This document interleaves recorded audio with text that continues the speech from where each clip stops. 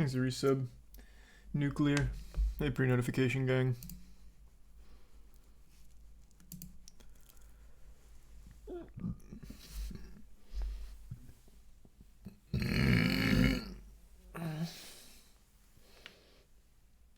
Thanks to the gift sub stubs.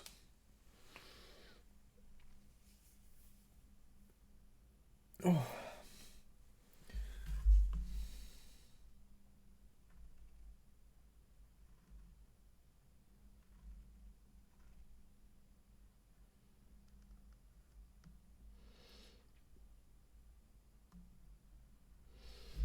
Yep, so I've been seeing that, Zafe.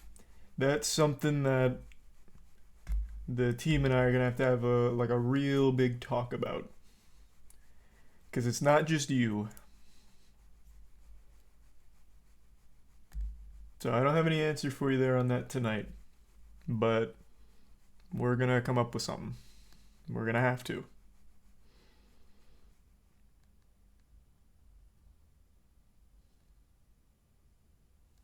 Here's a tier 1 cause.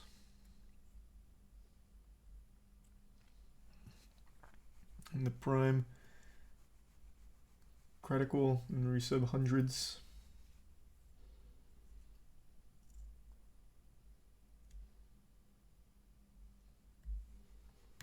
And the prime. Bucolic and resub Dusty and Spam. And the prime. Pie.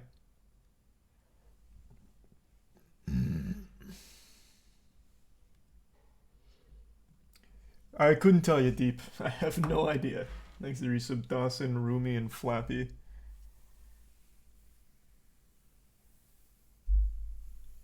And the resub Good Boy.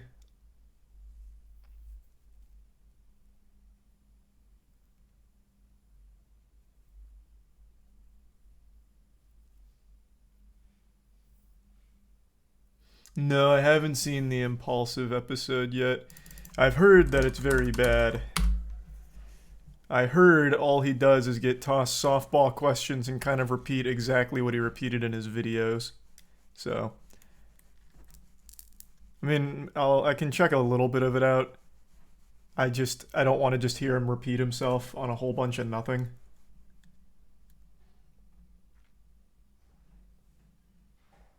There's the resub Room and Coolmax.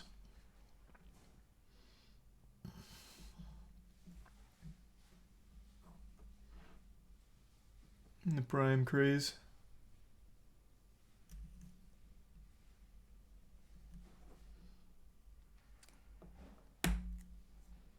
Kind of deep, I suppose. Thanks a bit, Sasquatch.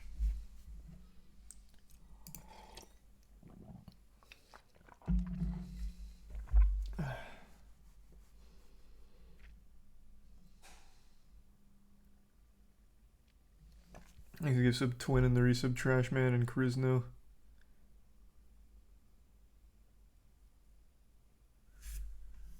Now he's getting asked real questions we all wanted to know, like why he signs off emails as logs. I actually saw that clip, yeah, yikes. Thanks to the resub Legacy and give sub Cereal Box and Tier 1J. Darman's just not fun anymore, too self-aware. Thanks to resub Dylan and Podcast.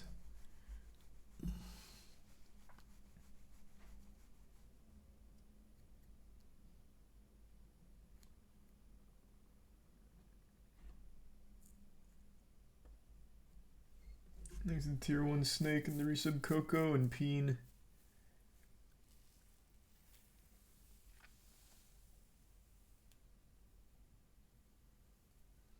And the Prime Red Light. And the Tier 1 Utter and the resub Paraxis and give sub Grateful and resub Maushi. Have I seen Sons of the Forest? Yeah. It's not out yet, but yeah, I know it's coming. Doing alright, Kate. Thanks for the bits and thanks for the gift sub Zotorius. And the resub Scoop. And Purple. Oh, sweet. Thanks, Deep. I'm gonna tell you right now, YouTube's not changing the policy. I don't think I can recall of any situation where they've backpedaled a policy. They'll backpedal other things, like certain changes, but never policy-related changes. So I don't think there's gonna ever come a time they change it back or do anything like that. Is a tier 1 nade in the resub weekend, magic in the prime, useless.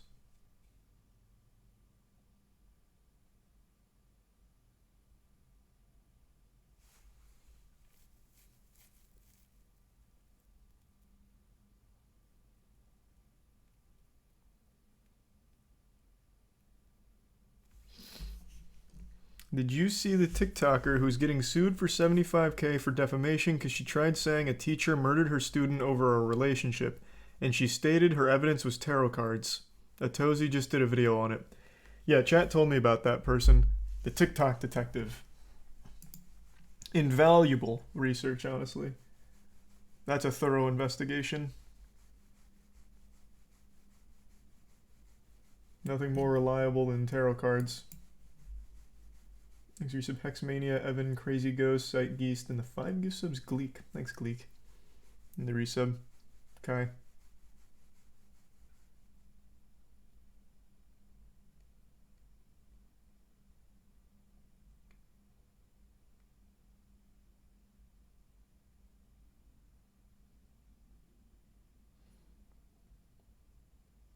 Did you see the FGC drama with NYC Furby? I saw some people talking about it, but I didn't really get the gist of it. What's the drama?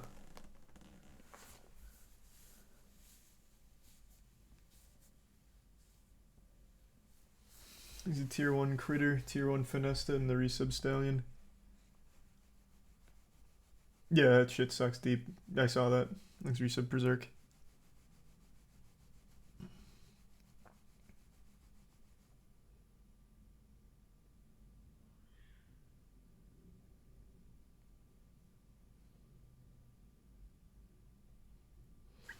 Basically embezzling money from players in the Matcherino.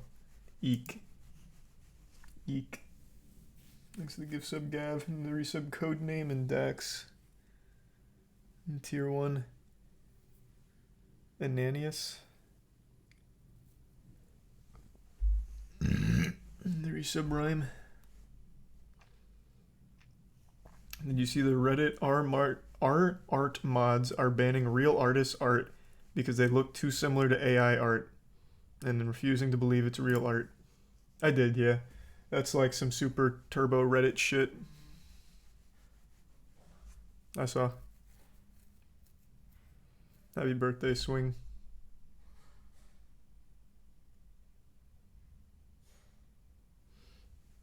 This is the resub Roseberry, Fire, Mineral, and Knob.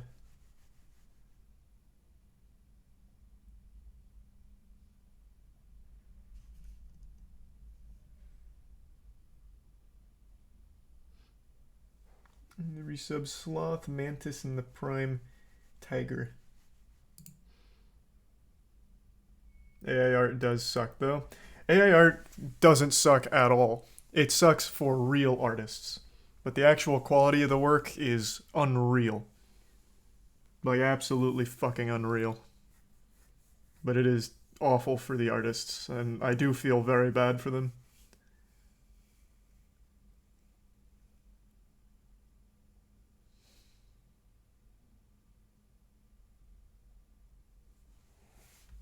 Thanks to the resub Salazar and the bits Fates. Hope it goes well, Fates. Yeah, it doesn't make any sense deep. That's what everyone says. It just doesn't add up. Thanks to resub El Mago and Baka.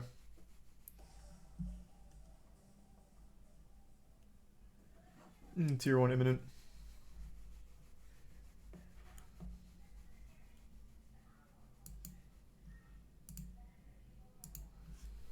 And resub Coalescence. We're watching the Impulsive episode. I'm just gonna go to some of his points because I don't want to watch an hour and 20 minutes of it. I already did get kind of the spoilers that he really just repeats what he said in his video, which is nothing. even in this hour and 20 long podcast, he doesn't actually debunk any of CoffeeZilla's claims, which had evidence backing the claims. He only harps on the same shit he did in the response video, which is character attacks and shit. So I'm definitely not gonna watch the whole thing, but I do at least want to see a bit of it just to get like some kind of grasp on it. But I already, going into this, know what to expect. Am I crazy or is your webcam laggy? Let me see. Let's take a peek.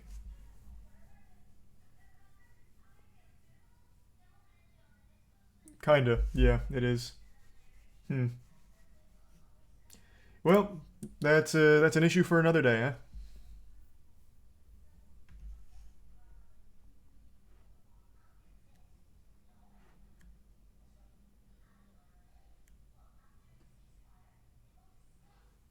The Prime Colby, Higeki, Tier 1, Slug in the resub, Chasley, Brecky in the gift sub, Ananias and Jesus, the 5K bits, Kinnifer. Jesus Christ, thank you, Kinnifer. Yeah, maybe tonight, Crown. You look like a piece to the people that are like, yo, this guy's sitting on millions of dollars, always trying to get attention, and now he doesn't give a about us, so he's not going to speak out about it until this other dude's going to speak out, and now this is going to talk now. Great question. What was the question? He was just like spitting a fact. Now, I know these are just like his lackeys, and his point is like, this is all wrong, but it wasn't even a question. He's just like, he's just like, right. Like, the only thing he failed to mention there is that it was a scam. But everything else, yeah, I mean, he's like, right. It's not like you were going to talk about CryptoZoo the next day or something. If CoffeeZilla never made the video telling the victim's story, this would have stayed just buried, fading into obscurity. All right, let's go to the timestamps. I don't need the recap. Okay, here. If you put my name in the title and you label it Logan Paul scam, you're going to get more views. The problem with it is that is not true. And I've made tweets here and there stating my case, but I'm going to give some context with the back and forth that I've had with CoffeeZilla. So here are some receipts. Again, just for context. His name's Steven. The first time he reached out to me was on Christmas Eve after he released his series. Logan, big guy. Coffee already posted the receipts. He reached out to you directly on Instagram, which was your only means of communication, by the way, since you blocked him, over a year ago. When that was a dead end, he reached out to your manager multiple times asking to talk directly to you. Jeff left him on red. It wasn't until every other avenue was burned that he called your manager, Jeff. Logan, yucky. Those receipts were already posted. But you are right, he did reach out again on December 24th to your email, again, after exhausting everything else, again, because you have him blocked. And a misleading email, as highlighted in my statement. He invited me on his show to come talk about CryptoZoo. I chose not to do that because it is now clear to me that he's milking this. Again, why would he not? This is big for him. He caught a lot of traction. He gained like 500,000 subscribers, and I'm sure he got a decent amount of money pumping his Patreon. But I am not interested in feeding into that anymore. So we'll be answering the questions that hopefully he was going to ask me and that you're going to ask me today on this podcast. But that's just so transparently weak. Your offer was for him to fly out to your studio to do it, so couldn't the same argument be made for you? Like, that's not a strong point that you, for some reason, harp on so heavily. His offer was to just do a general video call. In fact, CoffeeZilla doesn't even do those interviews, video calls, on his main channel. He does it on a secondary platform. So it wouldn't even be milking views or anything out of it. It's literally just getting the truth. Thanks to the resub. Brune, Spencer, Ringo, Supernova, Ace, Joda in the Prime, Elmo, Spider, Burble, and Mod. I don't know, Deep. I can't think of a really good change they've done. I invited him on Impulsive multiple times, and he has not responded. My email to him on December 27th was, you just have him blocked. Since this entire narrative has unfolded on your platform, I can't imagine you'd mind having this discussion with me on mine. Of course, we wouldn't monetize. You must have This recorded episode this of way Impulsive is before. scheduled for January 2nd in LA. We can consider a neutral location if you respond to this email by the weekend. Best logs. He did not respond to me, so I tweeted that, saying I hadn't heard back, so I'd be releasing a statement. And then he sent me an email after I called him out, and a text, which I thought was weird, like a cold text. Hey, Logan, recently got your number. This is CoffeeZilla. I'm forwarding the same message I sent to your email here as well. Hey, Logan, I saw your tweet saying I haven't responded, but that isn't accurate. I asked you for a comment multiple times over the course of a year. You refused. I invited you on my platform. You refused. You invited me on Impulsive. I refused. We're unfortunately at an impasse, so let me try to get us unstuck here because I think people deserve to hear from both of us. I'd like to offer you a co-live streamed interview about CryptoZoo to respond on tomorrow at 10 a.m. PST, so no one has to travel on the holidays, so there's no editing and just us talking one-on-one. This is the most fair and neutral way to do this. I will send you a video link if you agree. Here was my response. I sent him an email after I posted my statement. Hey, Steven, just wanted to put my response to your scam allegations on your radar, linked below. Even though you broke laws, hardly substantiated your evidence, fabricated dangerously misleading falsehoods, and wrongfully accused me of scamming my fans, I'd still love to host you on Impulsive, again, unmonetized. It can even be one-on-one. Hardly substantiated your evidence. I'm going to give him leeway on the breaking laws because even I didn't realize Texas was a one-party consent law when it came to recording conversations on the phone. So he didn't break laws, so that's blatantly wrong, but I'm going to give him leeway because I also didn't realize that that was legal in Texas. But this, fucking yikes. And fabricated, dangerously misleading falsehoods. What, talking to your team of criminals? Like, directly? What do you mean? Ugh. Thanks to the tier 1 dildo and the tier 1 memories. Resub Feel Bad, Ginger, Sip, Sun, Spira, Stellar, Batman and the Prime, Punk, and Breeze. Hey, glad to hear that, Fates. Yeah, we got more coming. Thanks to tier 1, Tyrese.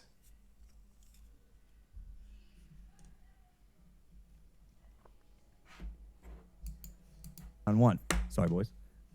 I'm interested in talking about your workflow, creative process, and okay, let me skip around. I don't need to keep hearing him do this recap. Let's right off the bat, as early as possible here, talk about the two definitions and the two things that are at play. One of them being a scam, the other one being defamation, which can be libel or slander.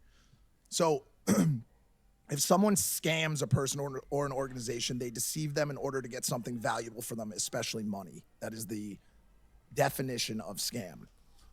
So my first question, and this question was answered in his series, it was a 5-second blip that was a part of a probably hour-long of documentary, filmmaking, was how much money did you make off the sale of the coin? Oh, no. Oh, this is so much worse than I would have expected. Just because Logan didn't make the money doesn't mean it wasn't a scam. You know who did make money and 7.7 million's worth? 2 of the other criminals he hired to run it with him, Mike.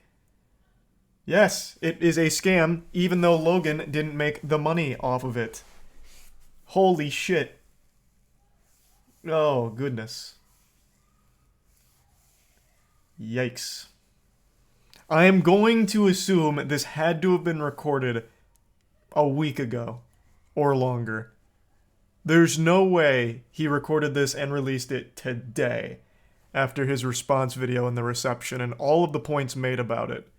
I refuse to believe he is that blissfully ignorant of what's going on. This has to be old.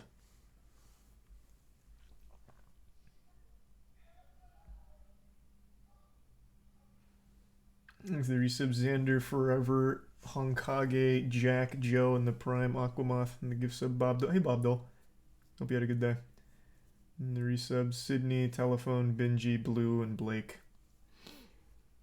Why would he upload it then? I don't know. This is wildly bad. This is just... So the setup he's doing here is Coffee refused to come on Impulsive, so instead I'm gonna have my sidekick here make up easy softball questions that we think CoffeeZilla may have asked if he was lobotomized. And then Logan tackles those easy ones. For instance, what is a scam? Well, by the definition of a scam, Logan, did you make money off of this? And I already know the answer. Well, no, Mike. In fact, CoffeeZilla even corroborated this. I never sold the coin. That doesn't mean it's not a scam, Logan. Or off CryptoZoo as a project. How much money did you make? Yeah, this seems to be the biggest misconception, and it is. It's not a misconception. We know you didn't It's sell. disappointing that part was glossed over so quickly. Made no money off CryptoZoo. Never sold claimed the you did. token. Said you Jeff didn't. never sold the token. He said you didn't. Only lost money trying to make things right, Also said you did. along with everyone else in the project. But Except for Jake and the other criminal. no money was made. Eddie. No tokens were sold. Except by those two. And CoffeeZilla even said that in his series. Exactly. So to answer your question, yeah. No money was made by Jeff or I. And Thus, everything CoffeeZilla said was accurate. Like, what the fuck? What the fuck? Doesn't mean it's not a scam, bro. Talk about the leaked group texts about how this was supposed to just emulate another lucrative project to exploit your fans for money as quickly as possible off as minimal effort as possible. And then talk about all of the meeting memos about market manipulation and what's an acceptable amount to sell on any given day for the percentage increase or for the percentage effect on the overall tokenomics. Get into the market manipulation stuff from the actual group chats, man. That's what I'd like to hear. Jesus Christ. just back to the flip side really quick. To me, once I heard that seemed just like a kill shot to this entire thing. Yeah, maybe. If your brain is very smooth, I suppose.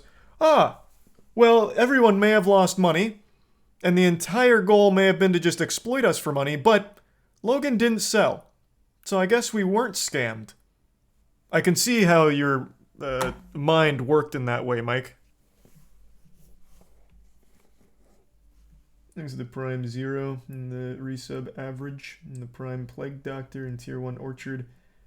There's some Steve, Saw, Epic, Editing, Snaggle, and the Prime Sunny, Soju, and the Tier 1 Geister. Yeah, true, Dylan. Skip to 14-14. Yeah, I don't need to keep watching him tackle softballs. Now I'll play the other side. Sure, and I know what you're going to say. There's what? a ton more. It's very Another complex. side. There's a lot of No. devs and all- I empathize. I totally see why people are frustrated. I'm fucking frustrated. I've been frustrated for over a year. So I'll let So you keep going frustrated, he and- doesn't and do anything again, about it. While we made no money on the project, which I think kills the scam narrative immediately, there is more explaining to do. What was your Jesus. intent with CryptoZoo? A little. I felt wasn't quite fair. I'll listen to him, but like, man, if you were to interview and ask my artist what they thought of people just ripping their work to shreds, and by the way, some of them do this. Some of them are like post actively on Reddit hybrid animals, and the hybrid animals thread on Reddit is hilarious and has a bunch of likes and people commenting on it. But the moment that I say it's something that I'm doing, it doesn't work in that context. I think it was shined in a bad light. I think if it didn't have the negative outline on it, people wouldn't. No. it started. The fuck are you talking about? It was stock images. It has nothing. Even if the art was bad, if it was clear it was actually custom art by real artists, then the critique would just be, yeah, the art's kind of lame. The critique is the handmade art claim is wrong, as in you're using stock images. What is he talking about? His claims were literally handmade art, and he talked about how many artists he had on the team. But it was revealed that it was mainly stock photos. Now, the hybridization of the art with a panda with a long elephant nose, maybe you had someone drum that up in 5 minutes in Photoshop, I guess. But, like, even that's a stretch.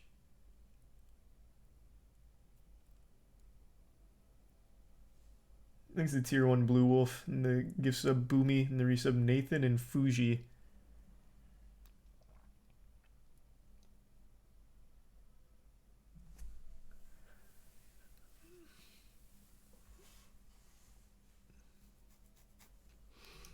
This is much sillier than his response video. Ugh. But it is kind of just more of the same.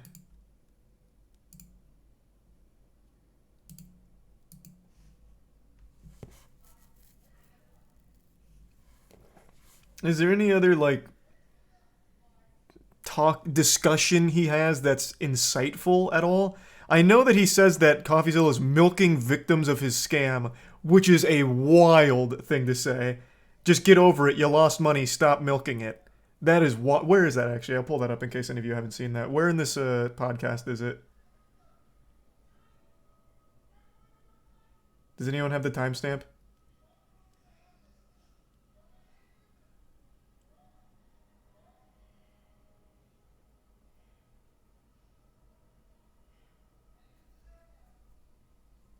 No.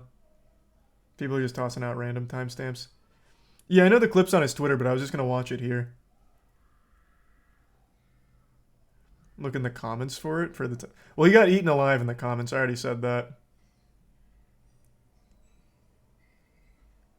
I just wanted the timestamp for that other thing, for his milking it stuff. Because the rest I already know. It's just tackling these softball questions in roundabout ways without ever actually debunking any of the claims with evidence. 2240, is that accurate? Let's see. Thinking it, being like, how the fuck is this product this good? When you're doing these absolute, games. like, we're watching a superhero kill these side quests day after day after day after day, none of these quests would be completed without your team. And when you win, we celebrate together. What I need this team to start doing is when you guys take a dip, you gotta stop pointing the fingers at each other. When all this broke, when we were in Qatar, I'll kind of remember this. We were in the spa one day, and I saw the pain in your, and this, like I said, this is not going to turn into a fucking victim thing. I just want to point this out. I saw this pain in your face, bro, and this like emptiness in your fucking eyes when all this was breaking. So that wasn't the milking it part, but that was embarrassing. Jesus Christ, Mike. Logan, when we were in Qatar, in that spa, surrounded by topless women, drinking expensive champagne, I looked over, you checked your phone, CoffeeZilla made a video with your name in it. You knew it was about CryptoZoo, and I saw, through the windows of your soul, I saw your heart broke, Logan. So I did what any good friend would do. I put your whole sack into my mouth, and I didn't want to, Logan. Trust me, I didn't want to. But I put it in my mouth where it was nice and warm, and I knew I could comfort you in this time of need. And I'm not trying to make it seem like the victim, but you ruined our entire vacation, CoffeeZilla. All of it. Ruined it. Ruined it.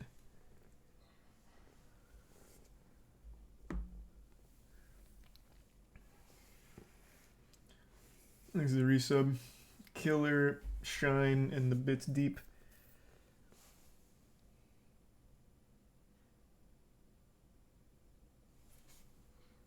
So what is the timestamp to him talking about the victims milking it?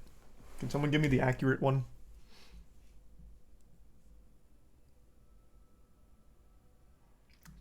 $23:45.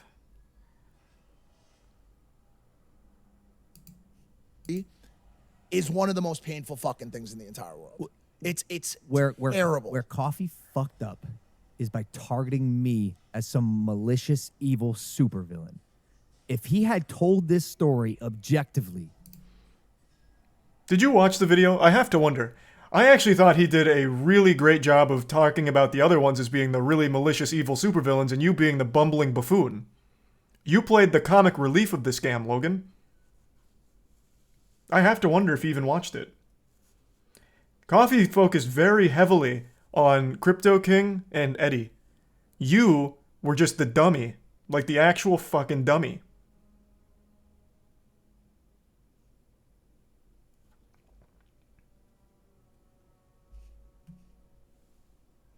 Thanks the resub Harmonica and Jelly.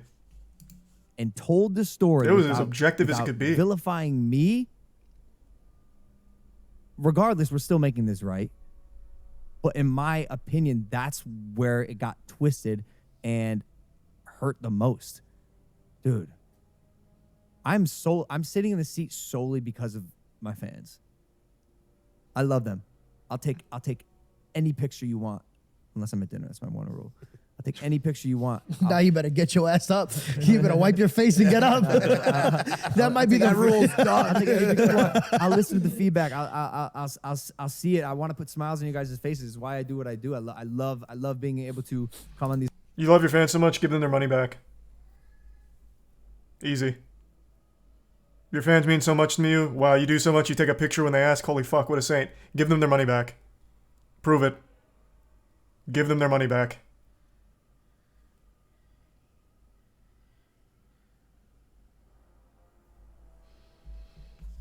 Exit tier 1 Quispy in the resub Fuji.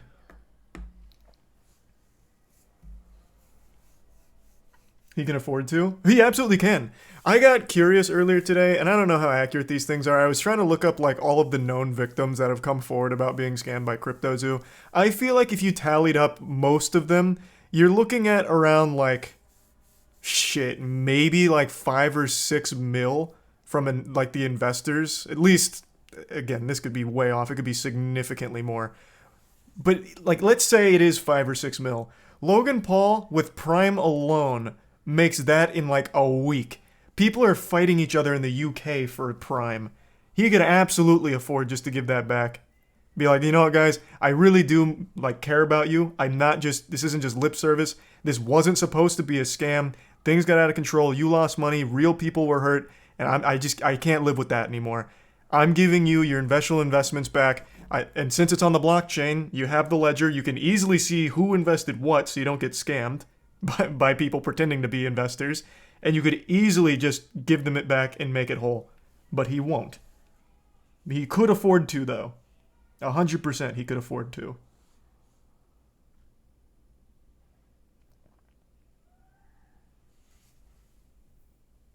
No, but Charlie, he takes pictures with his fans. That's a good point. A picture is worth more than the millions of dollars that they've lost. Hey, babe. I know I lost money with Dink Doink from Logan Paul last time. Well, I did it again with CryptoZoo, but I got this dope-ass picture with him. Like, look at how happy we look together. What do you mean you're leaving?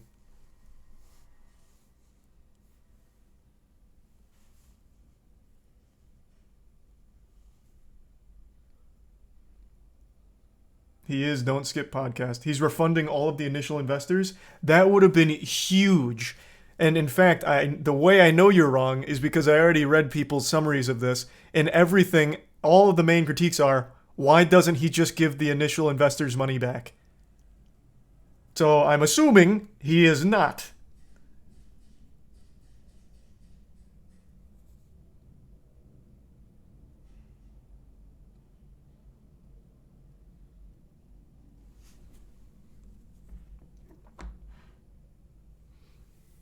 Look at the bits deep table in the resub BMO and Shucky. Oh, fuck. Logan Paul's response has 260k dislikes. Not super surprising. Can someone please just... I really don't feel like going through this because he's just repeating nothing points. I really just would like to pull up the part where he's talking about the people that lost money milking it. Can someone please just give me the fucking timestamps?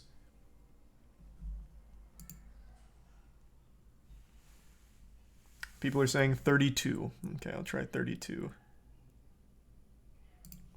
Am taking place intentionally. Not even taking place intentionally, just taking place on my behalf. Why did you block him on Twitter? It's like a little gnat. It's like a little fucking annoying gnat, and it bothers me. He won. He got to me, bro. He's the most formidable opponent I've had. I'm not kidding. The guy's good. He's very smart. He's very smart. He manipulates and twists the truth just the way he wants to get his people to believe a certain thing. He's good. I think it's marketing in a way, hiding behind the veil of, I don't make money off this platform. I'm doing God's work. I'm doing justice. By the way, go sign up to my Patreon. Go join my Patreon. We're gonna Which fucking goober laughed at that? Like, this is a bad point anyway. He should be making money from his work. Not to quote the Joker, because that's turbo cringe, but if you're good at something, don't do it for free. Like, he's the best goddamn investigator the platform has. He should be making money from it. I don't see how that's a critique. What's the criticism there? Ah, he did these investigations and he makes money. He can't be trusted.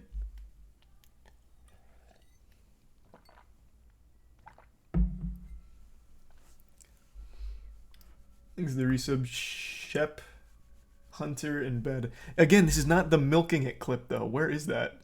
You see the behind the scenes of my $10 million studio. $10 million studio. You got $10 million? Where did that money come from? How? I don't think so. Al? I think he might What? be saying that sarcastically. Or he rented it. It's you're a saying joke. So you're saying he embellished or like rounded up? No, a I think he number? just says it sarcastically. It's like a joke. It's in his descriptions on his Patreon, which I joined. He kicked me off though. He refunded he refunded his money. It's actually funny. That's pretty embarrassing he though, kicked right? Me off Like, and he had a couple zingers on Twitter. He kicked me off. It was like, who knows where that money came from? Oh, I'm gonna be honest. You got washed. He You've been getting smoked me. washed. He smoked me. He smoked me. Washed Yeah, on yeah. Twitter. I'm bro. telling you, I'm he's glad he can fun. recognize Also, that. He's a very formidable opponent. Yes, he's If good. I were him and I didn't like passed me it. in the Where is same it? way that he doesn't like me, and also realizes how much he can gain from putting me in in the middle of it. And now it appears reactionary, but this has been happening. So that's where the defamation piece comes into play, which is number 5 and 6. We've given Zilla part 4. He's probably gonna milk the shit out of this. He's probably gonna talk to more people who lost money, and that's where this also gets tricky, because I'm not sure what he's fabricating, or if people are genuine about what they're saying, because he doesn't verify backgrounds or, like I said, substantiate any evidence. So he's probably. Do you not believe there's victims? Put people who have lost here on a pillar and highlight them. That's what I would do if I were him. I'd milk the shit out of this, and like I said, he's probably going to. He's good. He's very good. They're called victims, Logan. Part 6 is the more he says and the more he continues to spread this misinformation that this was any sort of con or scam, the more I have for the lawsuit that I am filing. The defamation. I do. The disconnect in his brain is wild, because he puts it on this lens like the guy, CoffeeZilla, is just someone that doesn't like him, as opposed to a guy who investigated this fully. So he truly believes that everyone that he showcases and every story he tells has to be by a paid actor, and can't comprehend that real people lost a lot of money from his project. Or maybe he can and he pretends to be stupid. Couldn't really tell you. But yeah, he just talks about the people losing money as being milked, or them milking it. Yo, you got scammed. Get over it. But yeah, it is bold. That is bold.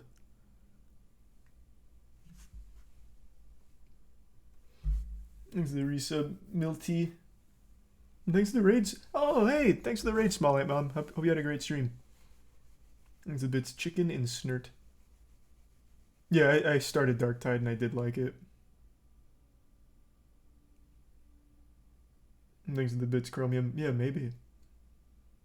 That could be it. Thanks to Prime Red Light.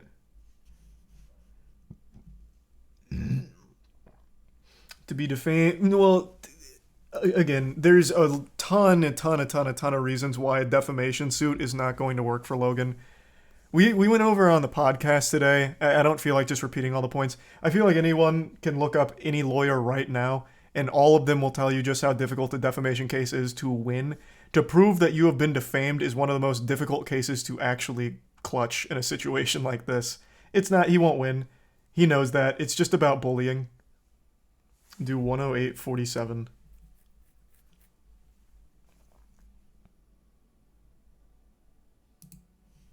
Bookend this with What a funny picture. No, I got a letter from a passenger on a plane, went kind of in the midst of all this. Granted, as a fault of my own, but this was something I really appreciated at this time in my life, and like really, really appreciate it. And I appreciate it now, obviously, but like I needed to hear this at the time. I think we were on a flight back from Denmark to the States, I think.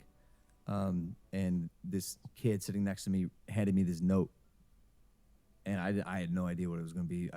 I think I was in such a negative headspace that time. I was positive it was going to be something talking shit, telling me to go fucking die or some shit. What the fucking balls on that kid if he did. Can you imagine? Yeah, exactly. Can you imagine that kid's like, holy shit, it's Logan Paul. Bro, my dad lost some money on your fucking crypto scam. Read this. That'd be so huge. Just imagine the plane didn't land and he goes, hey, read this, dickhead. And he just sits back, buckles up. It's like, Dear Logan, aka Agent of the Matrix. Tay owns you. You are an L plus ratio. Love little Johnny from fucking 17. That's what I thought. That's what I thought. And so this kid hands me this note, and I read it. I posted this on Twitter. Dear Logan, I'm sorry to bother you. I'm sure you'd just like to have a normal and relaxing flight.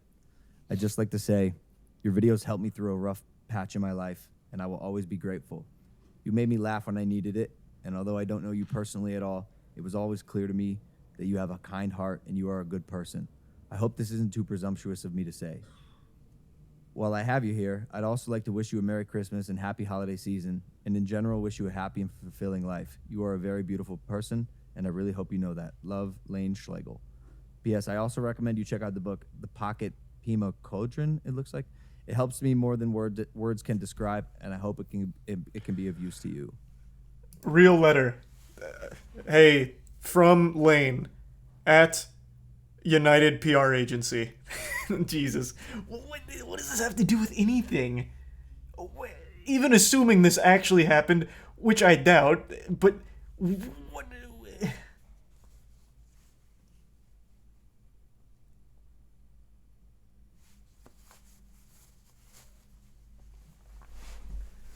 Thanks to Tier 1 Mike.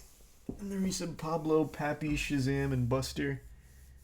And the resub Kid, Flux, and Tier 1 Chicken Man. And the resub Dinkelberg.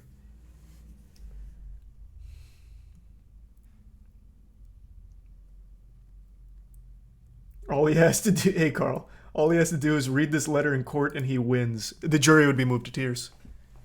They're like, oh my god. Well, if Lane said so, this man has to be innocent.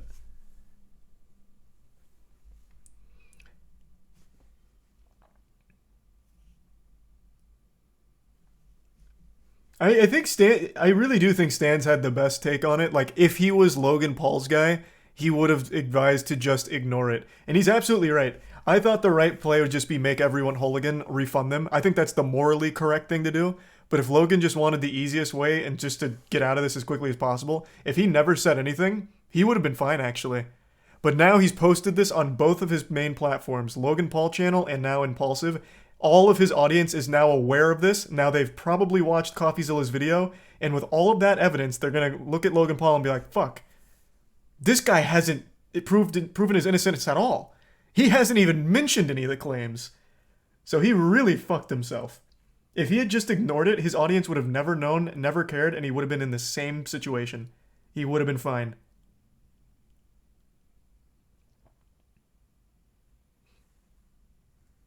His fans are definitely not watching CoffeeZilla's video. I disagree. So I actually think since now he's posted it 2 times, they're going to be like, what is he talking about? What are these scam allegations? I bet it's a bunch of baloney, a bunch of fucking barnacles.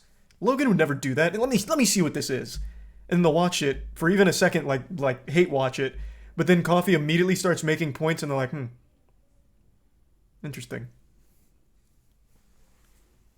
His audience, no. I don't know. Maybe I'm now skewed on what I think his audience is after the CoffeeZilla videos because everyone that he interviewed that got scammed for a lot of money was not a kid. They were young adults. So now maybe I'm under the false idea that his audience is older than they are. I always thought he had like a Disney Channel audience, but after the CoffeeZilla investigation, I became convinced they were older. Plus he's in the WWE now, which is mainly older audience. So I don't know. Maybe I'm wrong. I could be wrong fully.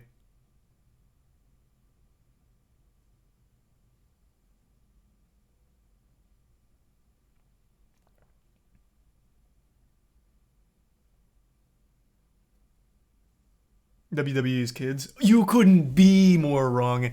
The squared circle, I think their like median demographic age is like 30.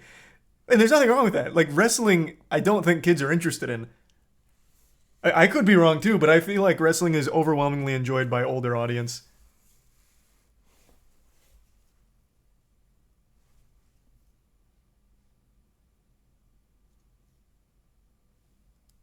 There's the resub Gandalf, Devbro, Novian, and the Prime Satan. And the resub Henry, Syllabi, and Juicer. And Hava. Kids love wrestling.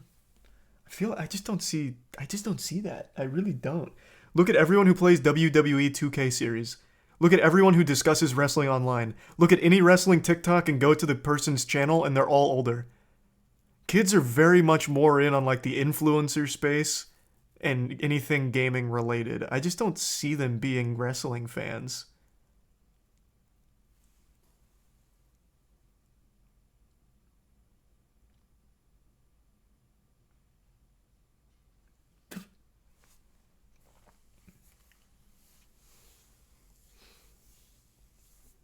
Watch the crowd. Oh, I'm sure there are kids there for sure. I grew up loving wrestling. I just don't think that's the current generation of kids. There's a bitch chicken. Plus, WWE's still on like fucking cable, right? What kids watching TV to begin with? Though I guess you could get like just the subscription streaming service to watch it too.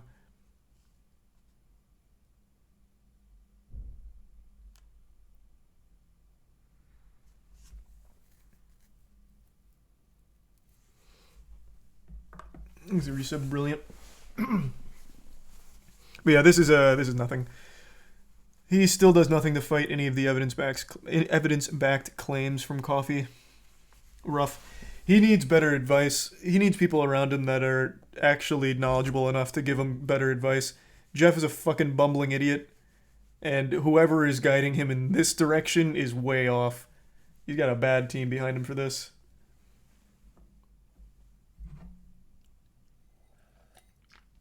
Saj not watching his fake crying. Does he squeak out a few fake tears? Dude, I started crying in my seat. Oh.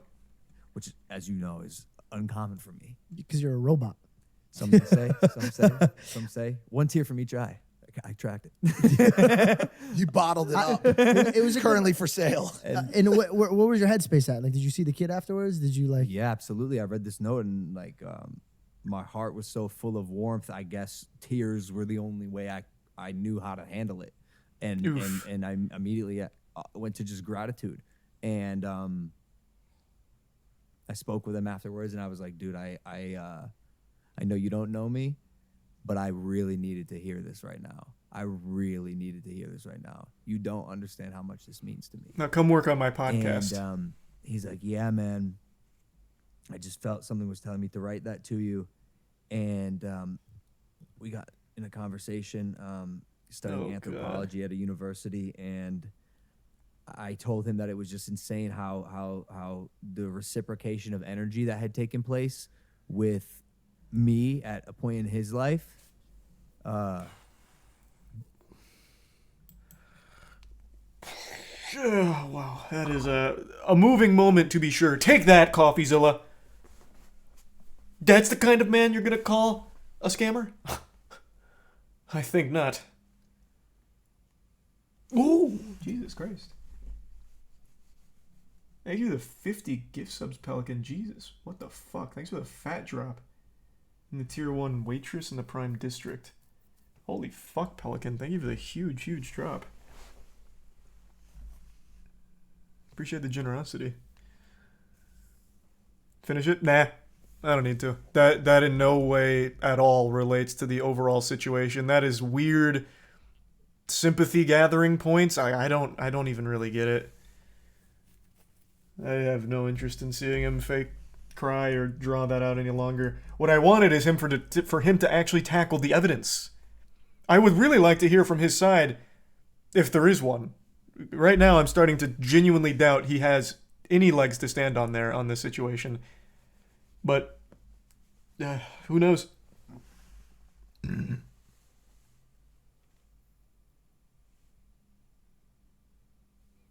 Is he tier 1 pragmatic in the resub? Teak in the prime trends. Thanks a bit deep. A new still. You didn't see him push Prime at the end. You look like a. Yeah, Prime needed an extra push. It's only on his goddamn phone case on the table, them drinking it constantly, them fiddling with it constantly. Yeah, it needed that extra push. Yeah, surely I needed to see that. I get it. Logan Paul is less of a content creator and more of like a merch vessel. I don't need to see his ad read at the end. I get it.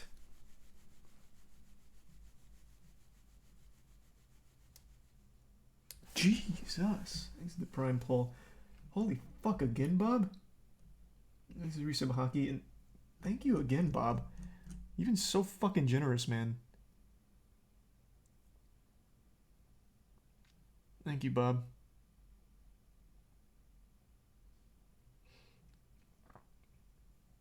This is Prime Stingray. Hope you had a great day. This is Resub Core.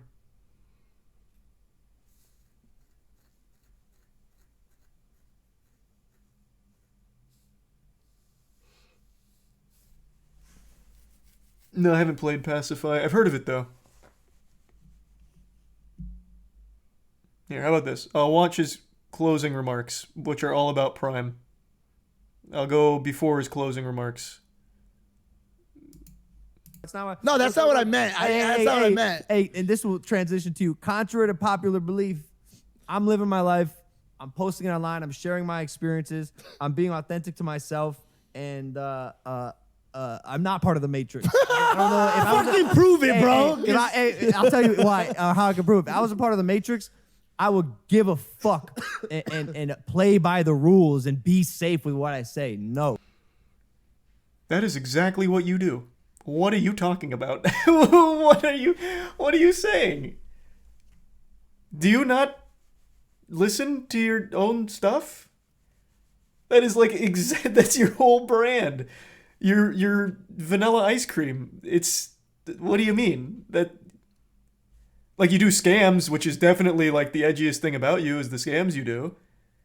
But like your show is as tame as it could possibly get. Bro, you went on an r/atheism rant against your boy George, talking about how he needs to go to like a psychiatrist about being a Christian. Because you were trying to play safe with atheism being like the more online safe thing to preach about. Your whole brand is about trying to say the most inoffensive thing to never tote the line.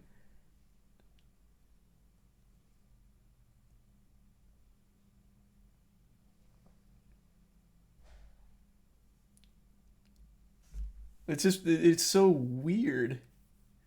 It's not even what he said. What do you mean? I pulled that clip up the other day. That is exactly what he says. Like, you need psychiatric help for being a Christian. Your beliefs. Here, there's no way we actually have Logang in here. Like, he legitimately had a whole rant about it. Where are the YouTube shorts again? It'll be so much faster just to find the raw there.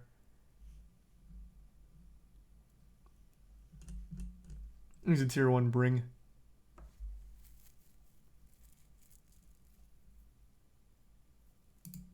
What the fuck is it? Why are shorts not popping up now? I don't want to watch the recaps on it. Use the filters. Is there a shorts filter? No.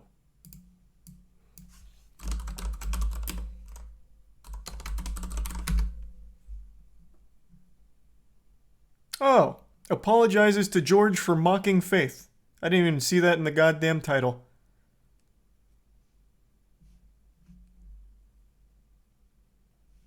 It's in the top left. Oh. Secret Service team, the Eagle has landed.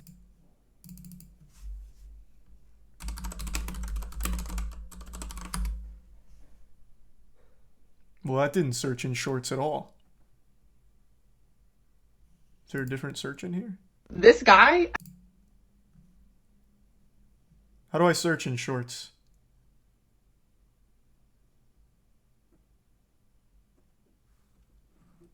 Thanks to the resub, Chris and Mosh.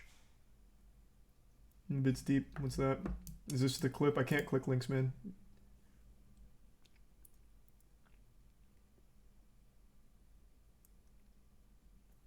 You can't. What the fuck? Well, why aren't the shorts popping up in my normal search? Oh, here they are. Because I'll be honest with you, bro. Jesus Christ fucks. Oh, God. Genuinely, I know people that hate me, that treat me better about my faith than you, and you're my best friend. So, like, one that really hurt me is you told me I need a therapist because I believe in Jesus. Therapist, not a I just psychiatrist. am definitely questioning why we have to perpetuate a belief that is fucking silly. I think it's a silly practice to engage in, and That's I think what it it's was. I think Therapist. it deserves satire. Because I'll be honest with Like, he's just giving what he believes to be the safest takes for pandering. That is, like, his whole fucking brand. Like, there's nothing safer than mocking Christianity. Like, that's, like, the easiest thing he could do. I don't know why he's saying, like, he doesn't give a fuck. He says what's on his mind. Like, what do you... You play the safest possible shit.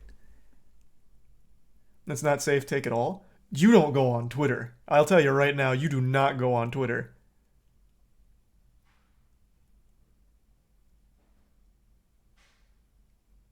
That's like the lowest hanging fruit there is.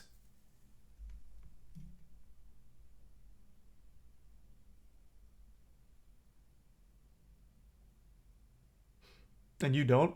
What? Play the safest possible route? I don't know. I don't... Not on purpose. For example, I think the safest route in this situation is to try and play both sides, but there isn't another side here. Logan Paul is just dead to rights.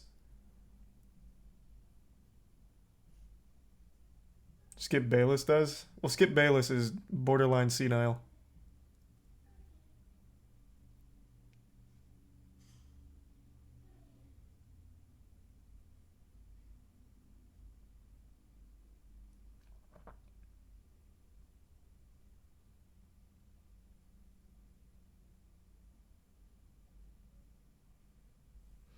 He's a prime sushi in the gift sub twin and anonymous.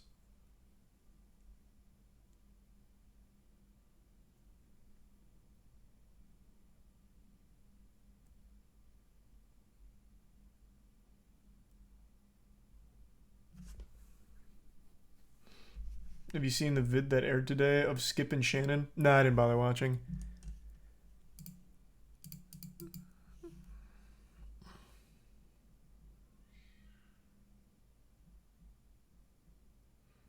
He's a prime cares. I miss your exorcism videos. Well, there's no more good exorcisms anymore, man. All the demons are gone. They've all been exorcised now. What do you want from me? Need me to call up the Vatican to get more exorcists out here? Like, what am I supposed to do about it?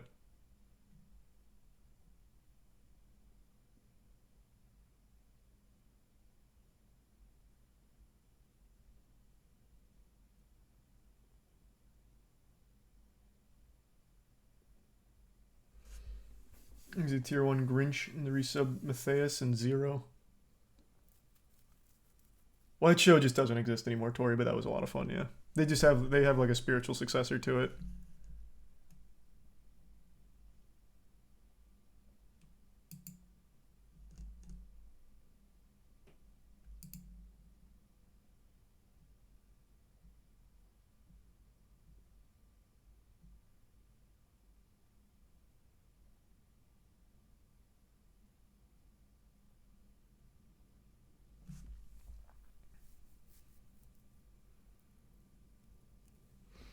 What are you playing tonight? I'm not sure. I was gonna maybe start AMOC running, but I'm not positive. Because I still need to set up the 60 FPS cap, and I haven't done that yet. I don't know if I feel like doing that tonight, so maybe tomorrow. Thanks for your sub, Hayden, Diabolical, and the Prime Neo.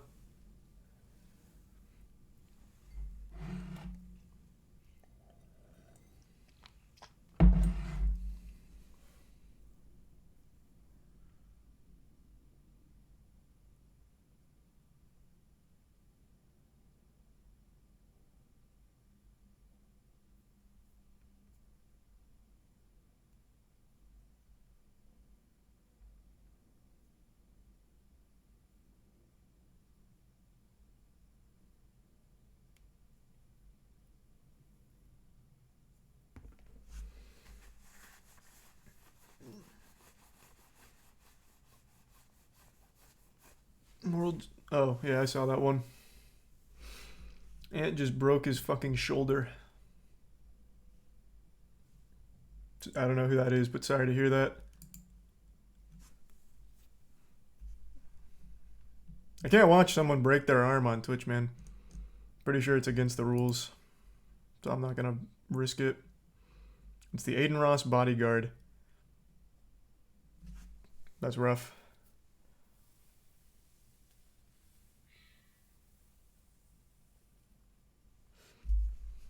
That sucks.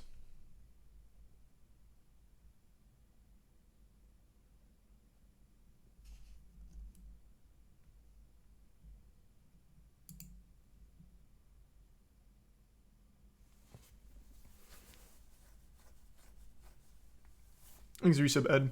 Oh my god, you just reminded me of something.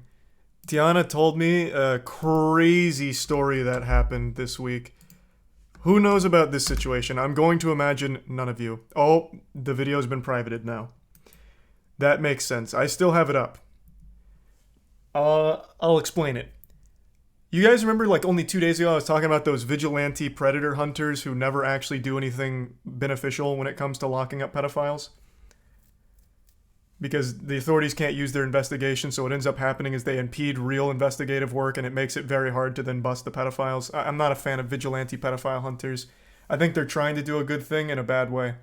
Well, this week, a vigilante pedophile hunter caught a dentist in his sting, in his content, and today, that dentist killed himself in his office. It was fucking crazy.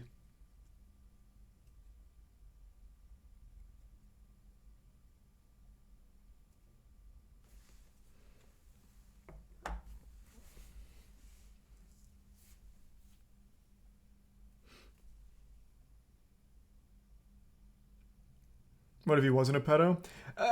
I feel like if you're not a pedophile, you're probably not going to meet up somewhere under the impression that it's a 12-year-old you're going to fuck. Like, it's by definition entrapment, I guess. But even still, it's like, who's gonna fall for that if they're not a pedophile? You know what I mean? Like, that's not just gonna be like, oh, fuck, totally innocent guy got wrapped up coming here thinking he was fucking a 12-year-old. He's not a pedophile, though. It's like, you're really only gonna end up there if you're actually a pedo.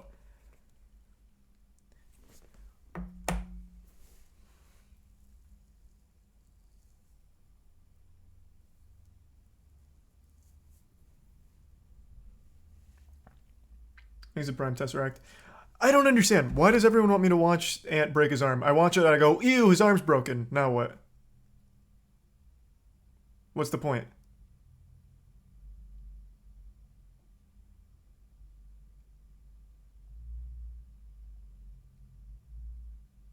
Because of a crazy sound. You think I haven't heard people break their arms?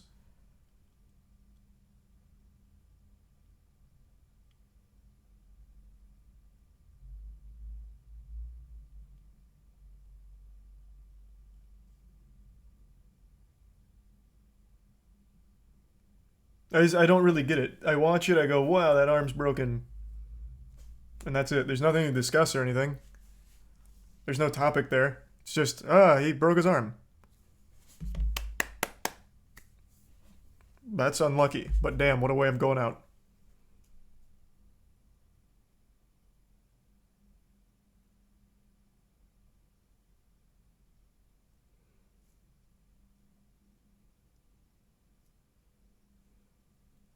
He's a bit sucky. That's good enough for me. Okay. Let me see it first. Off stream, just in case it is against terms. Oh, what the? Oh shit, you good? It's broke. Oh, what the fuck? I heard that shit, bro. What the fuck? I heard it. I heard it. No, Bro, I ain't gonna lie. I fucking heard that shit, bro. What the fuck? Arm wrestling will do that to you. That happens pretty often, actually. You'd be shocked.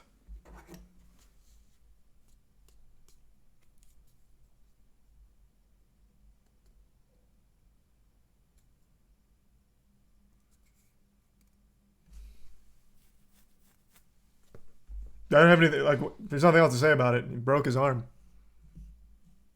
Unlucky. Just an arm wrestling incident. You didn't mute it. Well, yeah, that was the whole point, right? For me to listen to it. That kind of shit doesn't like irp me or anything. It's just like, I feel bad for him. He broke his arm. Wish that didn't happen for him.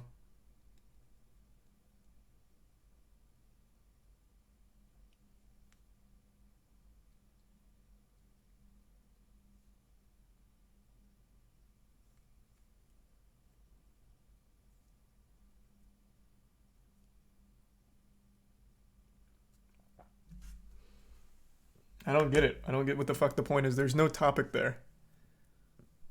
I can watch a million arm wrestling breaks that are significantly worse than that. It just always happens. That position puts so much strain on it, that shit breaks all the time. I've seen thousands.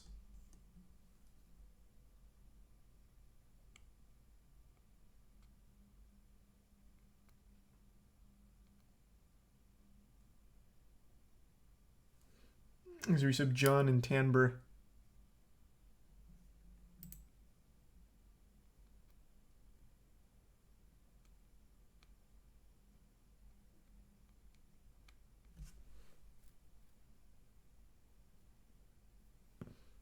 There's a resub Burrito.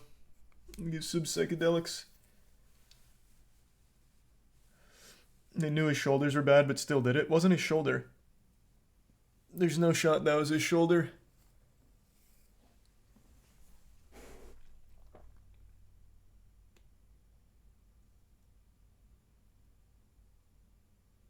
Sleep well, Koja.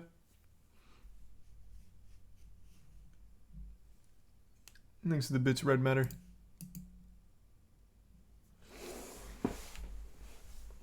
Thanks to the 5 gift subs, Jalawi. Oh. Why do you keep saying Muda tweet? What do you tweet?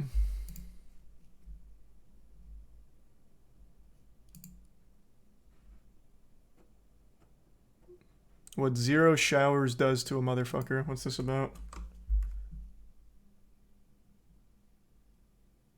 Oh, is this about the art ban? The AI art ban?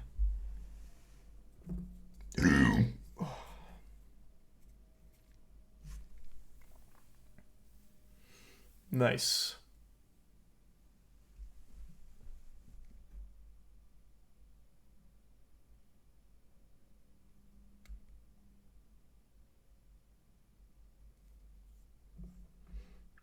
Well, Reddit mods are power tripping weirdos. Not surprising at all. I'm shocked this wasn't longer. You've been banned and reported for harassment. In fact, not only that, I've reported you to the Better Business Bureau, and I found where you worked, and I've reported you to your boss. Your kind of disrespect will not be tolerated here on the R Art board, and in fact, the narwhal bacons at midnight. Have a nice day, madame. Or good gentle sir. Thanks for your sub Festa and Cuckleberry.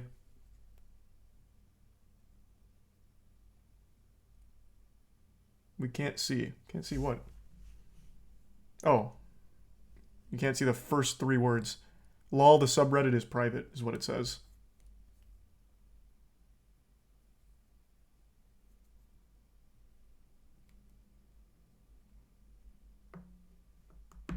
Remember the anti-work mod that went on Fox? Oh, Jesus Christ, yeah, I do.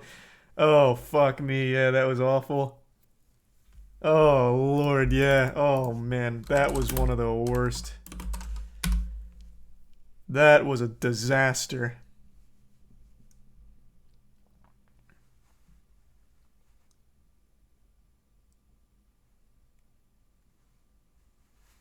There's a resub. Cypher in the Prime devastatingly. In the resub Cleo. Whole thing gone in an instant. Well, they didn't delete it, but yeah, it fucking tanked it. Hold on, Tiana just went to bed, so I'm gonna go say goodnight real quick. Be right back. Give me 2 seconds.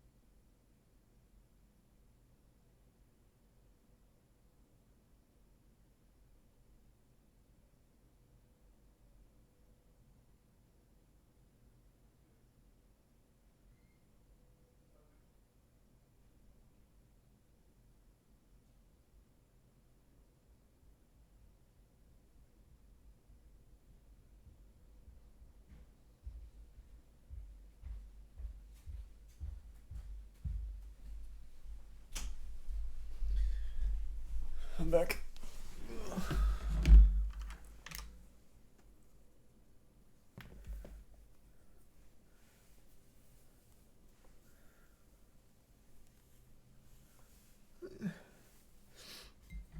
I think it's a resub. Flare.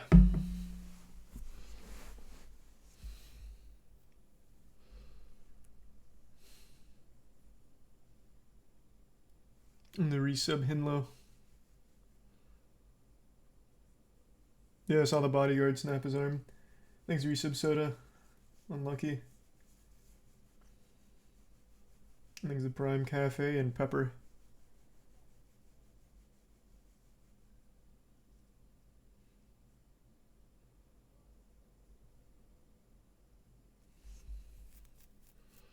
Megan is getting great reviews. I don't believe it.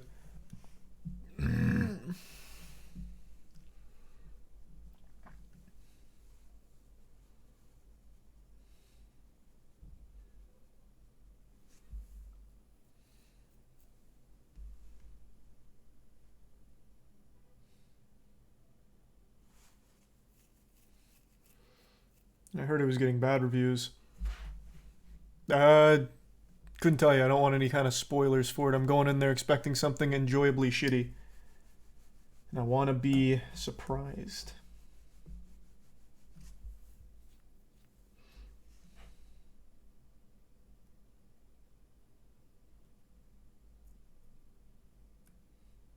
%95 on Rotten Tomatoes. Man, that site fucking sucks though. Rotten Tomatoes is so unreliable for anything. I do still sometimes use it as a general metric of things. So like Witcher Blood Origin, for example. I did get curious on its Rotten Tomatoes reviews. Even they hate it. So the way I look at Rotten Tomatoes is, if it's low on Rotten Tomatoes, it must be like especially shit. Because they give 100% to Big Mouth.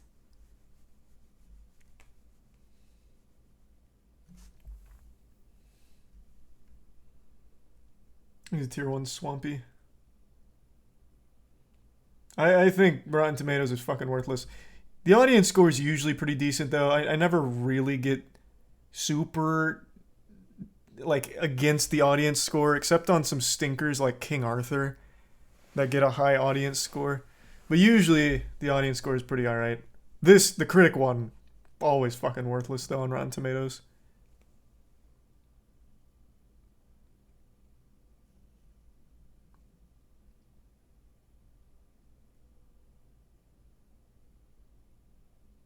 There's Risa Badlin.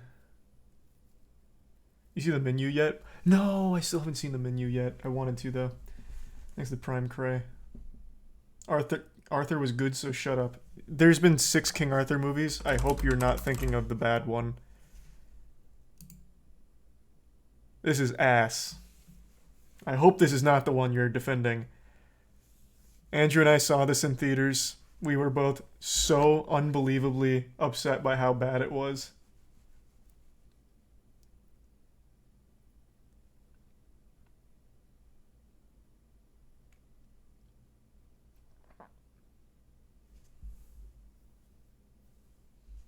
It wasn't that bad. Oh, bro, this movie sucked. This movie was bad. Thanks to the 25 gift subs, Car. Jesus, and the 20 gift subs, Kinji. What the fuck? The back-to-back 20 drops. Thank you for the generosity. Good lord. Oh yeah, Cutie's also got an 80% on Rotten Tomatoes. Or something like that. True. Which sounds so in line with Rotten Tomatoes.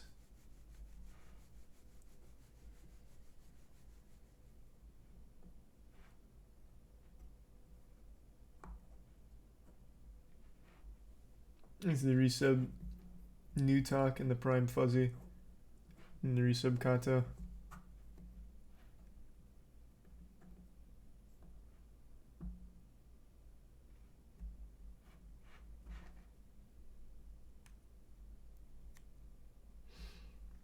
What's the worst rated thing on Rotten Tomatoes? Well, they have plenty of things with a 0%. In fact, the first horror movie I ever watched that actually scared the shit out of me, which is actually a terrible movie. I watched it like 2 years ago, is One Missed Call. This is a 0% on there. There's a lot. They have quite a few 0%. This is one of the few that I actually watched in theaters, though, when it came out. It was my first horror movie.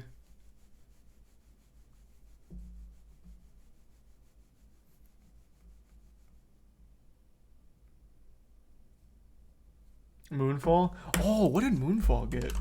I don't know if I ever looked at its Rotten Tomatoes score. A 36? I love the audience score of a 70.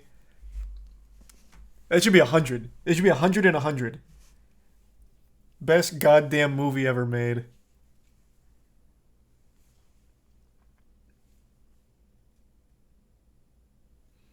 Is there some TDM and JHP? Hey man, do you have a movie that everybody hated or is mixed but you cherish it with all of your heart? I don't think so. The only one that's coming to mind, but I feel like most people liked it, is Alita Battle Angel. Yeah, like the audience loved it. Critics not so much. Again, I don't fucking care about critics at all. I think they have the worst fucking takes. But yeah, like most audience loved Alita. I thought this movie was amazing. I fucking loved this movie.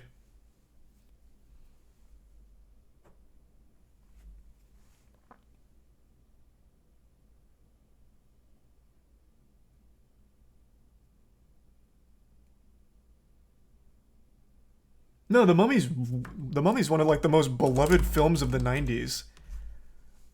The Mummy... Oh, do they not have the Rotten Tomatoes on here? Rotten Mummy Returns. Oh, wait, maybe not. What the fuck? A 47. What kind of garbage? Huh? I thought critics loved this.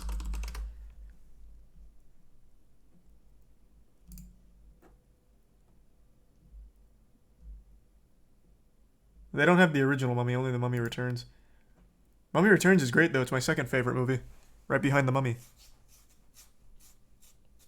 Yeah, most people look back on these movies fondly.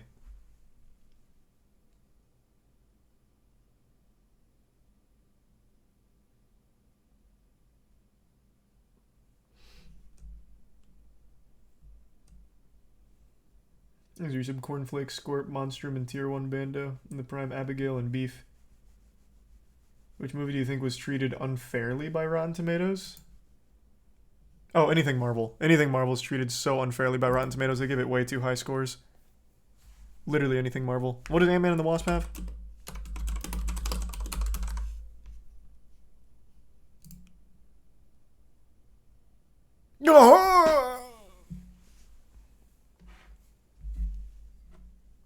Jesus.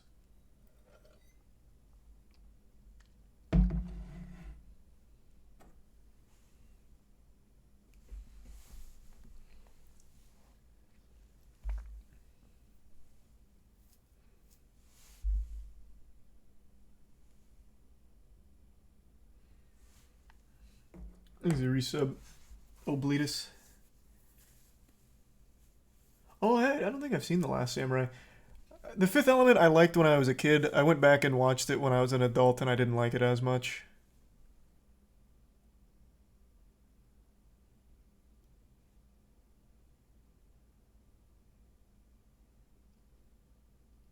There's a resub Drivo.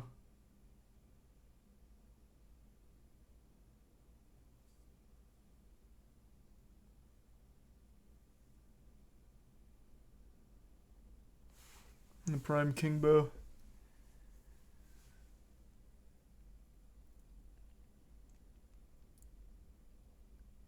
And the resub Salmonella. What's the movie with the Great Wall of China and Matt Damon? Oh, what was that called? I watched that in theaters. I don't even remember why. I didn't even really want to watch it, but I ended up seeing it anyway. God, that movie's such like a fever dream of a film. The Great Wall. I actually don't remember shit about it other than the final fight at the end. God damn.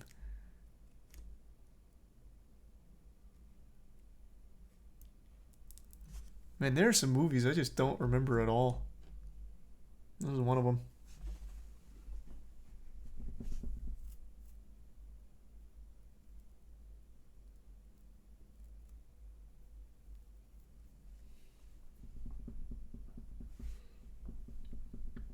He's a resub Twitch.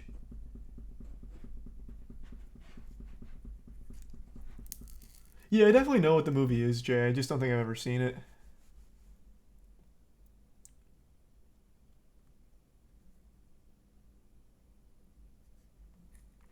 He's the prime son.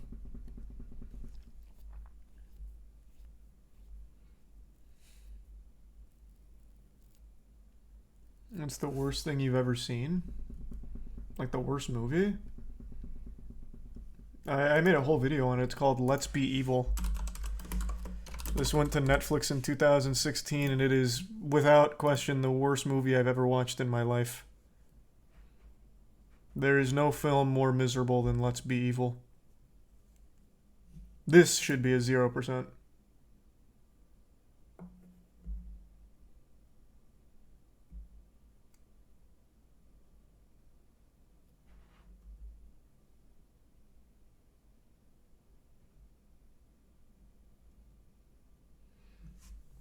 What's it about?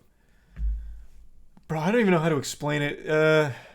3 babysitters get chosen at random to go to the underground bunker to babysit some smart kids because they're supposed to be the future of the world.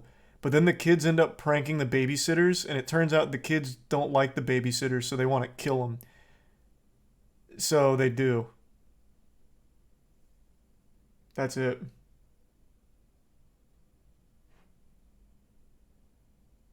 It's so stupid. It's so dumb.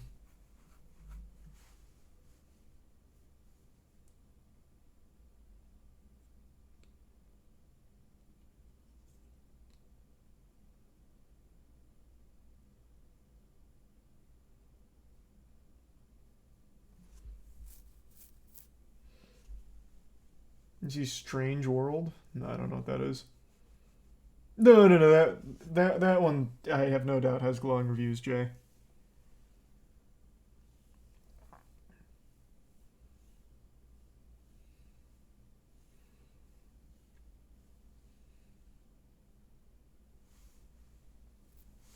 Is the resub Goodwill?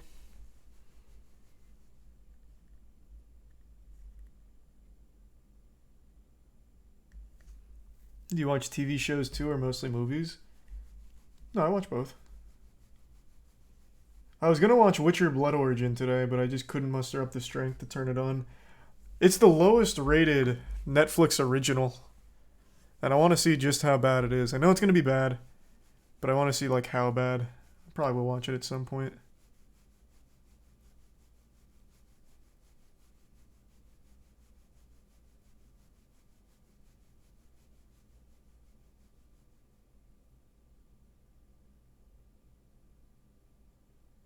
She-Hulk? Oh, I didn't even finish She-Hulk. I couldn't. I couldn't stand it. There's a Prime Cecil.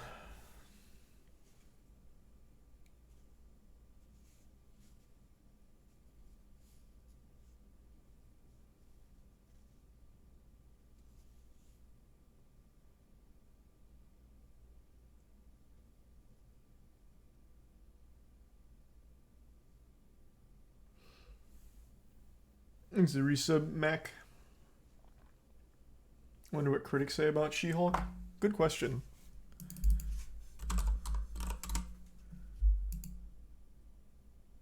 Whoa! Oh my. Well, that's awfully generous.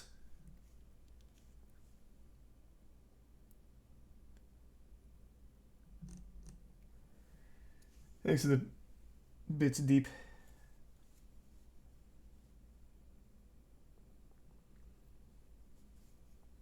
God damn. Thanks for the resub, J Rich. What did Daredevil get? Let's see.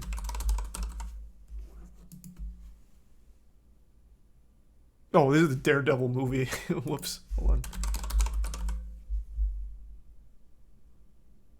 What's the name of it? Is the show not called Daredevil? What the fuck is the show called?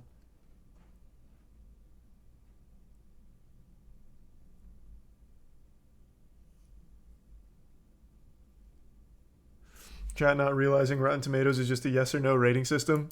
Yeah, it doesn't change anything though. It's called Netflix Daredevil.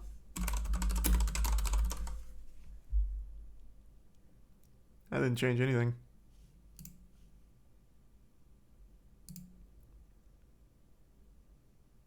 Is it Daredevils?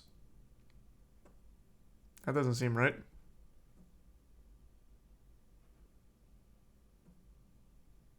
Marvel's Daredevil. Ah, nice. Oh, that has good reviews. Or good rating.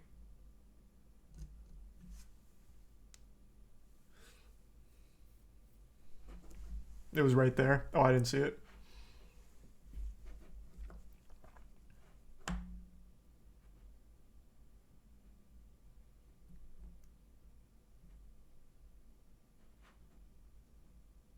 Look up Rise of the Skywalker.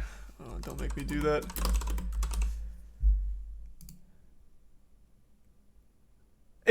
I expected this. This hurts me a lot.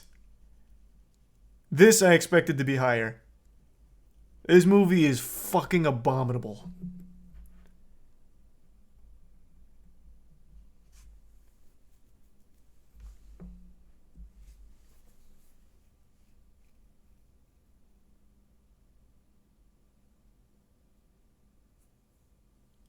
Thanks to the bits red and the resub shields.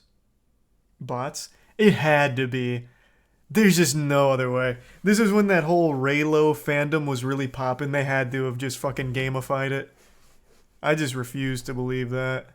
That shit is terrible.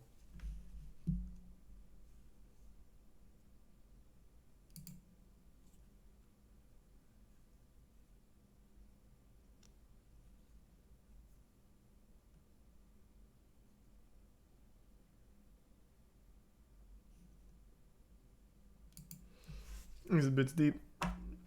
Your worst Pixar movie?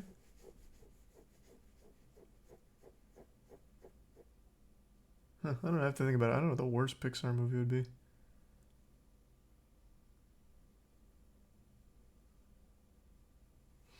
Why do you keep saying The Last Airbender? That's just gonna have shit across both sides. I don't see what the point is. This is... what the fuck? Man, maybe the audience score isn't that reliable for anything. 30%. This had to be ironic.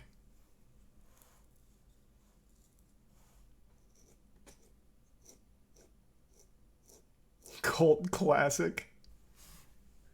Yeah, maybe.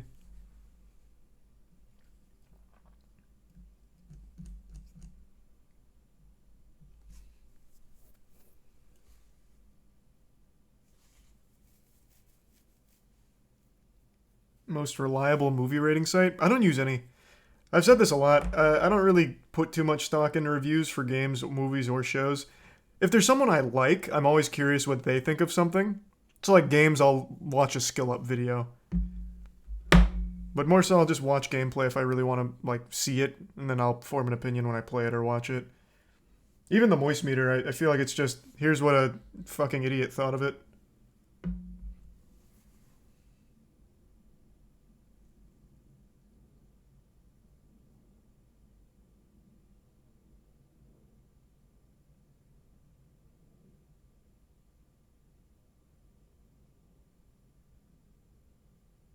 I do moist meter anime. What are you talking about? Hey, Jared. Good to see you, man. Thanks for the resub. Thanks for the bits. Oh, also, the new Shred video was amazing, Jared.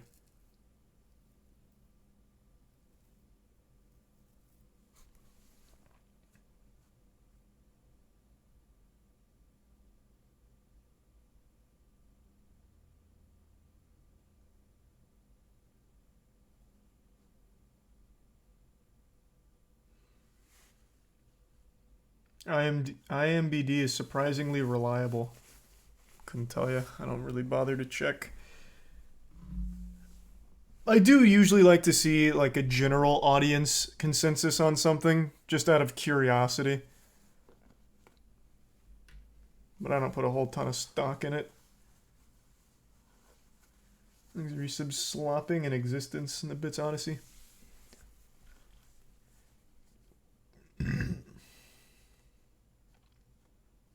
Did I watch Puss in Boots Last Wish? It was great. Yeah, I did watch that. I couldn't decide whether or not to moist meter it, so I ultimately decided not to, but I thought the movie was really, really good.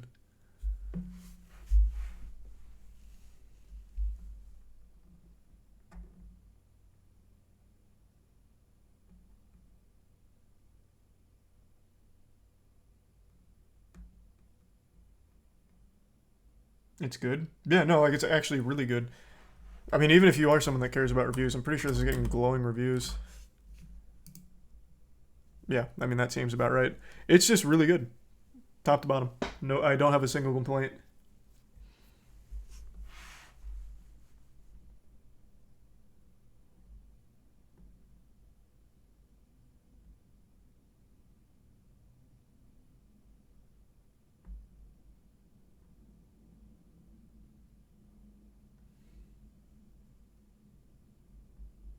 Amen, Fiend.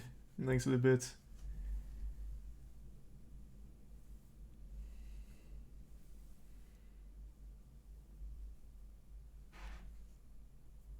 Did you watch the Comics Explained video on Godslap? Yeah, I even mentioned it in today's video. He got demonetized for even showing Godslap, which really, like, that made me sad to see. Because it's super sweet. He gave a review of Godslap issue 1. I don't know when he made this, because it doesn't seem like he knew that issue 2 was already out and everything, which is totally fine. But it's such a, like, sweet video going over everything, and he got demonetized instantly.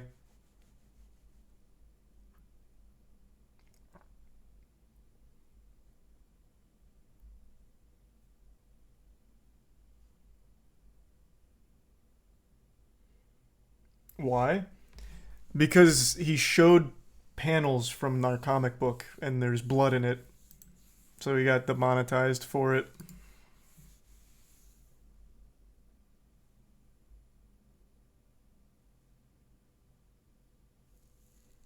They're really, really, really cracking hard on violence. Anything violence. Comic, movie, game, animation. They are cracking down so hard on it. It's crazy.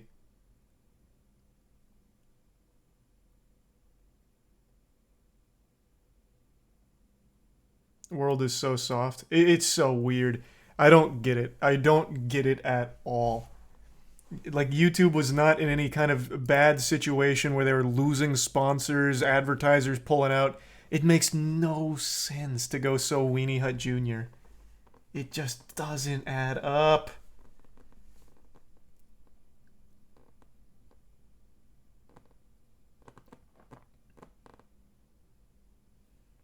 The tier 1 caver. I was thinking about it deep. We just never did.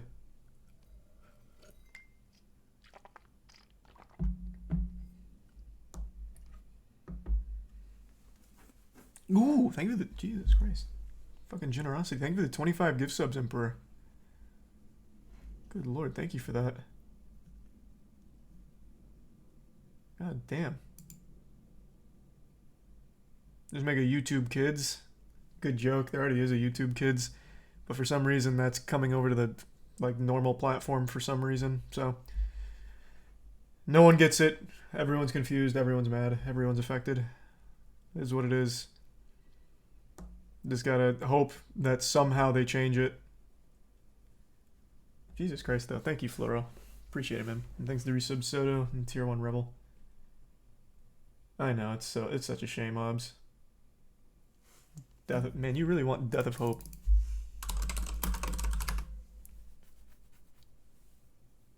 So this is a summary video? Or is this... No, wait. Is this part of a Stardust?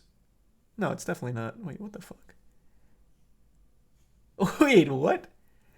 How many... Did we see this one? Or am I mixing this up with a Stardust? Is this the one where the Space Marines double team that bald guy? Fuck.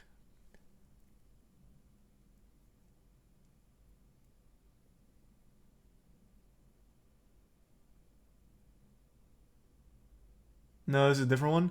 How many talented animators are in the 40K community? Holy shit.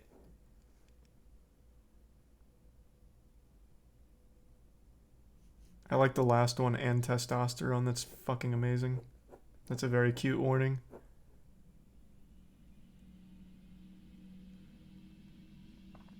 $40K is huge. No, I know it's huge, but just because it's huge doesn't mean there's like this level of talent.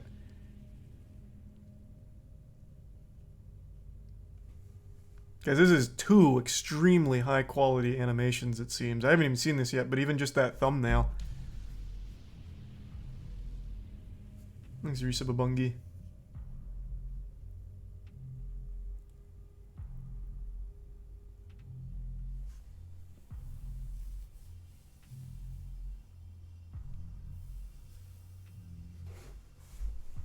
Might have nudity. Well, I'm definitely gonna watch this on my own. I just want to see the beginning here, just to get sold on it. Like I said, I really do want to get into 40K. It seems like such a great universe, but it's so much to take in. Which is why I'm hoping Henry Cavill and his prime show make a great line. He has deluded himself into denying an inconvenient truth. He says that Ultramar no longer burns. He says that we won the war and turned back the Shadow Crusade. He says that we must forge a second empire. Kill him when he's wrong. None of this is true. On the crag, he believes that all. So this is actually a fan-made animation here that's playing. This isn't like cutscenes from Space Marine game or anything. Inconvenient truth. Because out on the fringes, farthest from the light, only 2 things are true. Anarchy reigns, and the war for Ultramar isn't over.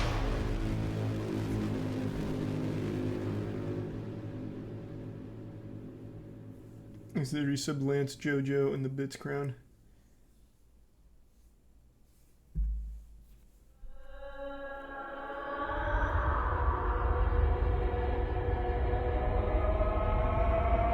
God, I just know nothing about the universe. Are these tendril cubes something important?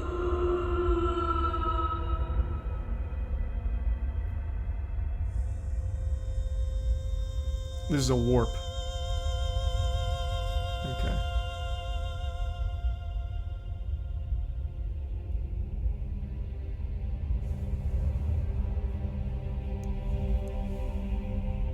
Surrender and your lives, and the lives of those in service to you, will be spared. Turn fire! Surely the 40K team picked up the guy that made this onto the staff, right? Horus Lubakan will win this war. It is written. No, they didn't. You The fuck? have renounced your birthright. It's not enough. My brothers are dead, and it is not enough. Yeah, I'm definitely gonna watch this whole thing on my own. That looks really good. I'll just look at the trailer though. This seems like a nice bite-sized bit. Man, what the fuck?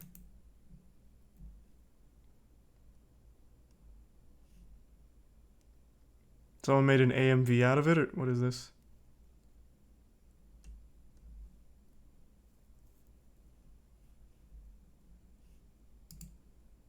Man, this shit must go so hard. It's age restricted. Well, actually, that doesn't necessarily mean it goes hard. Not with the new policy. Probably just got age restricted.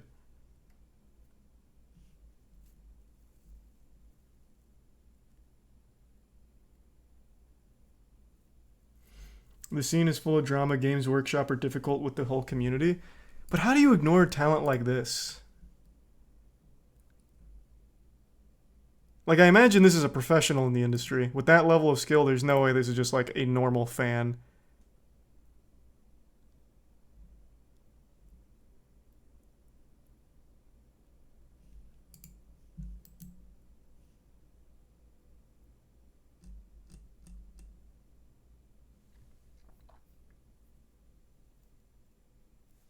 Thanks for the resub, Joe Star. Yeah, I was just talking about Comics Explained's video on Godslap. It was fantastic. I just feel bad that he got demonetized for it. Just make a YouTube adults. Well, that just sounds like porn. But yeah, I know what you mean.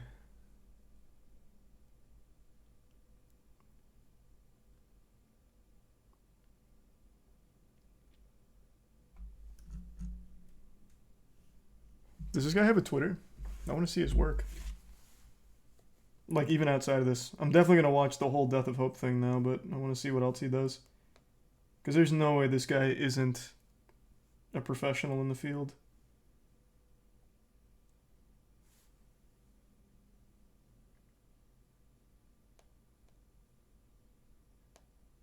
No, not active on Twitter. Damn, fuck. Okay.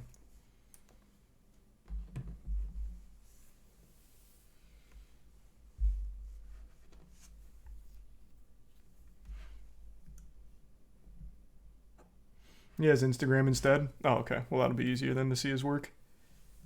I'm going to keep this up.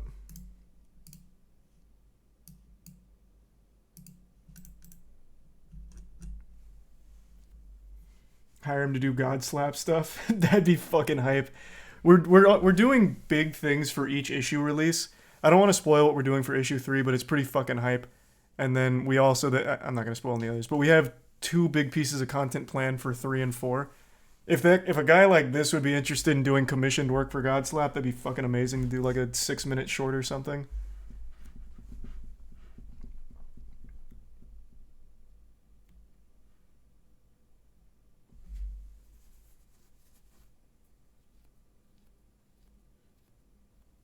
Oh, anything at all, Fiend. Whatever you think would be good.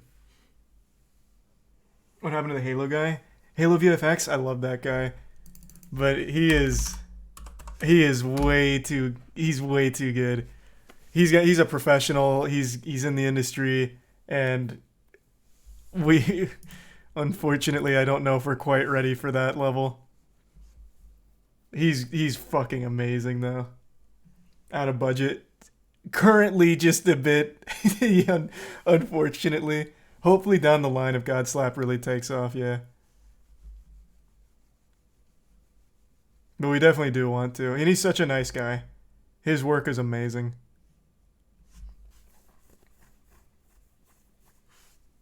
Thanks, resub Sifu.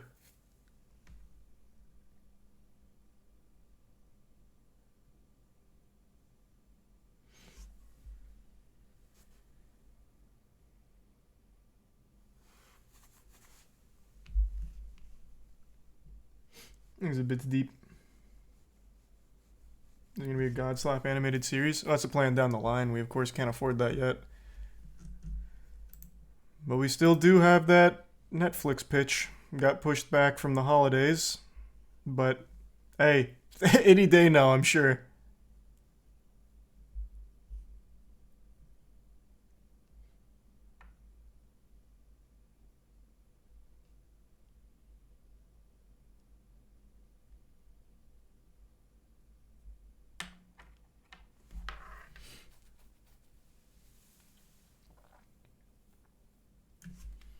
Thanks, resub Isaac.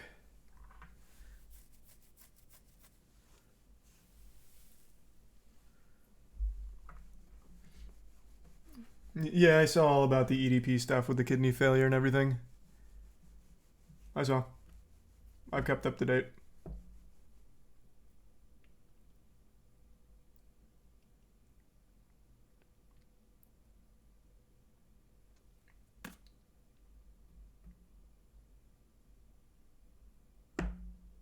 Thanks, the resub techniques.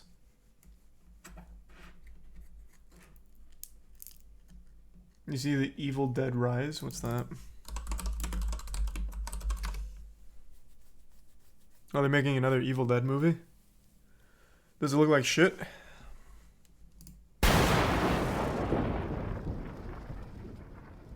No matter how busy you ever got, you always found time for me. I can't believe I'm never gonna speak to you. Don't watch Red Brand. Or Red Band. Uh-oh. Wait, why? Oh, tits. Good save. Good save.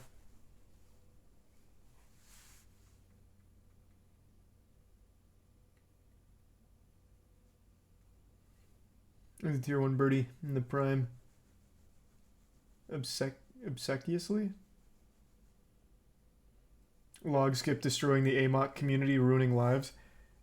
Yeah, log skip's brutal. Someone's gonna hit it in a run though. It's gonna be fucking amazing. Thanks, Risa Potato.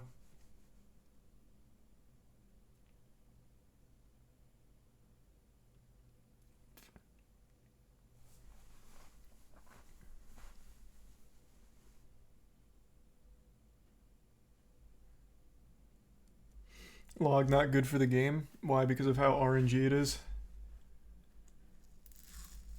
These are the bits, Addy. Oh, I didn't see there was a new world record today. These Risa Bin. World record hit log skip and only saves seconds over old world record. Everyone malding.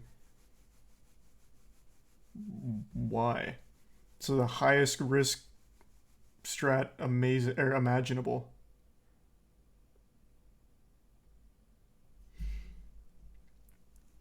Everyone's smashing heads into so the mid-max best players can get beat out.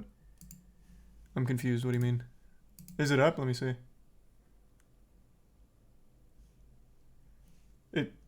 I don't understand.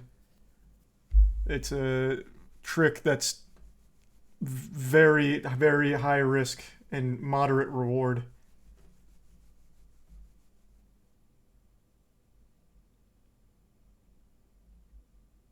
The new strats are all RNG. Yeah, unfortunately. It's not like that's the only game in the world that has that. Fuck, I just ran Lego the Hobbit. Half of those VSync launches are RNG. Is it resub Aura, Altity, and Tier 1 Tiny?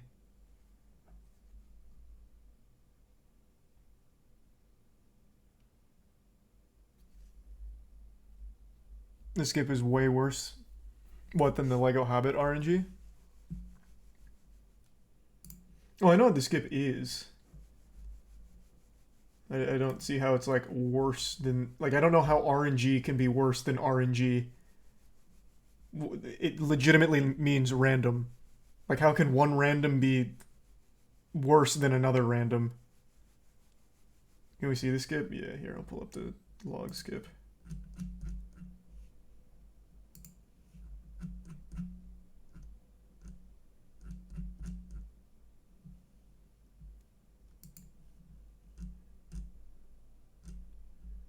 Where is one? Just like a basic one.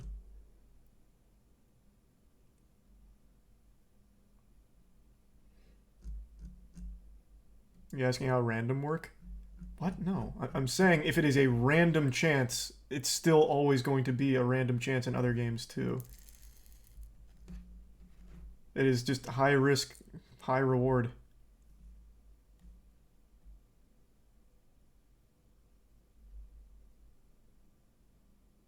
One can be more random. I guess, but you're gambling on randomness regardless is what I'm saying. The log skip comes midway through... Well, not midway. The log skip comes early-ish into the run, and you are still gambling on random chance, is my point. You're still gambling at the end of the day. It doesn't matter if one's more random than the other, you're still gambling on it.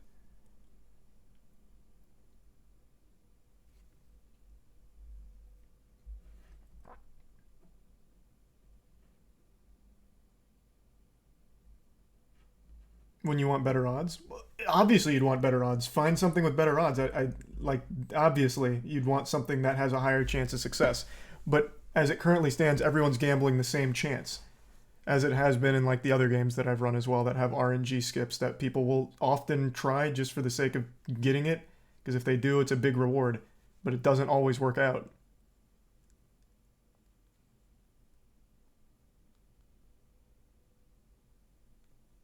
The 2735 is uploading. Okay, I'll wait for that then.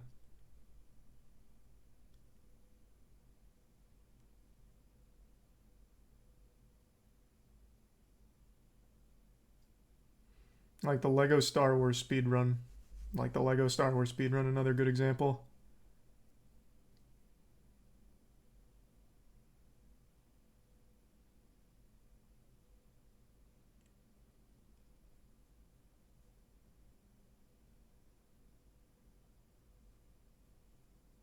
RNG can be 90% success or 1% random at different rates. Very true. But again, you are still just rolling the dice on whether or not you hit it. If it's just true RNG, you are gambling in both instances. It's just one of them you're going to hit more often than the other. Or more people are going to hit it more often than the other. That's my point.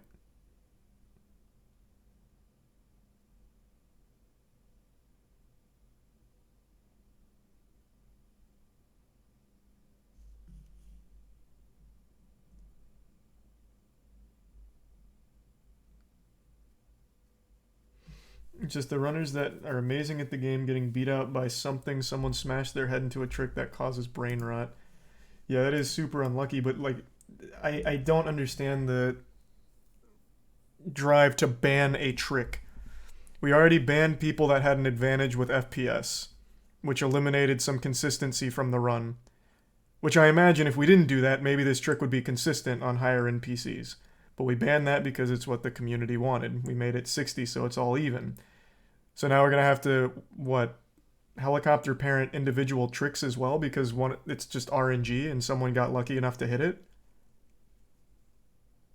I don't know. I've never seen that, and I really don't like the idea of it.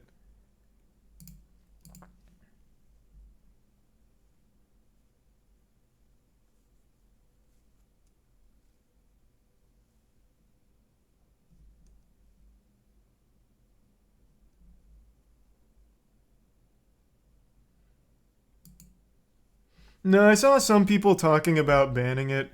I just don't like this idea of banning an individual trick because of how random it is.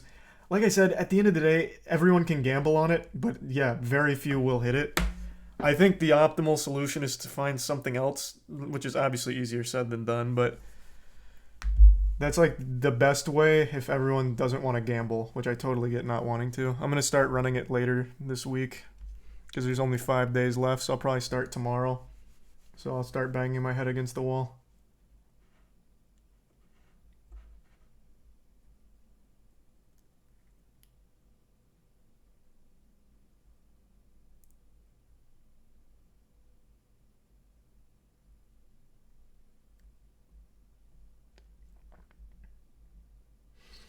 Depends if it's a trick that totally changes the run, then new category MP order. No, that only happens if it's something like a warp. That fundamentally changes the entire thing. This is a single trick in the run. A warp changes like the entire game because now you can do everything completely in a different order. It's a whole different game. Or FPS, where you have different FPS categories where if a game functions differently at 120, then you have a category for 120. Shit like that. I've never seen it for just an individual single skip. It's not a single trick though, it can be done in multiple places. No, the log skip is a single trick. The launch is already used in another place, cock skip. Like, the launch isn't what they're talking about banning. They're talking about banning the individual log. Well, I'm definitely going to keep doing it, Jesse, for sure. Hopefully the next one's a little more free-flowing. I would have never expected a game like Amok Runner to have checks, objective checks. So I really thought there'd be sequence breaks, which there hasn't been, which would have solved everything.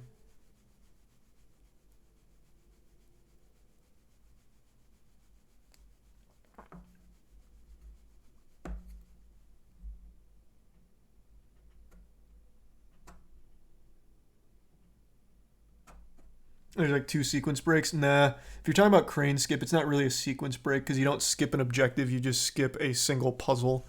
I'm talking about objective skips where, like, let's say, in my head, what I imagined would happen is you could go from Linda and you could go straight to, like, Graveyard and hit, like, a hidden trigger in order to get to the final boss fight. Something like that. That's a sequence break. You don't do any of the other objectives. You skip around.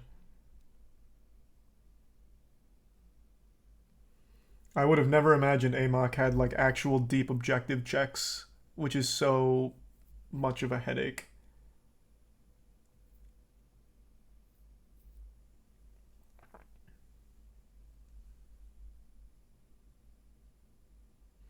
checkpoint checks make the min-maxing so sick. No, you're not wrong. Like, it's goofy and fun, but it leads to such a giant headache because now when you do theorycraft a really good idea... For example, I saw, I think it was 2 days ago, in Speed Tech, someone actually did theorycraft a really good car teleport that could skip so much, but unfortunately it didn't work because if you skip the puzzle, it won't load the basement.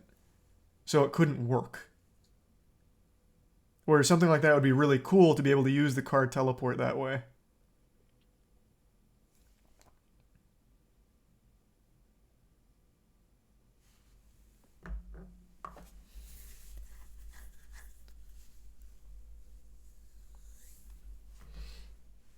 Force the loading, then use the skip. Yeah, but then you don't save any time.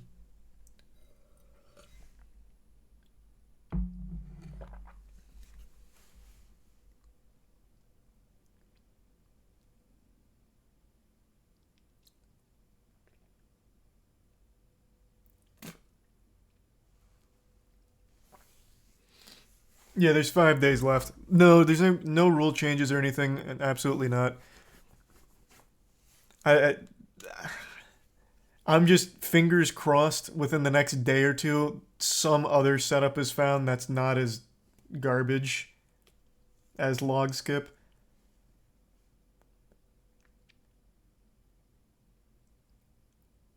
Though I'm not hopeful.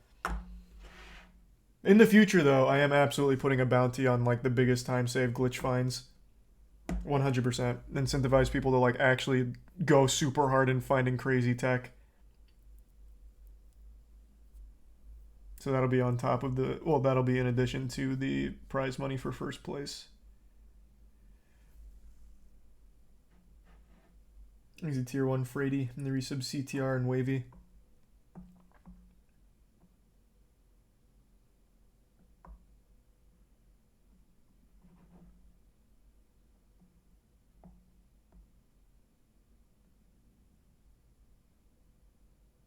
First place would win both, though. No, usually your top runners aren't the ones finding, like, the deeper time-saving tech.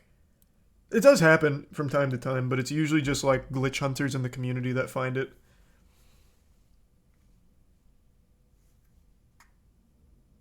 You think people are sitting on crazy skips waiting till the last day? No. In fact, I know they're not. I've made it very clear strat hiding is not accepted. If someone is, and they submit it, I'm just extending it so that way everyone has a chance to run the new skips.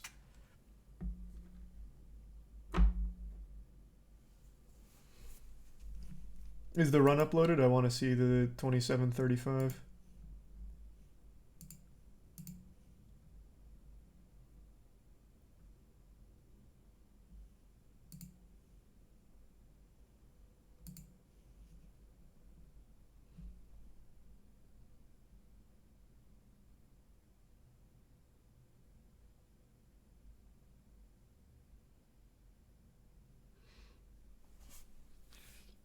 How would you identify that? Oh, it'd be super easy.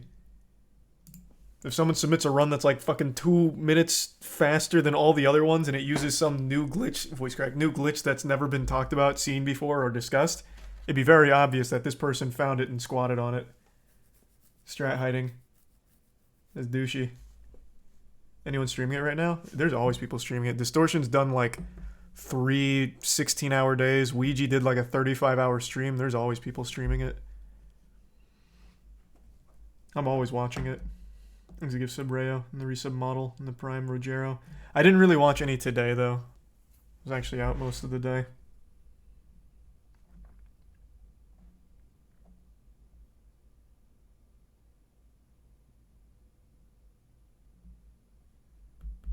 No, there are glitches, Aaron, here. Like, Zach did, like, his last world record run here. Uses cockskip, for example. It's just not... the glitches are wild, but they're just not super run viable most of the time. Right now, the only run viable one is this cockskip. That I think is, like, actually pretty fucking consistent.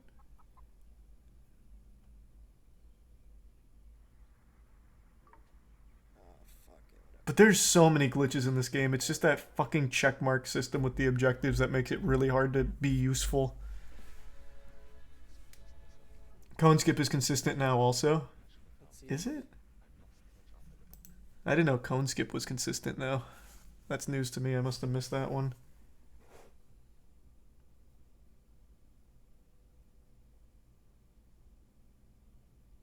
No warps have been found? No, there have been warps. Here, let me show you one. There's a really cool warp you can do with the car. It's just, it's not useful, unfortunately. Here, let me show you what a warp looks like.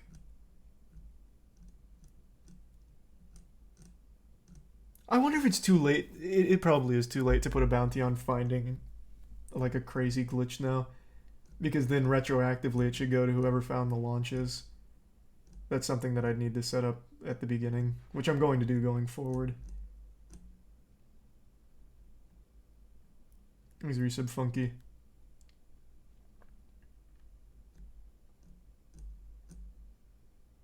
Where the fuck are the warp? Man, people really abandoned warps once they realized they'd be kind of tough to use. Well, not tough. Kind of useless in some of the run. What the fuck?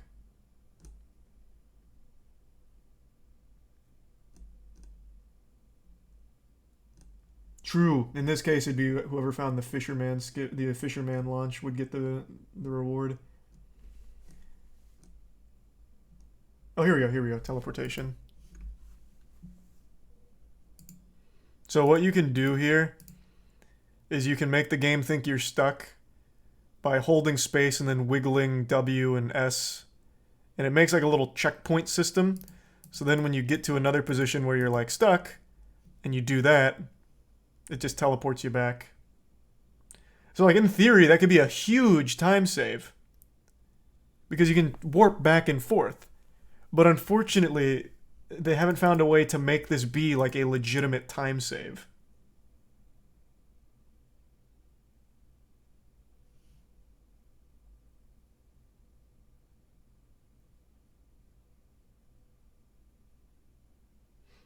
Oh, we loved it, Captain. Why don't they do that instead of log skip? Well, again, because it's still not a time save yet. You see, here. Where's log? Let me just pull up a log skip so that way we're all on the same page on what log skip is.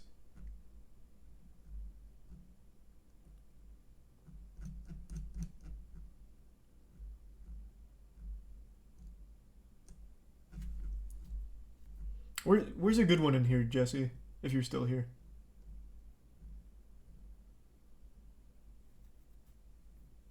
Here's a resub boy.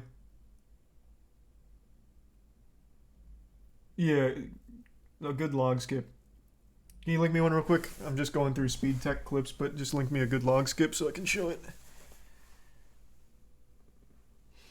He's a bits Aaron. And the resub boy.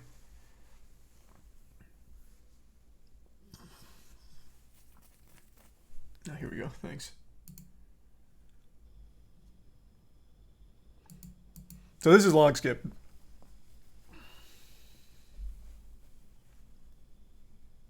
There's the resub mouse.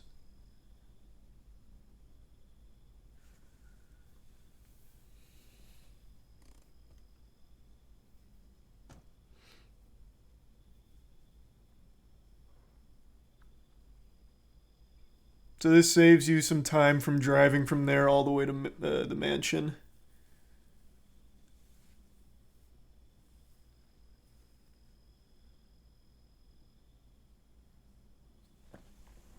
Things a resub tanker.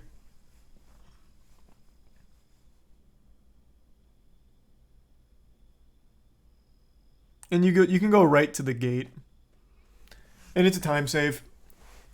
So you'd use log skip over the car warp because you go right to mansion as opposed to going back to the house where you'd still have a lot of driving to do. So there just hasn't been a way to make the car warping useful yet.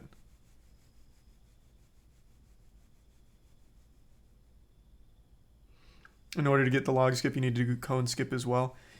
Yeah, and that's not consistent, right? I'm not behind on my info. That's still inconsistent, I'm pretty sure. So it's just a lot of, like, gambling.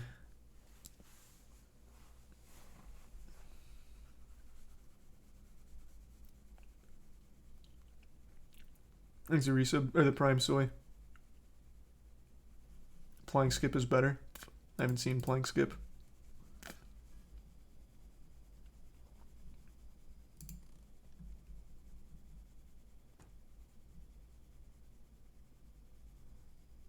fundamentally same thing, just from plank instead of log.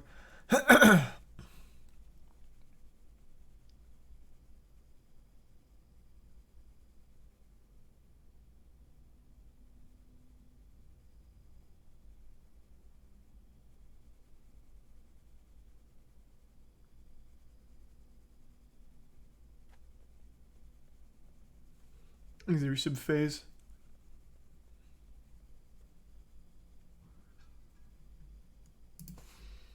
That's pretty good.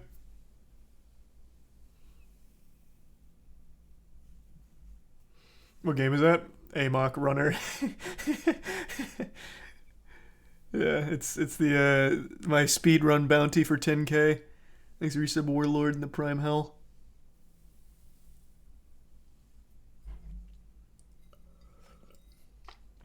Thanks to Tier 1 GCTA in the Prime Green Gab.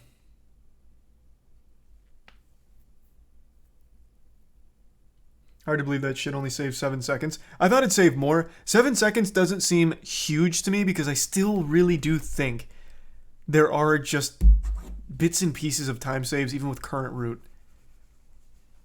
But then again, I'm pretty sure Zach got like a 2742 and it was damn near perfect. So maybe I'm just wrong.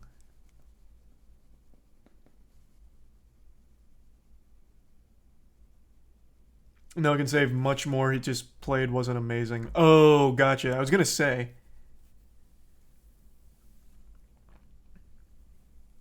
Distortion, hitting cone skip, super consistent.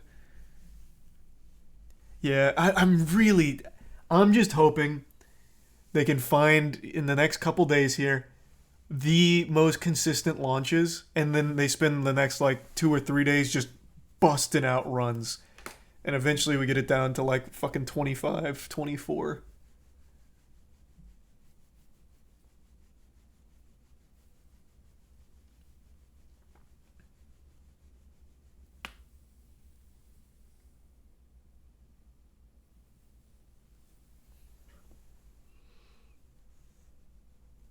I've been happy with Amok Runner as a speedrun game. Yes and no. I think it's extremely entertaining that a game as wacky as Amok has so much going on with it. And it's like almost an anti-speed game because at every possible avenue, it tries to be slow. Like this game wants to be slow. It has a checkpoint system with its objectives so you can't sequence break.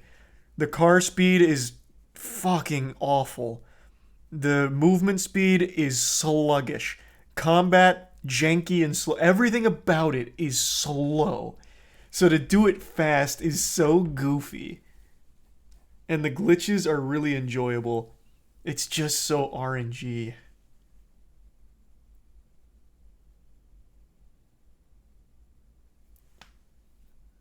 There's resub Coven, Mary, Joker, Snivy, and Spot.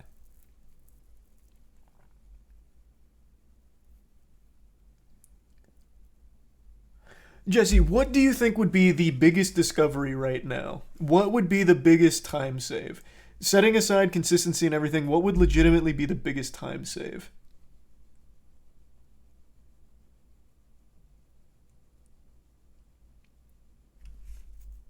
Zach on log skip now? Here, I'll pull it up.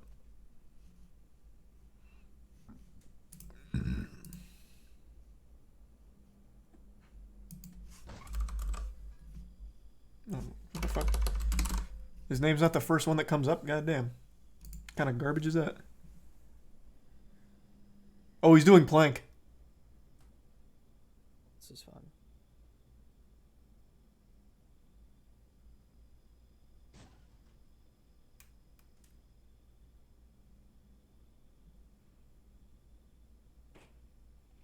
Okay. Letting it rip. Oh no, that won't do it. Yeah. Critical's watching. Okay. I almost have it. Thanks, Drake, man. I don't think you know how this trick works. Thanks the bits, Amy. Oh man.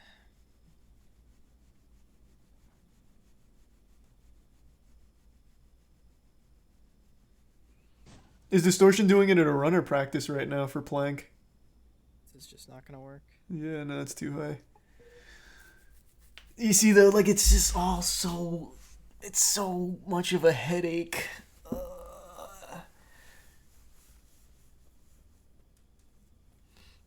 It's not pronounced amok. In the game, it's amok. It's not amok. In the game, it's amok. I just call amok because it sounds cooler to me.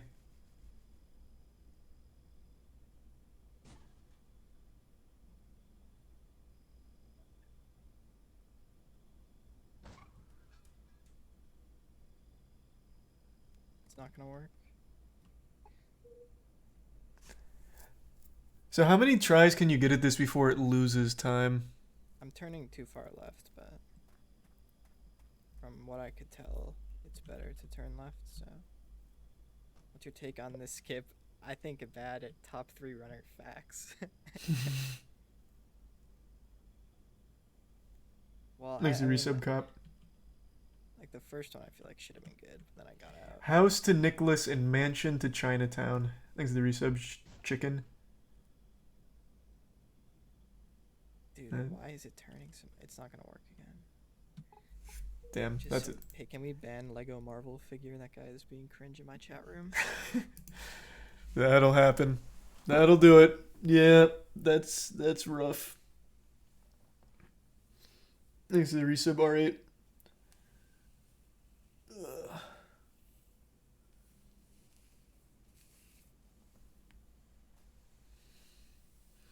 It was the fastest run. It was Zach, but apparently another runner just got a faster one because of log skip, but it's not posted yet.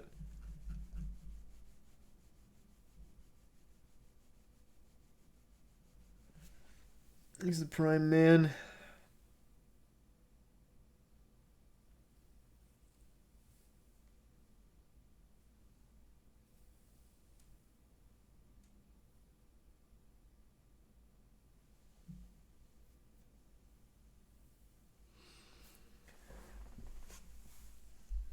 So a mansion, yeah. I don't know. Would it be worth it to try and put like a bounty on those two in particular? I don't think it would. I don't think it would change anything. It's not gonna somehow magically make it work. I don't think we'd have any new faces find it. I think we'd still just be banging our head against the same wall. Plus, then it's gonna get into an argument of this theoretically would work. So then it need to be really particular, like you need to find one that is actually run viable. And I don't see that happening. Is there some cantaloupe?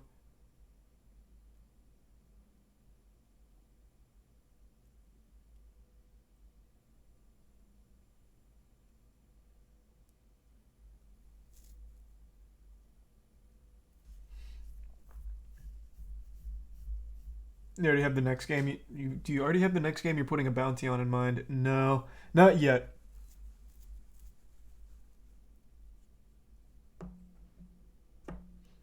This is the prime fisher. Almost 500 runs submitted. This is the the third most ran game on fifth most active game on speedrun.com, man. This shit's been popping.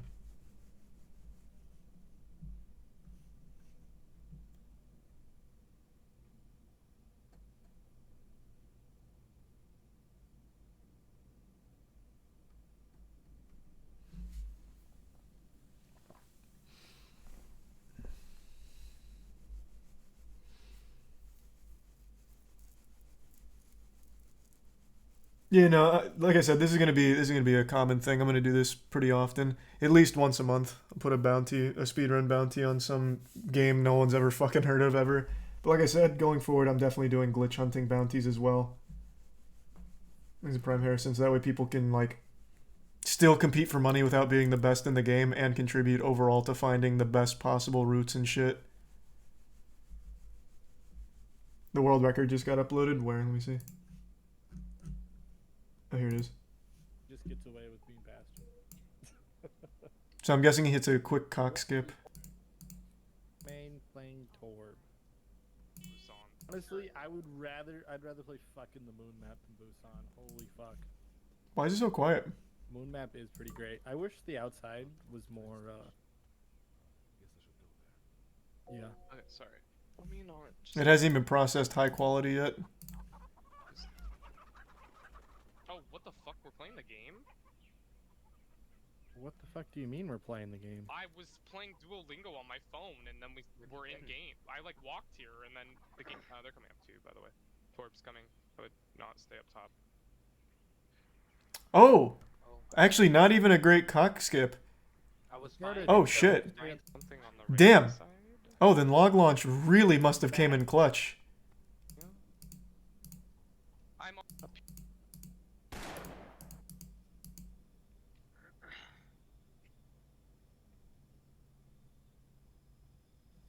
Jordan has 15 kills because he puts down a turret and does nothing. It's so fucking stupid. Are his friends just playing Overwatch in the call?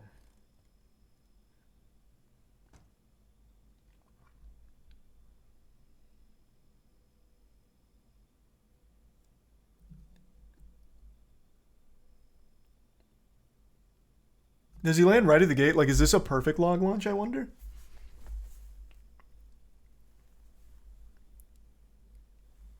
Oh, we got them into overtime now. Believe in you, keep going. I believe in you. You're there. You're there. Going. If you close your eyes. Keep it tight. Keep it tight. Keep it consistent. You got this. Oh no, he went pretty far away actually. Keep it smooth. Believe the same. Oh, and he's got a hang up. God damn. Holy shit, yeah, that'd be able to save you so much time to hit that with a good cock skip into that. Okay. Yeah, and this is still faster. Number 1 in the world, 10K Richard right here. He is the first one to hit it, so yeah. UDM's gonna be with the greats. God damn, okay.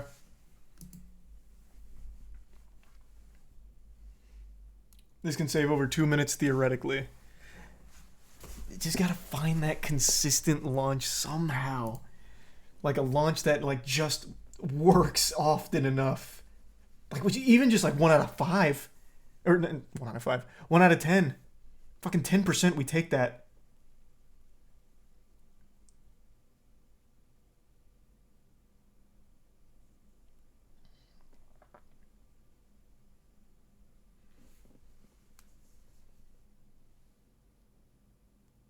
So sub 25 is viable. Sub 25 has been viable, yeah. It is viable. It's just hard. And then the next big one would be finding Mansion to Chinatown skip. Which I think there is like a theoretical one, but it's not usable, really.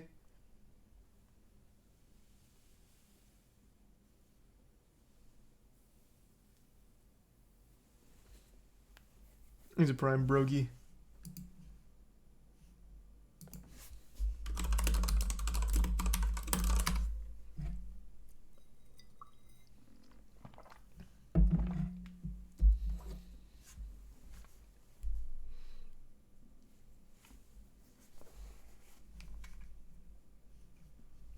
So it honestly to me sounds like cone skip isn't even like a huge problem. It's just the second part of it doing the log skip.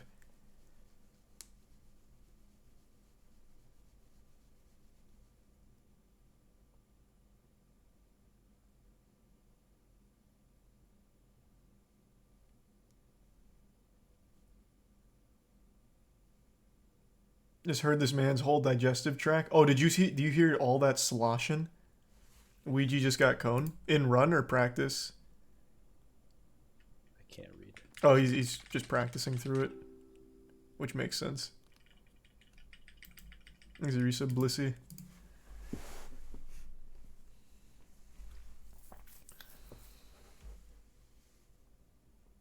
It is a run? What? Where? I didn't see that. Oh, it's at the bottom now. Wait, what? Wait, has it always been at the bottom? Am I a fucking idiot?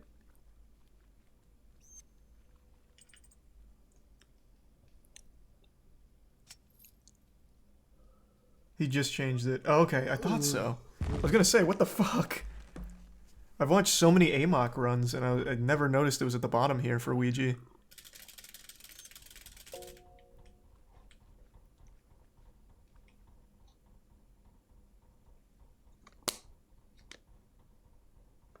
I love how his stream title is Suffering. Bro, this guy has pulled a 35-hour fucking stream on this already.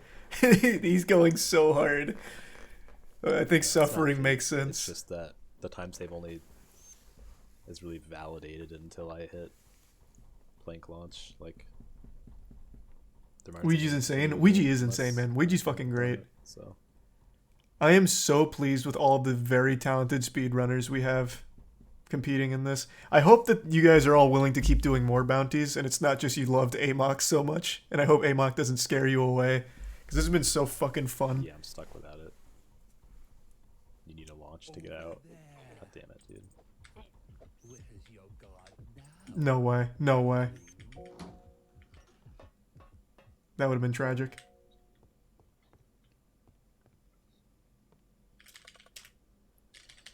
Alright, dude.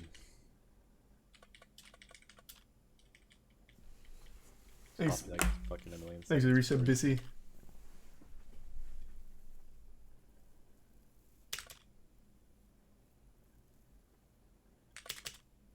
What are the speedrunning requirements? Nothing.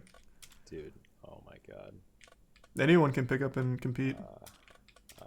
It's just not everyone's gonna have like a realistic shot of winning. It might not even like work. I fucked up so many of the inputs. Okay, Jesus Christ. I lost so much time there, dude. If he hits log launch, it's still world record by a fucking mile, though. I wonder if he's gonna do plank or log.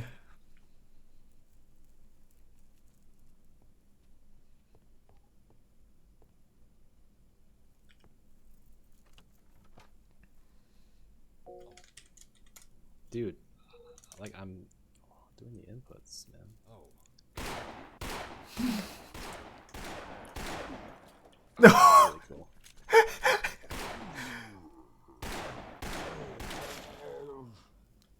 Alright, whatever.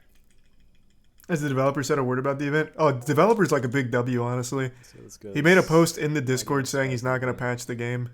At least not That's till just after the not- competition. Like, there's no fucking way I get in this car. Oh no. Oh, what the fuck? I got an idea. Can't you shoot the car and fuck its physics? I've seen that used before, but maybe that was just a one-time thing. This is a really smart plan. He's going to get on top of the car, and he's going to try and run off it, and that's going to move the car because it has crazy physics on top. It's worth a shot. No. Oh, there's a wall. Oh, you don't have the gun after that? Oh. He could he have shot it during that? Fuck! I was really hoping to see it.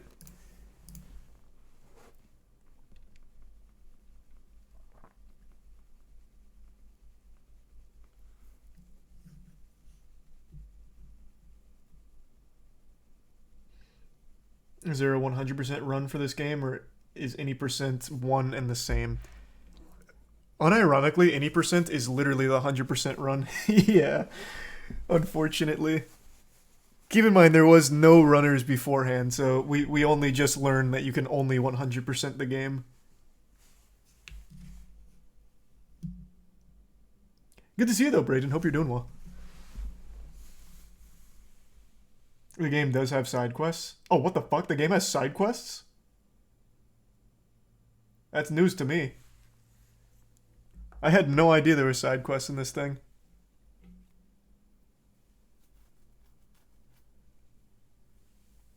Are you wait, are you fucking sure? Because I went into the files itself and there's only like 18 total objectives.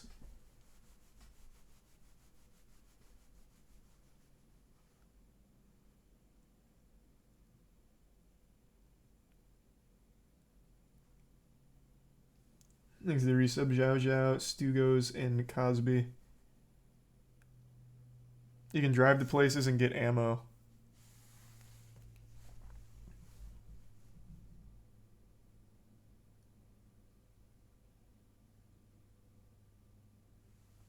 And the Prime in Ozima.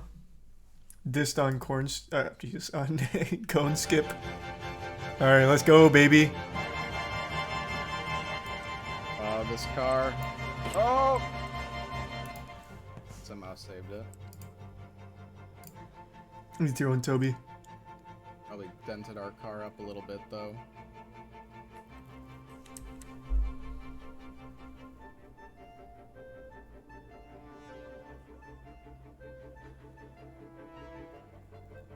Is that the max speed? Yeah. Yeah, it is.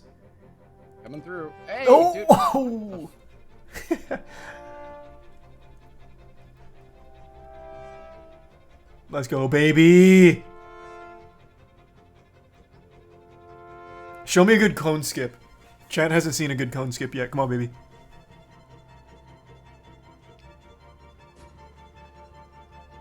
Does that make it? Oh, that makes it. That makes it. Yes, sir!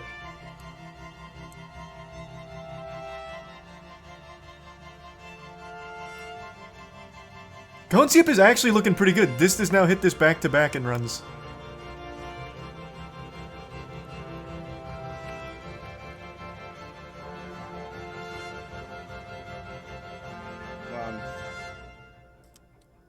Oh my god. I can't get in now, can I? Please don't. Oh my god, why? Amazing.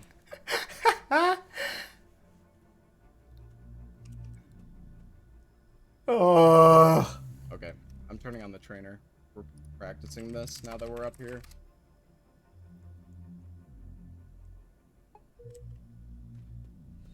God, that's so fucking sad. Thing's a bit psycho. I think there's I'm gonna try to find a way to save this. Why did I get out? Because I want okay, so my idea is to get out and then use the map to push the car into the checkpoint. Because driving this car off the ledge is absolute fucking garbage.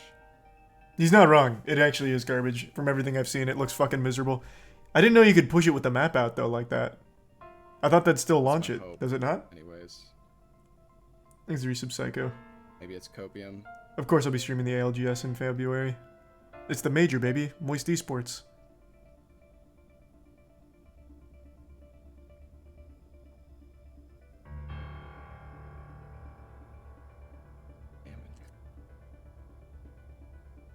Get up there.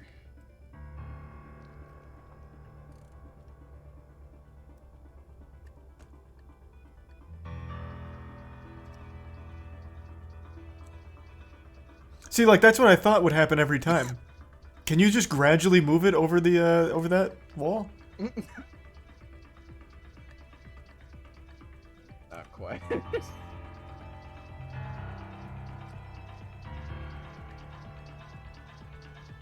No, it's a hit always. Okay, so he just wants a tiny hit then.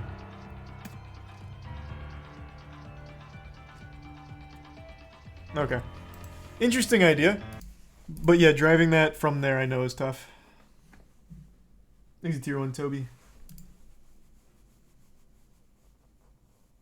Yeah, I've seen some of those train. Went down the rabbit hole a little bit.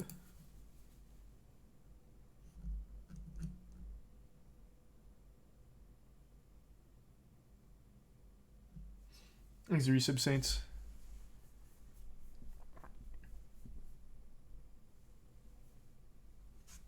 And the bit snert.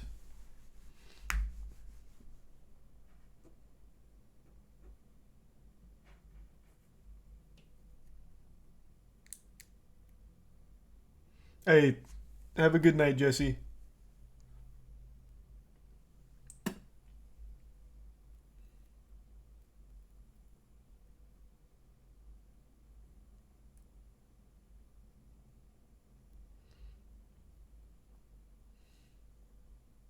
I know that happens to some quite a few channels train that we saw. Thanks to Prime Booker. No one will ever beat Zach. No, someone actually just got a new world record because they managed to land a log skip in run. So it's all about that log skip right now. Thanks to tier 1 mystery in the Prime. Each H.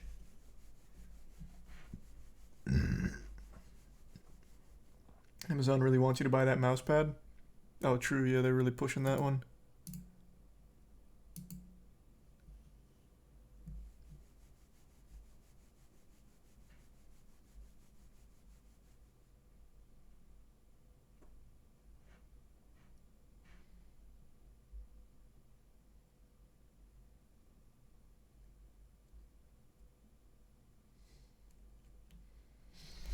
Have I seen Red Notice? No, I haven't. I do know about it, though. Oh, right. I actually did want to see that from Atozi. I was going to bring that up because I wanted to hear more about the TikTok investigator. So, which TikTok investigator is this? Because I don't remember. I know one of them was trying to find the University of Idaho murderer, and they accused their professor. And then apparently there was another one that used tarot cards. Or is there only one?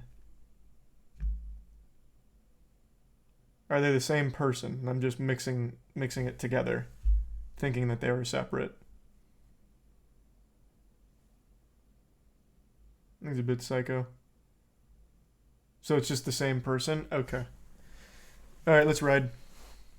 I feel like the actions of the person that we're covering in today's video are some of the dumbest, most insensitive I've seen in a long time. And they are all by a TikTok psychic by the name of Ashley's in the Book of Life. So brace yourself, because today we're going to be getting into some single-digit IQ actions. Because the actions of this TikTok psychic... I'm sure he'll set the stage, but just in case anyone doesn't know, TikTok investigator made a claim that they found the University of Idaho murderer responsible for the death of those 4 students.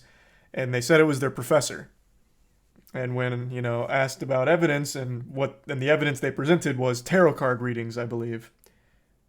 So, you know, not the most bulletproof of investigations out there.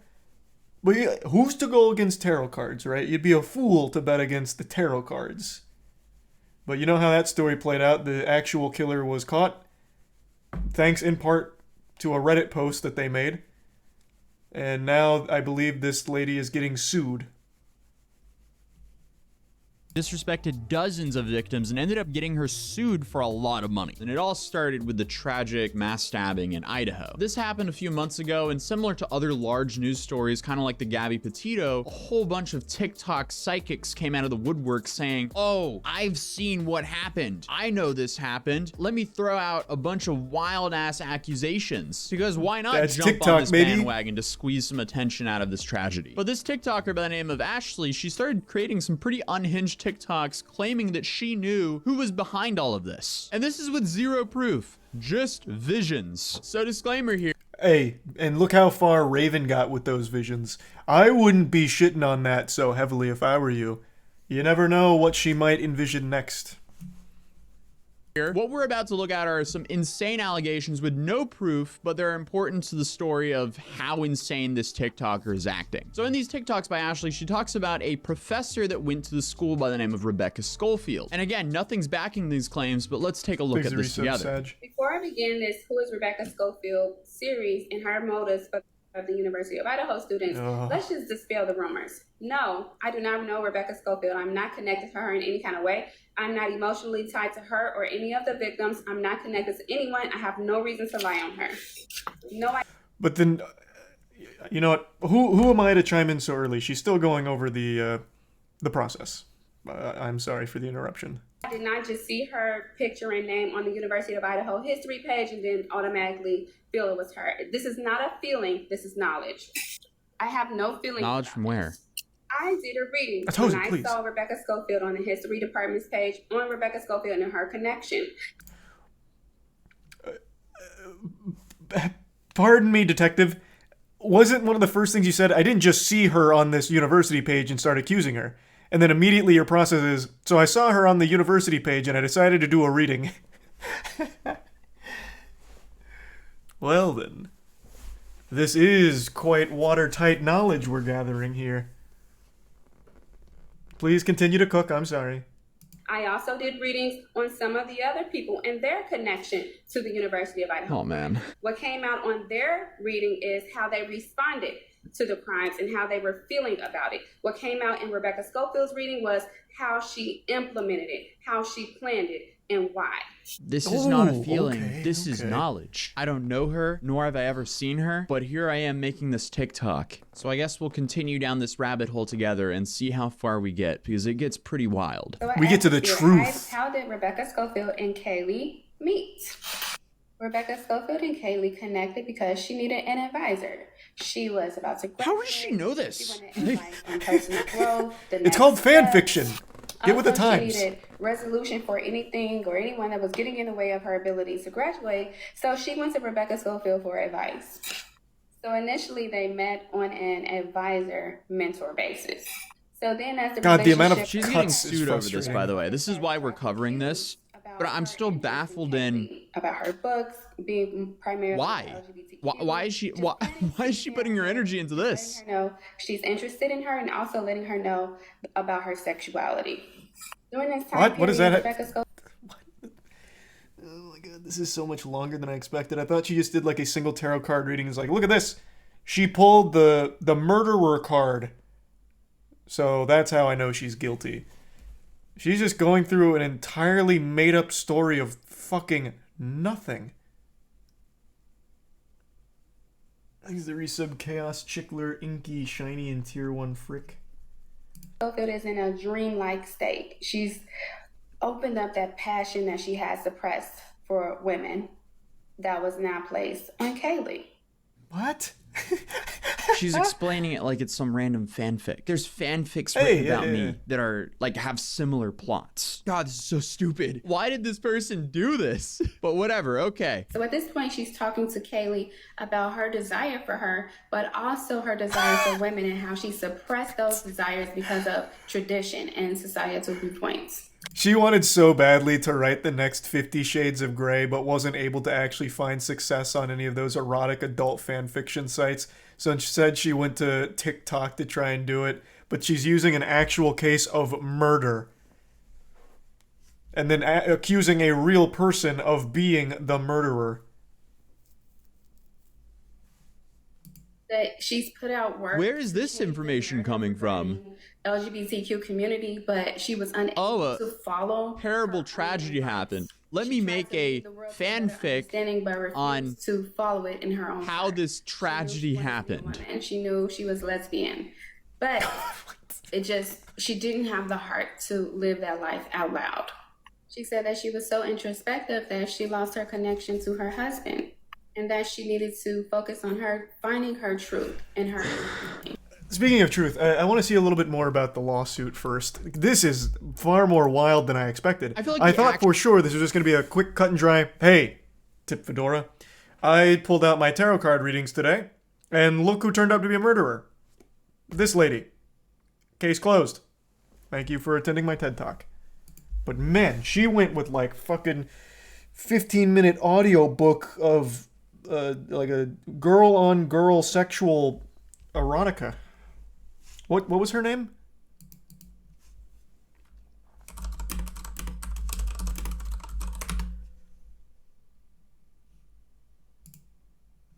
What's her name?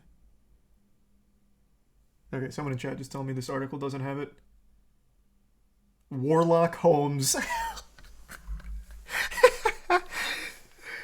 That's pretty good. I like that. That's cute.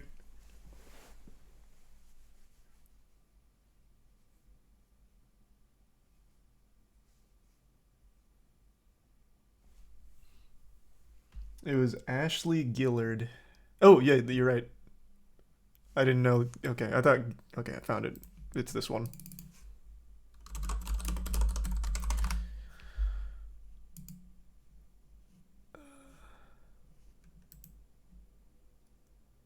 Where's more on the lawsuit?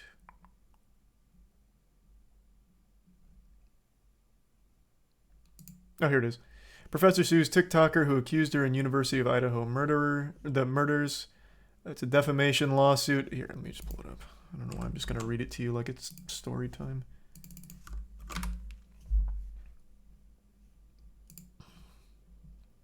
In the murder of 4 college students. The video shows officers stopping a group of teens around the time of the murders. Okay, well, hold on. I just want to see about the lawsuit.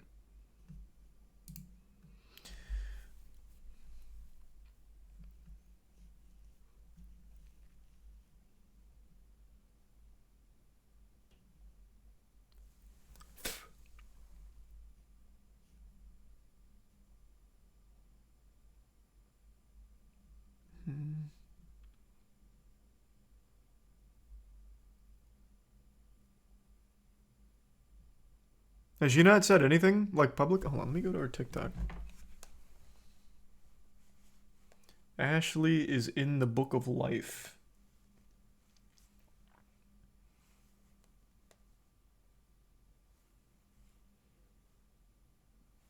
Her TikTok's still up.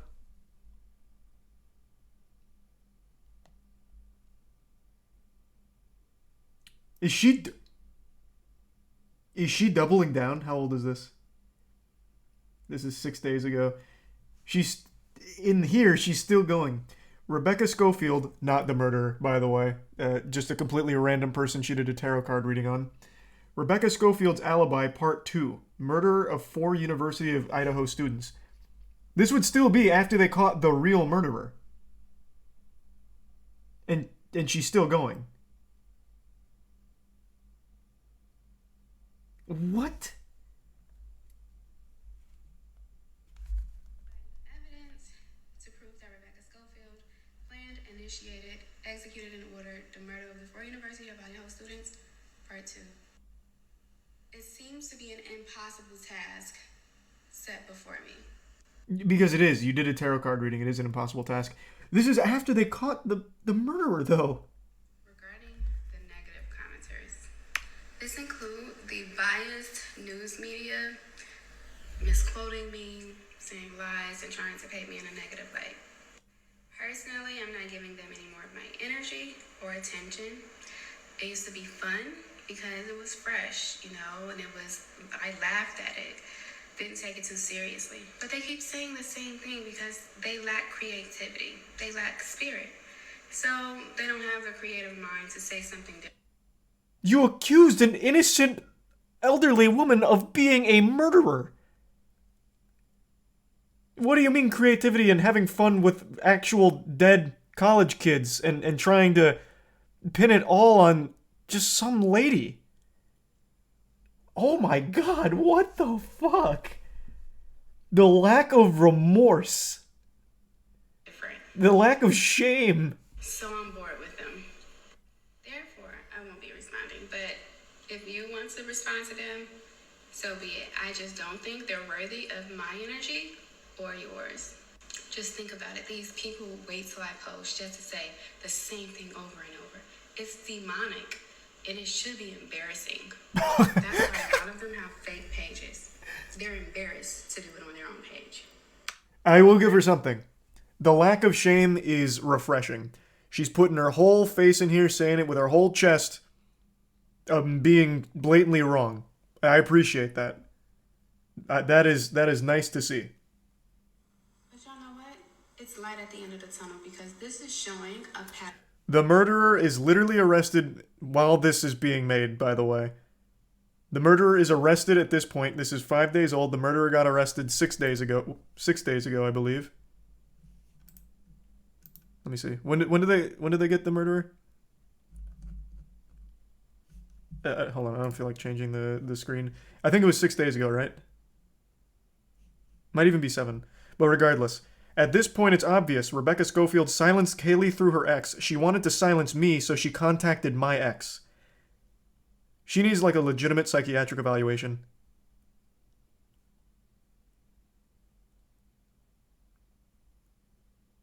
This is like dangerously stupid.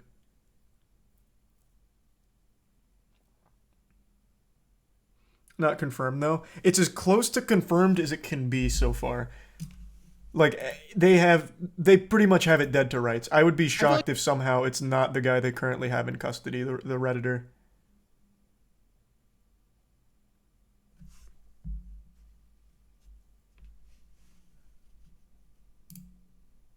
Holy shit, this is actually nuts. I thought for sure she'd be like, oh, it looks like I may have been wrong. The tarot cards were off. Like, try and save some face. But she's just doubling down on it.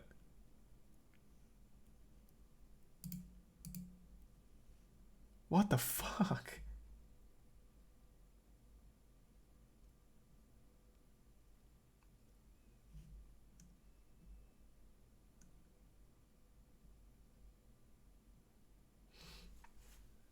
Hey, Jacob.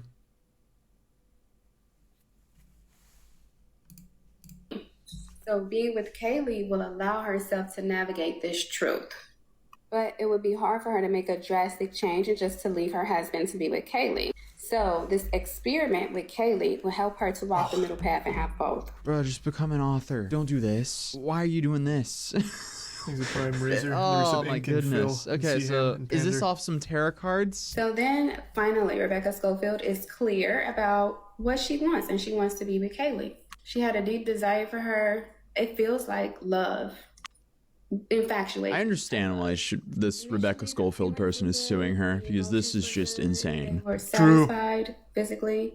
No, like actually true. I totally get it. Imagine you're a professor, you find out literally the worst thing ever happened to one of your students, and then suddenly you see people sending you TikToks of someone saying, you probably had a romantic relationship with them and had them offed because they weren't into you. How did we get this far? Like, where is this coming from? What? I'm just I mean, that's TikTok for you. How stupid this is. She wanted to live the dream with her student and travel the world with her. This is just terrible for the victims and the professor. Well, what's next? I'm hooked now. Okay. I want to know the full extent to the story so I can There's way understand too many parts. the I hope he doesn't lawsuit. do the Who whole is Rebecca story. Schofield? I scrolled Part 5, through and there's Rebecca still so plans much. to leave her husband for Kaylee, but... So at this point in the relationship, Rebecca Schofield is fantasizing about Kaylee and being with Kaylee. She's willing to leave her husband and realign her life to be the life with Kaylee. I think that's probably plenty of fanfic for But now. he has to meet her halfway. He has to go to school, he has to be teachable, and he has to be a part of the team. That she would be his guide and make sure he had plenty of resources so that he can accurately put the energy in to manifest his dreams and his best life. She said his dreams are worthy of living. She said that he wasn't too old to learn and that his This is like a talents plot have to an yet be anime. discovered. She then asks, And then what he he learned wants- to do the Kamehameha wave. And then he trained on King Kai's planet. Jack 10 times the night of the is because they saw something moving, and intuitively it was her intuition who told her it was Jack. So they called him that many times because they think they saw him, and they did. He didn't answer because he was in the middle of their... Somehow Kaylee and Maddie saw it coming. The phone call prolonged his plan. Because they called him, he felt like he made a mistake, so he waited. He set some time aside to resolve that issue. So when they called him, he was around the house, but decided to just stick around and wait instead of executing it at that time. Accomplishing this gave him so much confidence. He feels like he can do anything now. Playing with trains, with toy trains, would be infinitely better than this. Write a book. Clearly you're creative as hell. Just write a book. Why are you that's doing giving this? her a It lot just of keeps credit. getting worse, by the way. So if this kid was Let's not actually get carried called away here. this many times by his friends. He's clearly traumatized that happened to his friends. And this woman's saying that he's behind it with no evidence. Just because, oh, I saw it in a dream. What the What's wrong with you? Next up in the timeline, Rebecca Schofield sent her a cease and desist, as she should. So this Makes is her sense. response to the cease and desist. About to put this demand letter Rebecca Schofield attorney sent me by the tissue so I can wipe my with it. Okay. Power move. Well, okay, that's I mean, she's trying to speedrun ruining her own life. She also made another TikTok claiming that Rebecca Schofield is just threatening her. She's not actually going to sue her. Oh, she deleted the video. Oh, no. No, videos are starting to get wiped. Oh, okay, actually, we managed to download all of them before she deleted them. So this is how I currently feel. Gotcha. So here's the first video that was deleted. Also, have y'all noticed that I haven't been sued? So that's why some demand letters you take serious. Man, it's especially looking if a you lot really like did Christmas do over something there. wrong. But the ones The that are used lawsuits as are a scare coming. tactic, Yeah, that video aged very poorly. I think that's how y'all want me to feel about a measly ass $75,000 lawsuit that I'm gonna win. That's such a good filter. I thought it was real at first. That filter gets me every time. I love that fucking filter. Though, I mean, $75,000 lawsuit's not great. Like you don't have to pretend. I know that hurts. That hurts anyone. That's a lot of fucking money. I don't know why we're like posturing here. That shit hurts. Oh my god. Rebecca is suing me. I mean, she's really just speed running, ruining her own life here, because every video she posts, she's just making it worse and worse for herself. And also the measly $75,000, that's apparently why most defamation lawsuits, people are suing for $75,000, because that's the maximum amount you can. I haven't done readings on certain agencies and entities because that's kind of crossing the line. But that's too powerful. Just know, I'm not the only one who suspect Rebecca Schofield. They want both of them. No, like very legitimately, interested you in are the where only she's one. drawing the line, because that's too far. But everything that we've reviewed in today's video, apparently that's not too far. So apparently she made this is video so much right deeper than I after thought it Rebecca would be. Schofield actually sued her. You sure you want to do this, Rebecca Schofield? This isn't going to end well for you. Okay. I'm just so baffled by all this. This is insane. But she keeps digging her own grave. I don't know what's wrong with her. It's like Rebecca took out some of the immediate gratification of discovering things about her. Because now everything I find out about her crime she committed of ordering of the 4 University of Idaho students, I have to save it. You don't have to save it. There's no point in saving it. Just say whatever you have now, because it's going to come out in court anyway. So, oh my goodness. I really don't hope think this she is a has public anything, trial. because you're really Holy sitting shit, on I so need much to see information that. from, what, a tarot card reading? Oh my God. Like, I have physical evidence against Rebecca Schofield that validates everything that I've said about her, but I can't speak on it now because I would love to see the physical evidence she has to confirm that Rebecca Schofield was trying to get into a romantic relationship with Kaylee and that Rebecca Schofield was struggling with her own internalized lesbianism and all of that wild shit.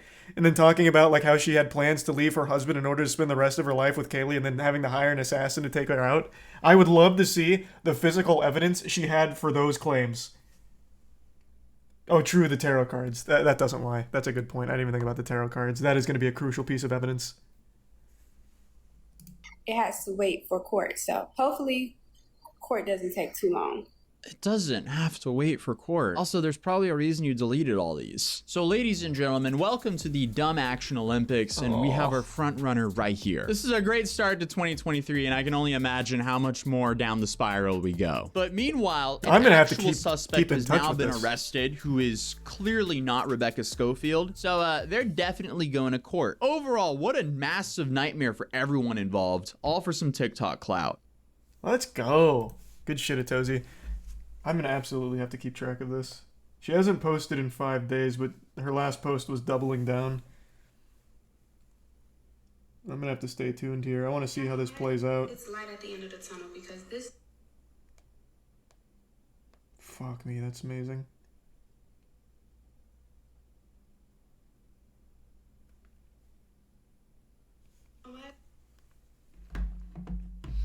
He's the Bits Emperor.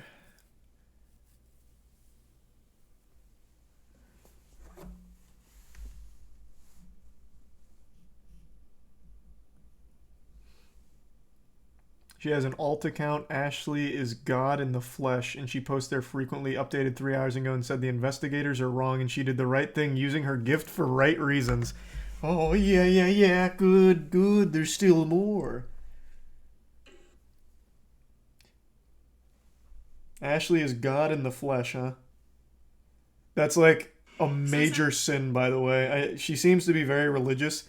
To claim that you are God is like a major no-no. It's like she never even read the Bible or knows anything about it for some reason. God fucking smited an entire town for making that golden statue of whatever it was. Thanks to the bit snert in the prime pastime and sea bear. Okay, let's see. Sometimes I be deleting comments so fast that I accidentally delete a comment that I shouldn't have, like positive comments or comments that are not negative per se. So I apologize if I It was a statue of a deleted bull. your comment. Nice. Sometimes I be deleting comments. Okay, that was useless. Y'all keep saying, well, if you're so convinced it's Rebecca Schofield, and not y'all, some of y'all, some people. Why, if you're so convinced of Rebecca Schofield and Jack DeCour, and why did they arrest Brian Koberger? Whatever y'all saying. That's not my fault. I've done the right thing. I've told them exactly what happened. I've used my gifts in a positive way, my abilities, my genius. If the investigators chose not to follow my leads, that's their fault that Rebecca Schofield and Jack DeCour has been able to get away with murder and still be in the community that they Holy murdered shit. in thus far. It's been, what, 2 months? Then they took the bait with Brian Kohlberger. Brian Kohlberger he didn't make the smartest decision regarding the murders, but he didn't commit the murders. So the people that they should have been arresting is Rebecca Schofield and Jack DeCour. So stop blaming me for other people's ignorance, incompetence, or negligence. Y'all. That's amazing. Holy Lord.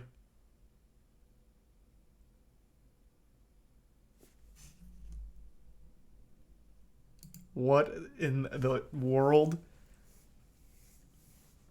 What a load of horseradish.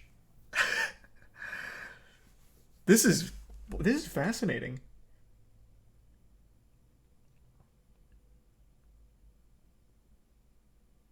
I also want to keep up with some of the commenters. They know what's up. That's why they issued the gag orders. Not to mention Brian is 100% sure to be exonerated. I want to keep up with every commenter as well and see what happens when it turns out Brian is most likely the murderer.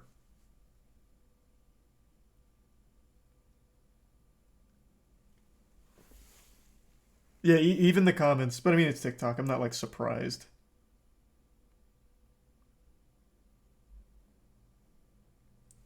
Thanks to the Prime, Tracy. Hey, thanks to the bits. Appreciate it, Moist. And the bits butter.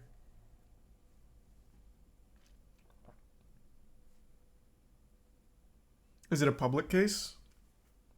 Well, I don't know if it's going to be like a public trial or anything. What are you talking about?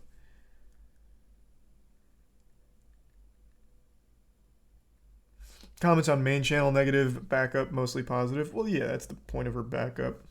I know. That's so wild.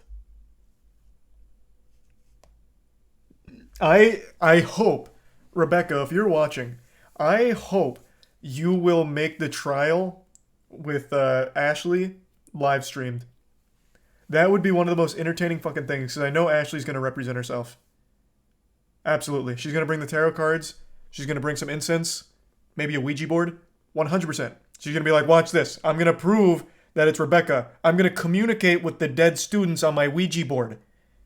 I have no doubt she would. Oh! Oh my god. Maybe Ashley does have spiritual powers. Holy Lord. Oh! I'm under a psychic attack. One of my little Warframe figurines fell over. Okay, never mind. Ashley's powerful. I take it back. Holy shit. She's got gifts no mortal was meant to wield.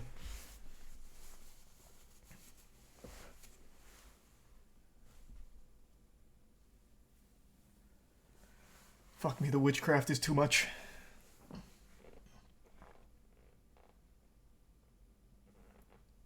There's a tier 1 Florida man, the resub douche, Victor, and the bits, Psycho, Kurafin, and Bullets, and the gift sub 98.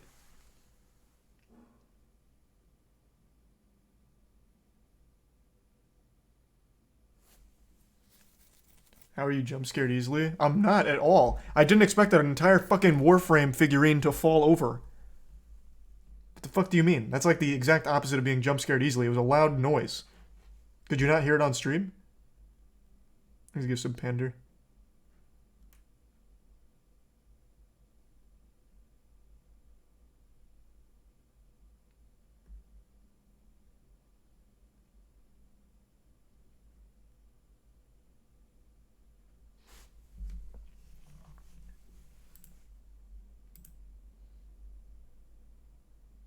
She's got this shungite now. Oh no. Her staff of shungite. Thanks to resub booty. And they give sub zombie.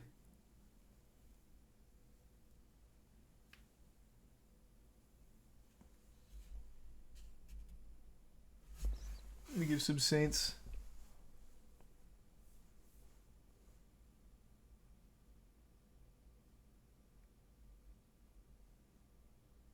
on the Prime Net.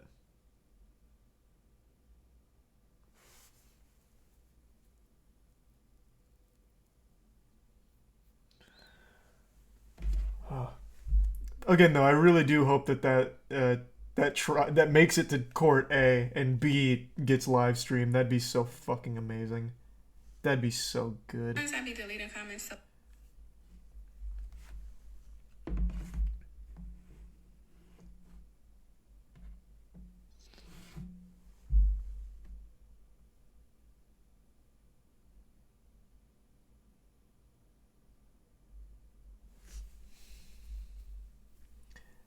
Whew. Wise guy decides to test his limits. Oh, it's a new blue cam. Maybe. I want to fill up my water real quick, though. Give me just a second. I'm thirsty. I'll be right back.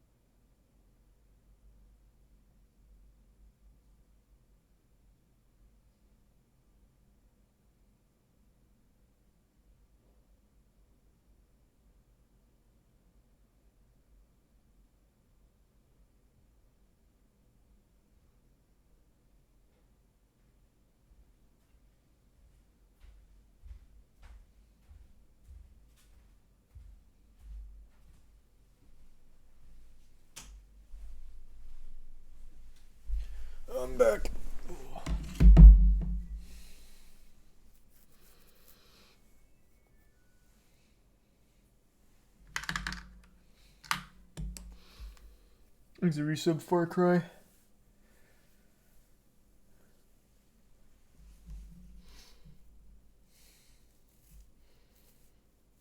She has a whole blog on her website of her solving the case. No way. Ah, fuck.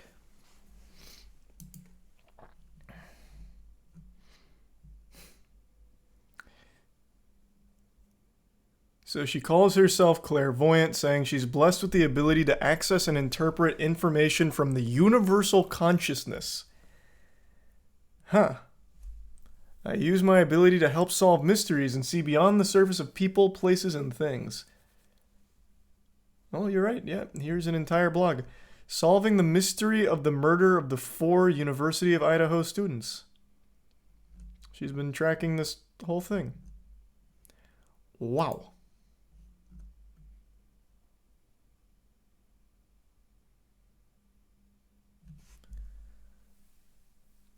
This is just horrible. Because it's real people that she's accusing of being the murderers.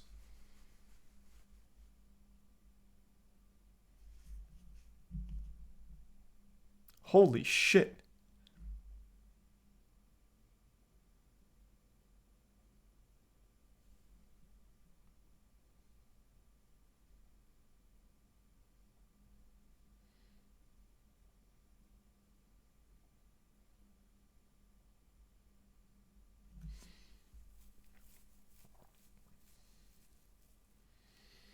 There's a resub demon. And the prime yang.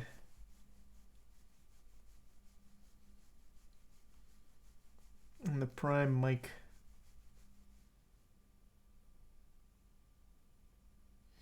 Whew. Yeah, no, I'm on her website reading it.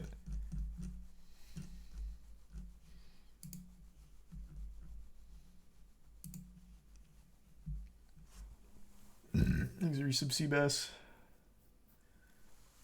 And Omizi. And Luca.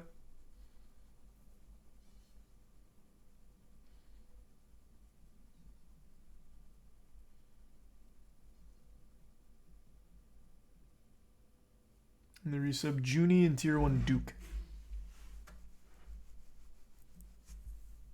You scratching your nuts? Oh, could you see that? Yeah.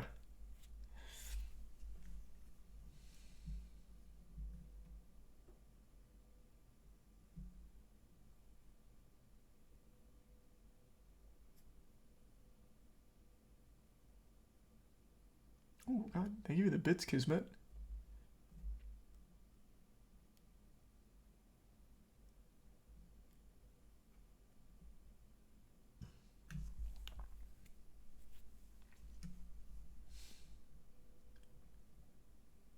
There's the Prime 15. There's a setup for log skip and it looks reliable, but you can't set it up fast for an AMOC. Hey, as long as it's reliable, though, it's going to save a ton of time. Thanks to the bits, eggs.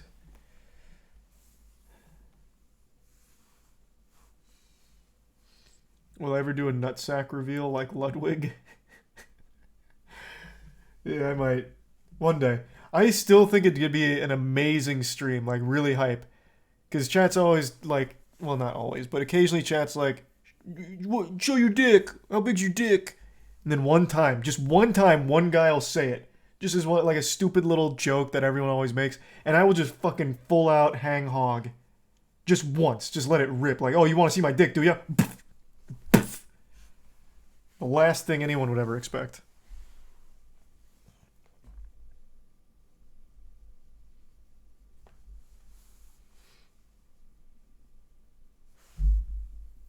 Take the 3-day ban. Yeah, I mean, it's just a 3-day ban. Like, it's not even that big of a deal. I'm not worried about that. I'll just let it ride.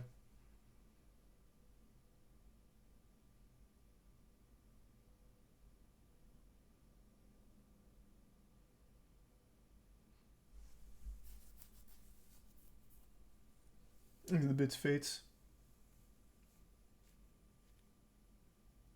Isn't that set on how you're going to leave Twitch? Yeah, but I had a different plan on leaving Twitch, to be fair.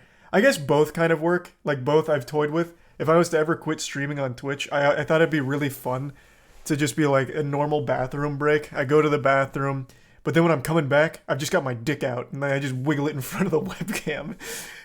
Like, yeah, I use the bathroom and now look at my cock. And just get banned for it. Just like to be the most unexpected thing ever.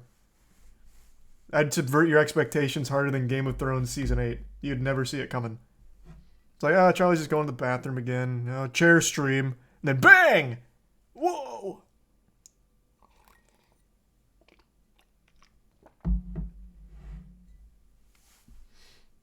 Stealing XQC idea? If XQC ever said that, he fucking got that from me. I've had that in the back burner for a long time as a just what if kind of thing. That's been in the back of my mind for like 2 years now. And I've said it like twice over the last 2 years. Just brought it up. I'm like priming the pump, getting you guys ready for that what if situation.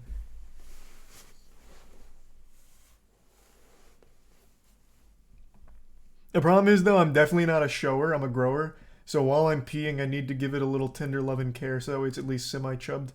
But it can't be fully erect because then that's embarrassing. So it'd need to be like semi-ed where people are like, oh, okay, even flaccid, it's kind of impressive. Thanks for resub dunk. Certainly couldn't be like fully actually flaccid.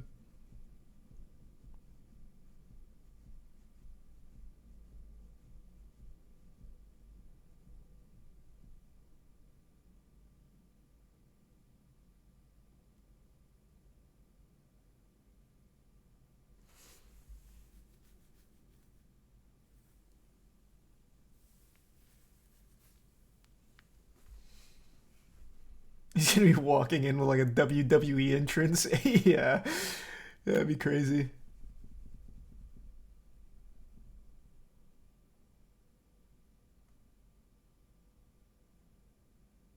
There's a bits mystery.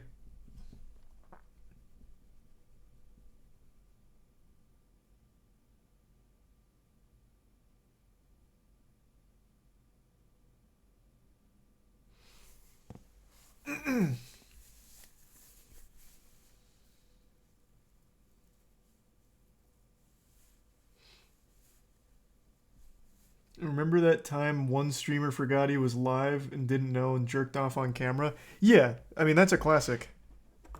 You couldn't see his cock or anything, though. Thanks for resub Sasquatch. And the bits mystery. And fates. Wasn't that DSP? Yes, sir. That's an iconic clip. That's still probably one of the best clips. That is up there for like the top 10 list of best clips ever from live streams. Like, oh, well, it was after he blew his load. He like leans his head back, and then he like comes to. He gives a big sniff. They're like, oh, are we live? You can see me. He doesn't even wash his hands or anything either. It was so hard. It went so hard. That clip is so good.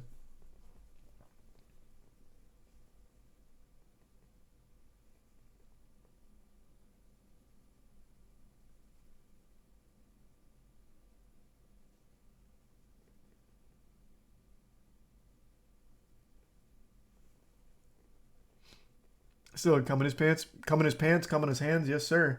He was like, all right, time to stream. Got some hours to make.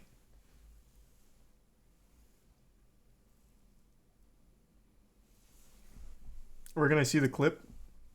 What do you mean? That's like the easiest clip in the world to find. Thanks for resub Aweon.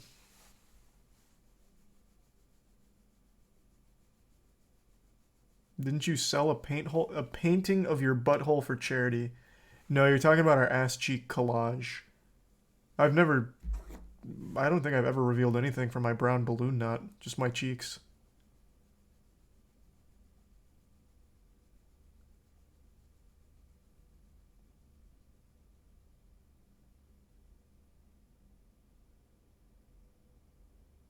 There's a resub iron.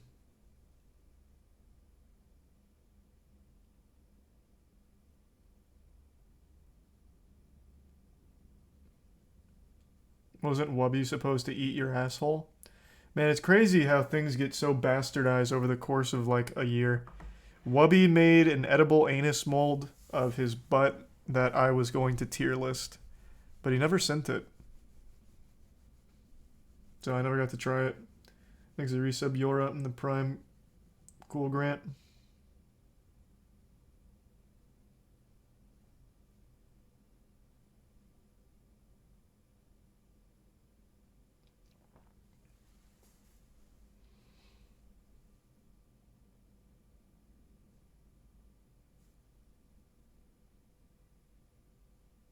DJ Khaled crashed his golf cart today. Yeah, not as good as I thought it'd be, though. When I first read the headline, I thought DJ Khaled fucking capsized that bitch.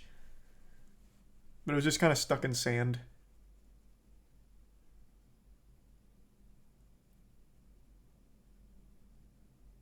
Yeah, I'll bring it up. I don't think it's not his finest crash. Like, it could have definitely been better.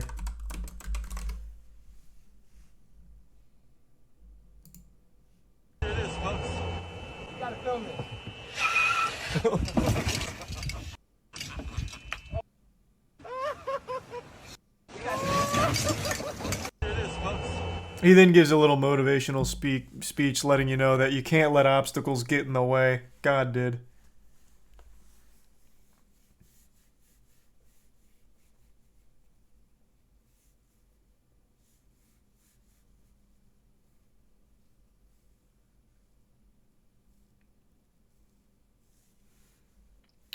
Oh yeah, I've never seen him golf. I didn't even know like he knew how to golf.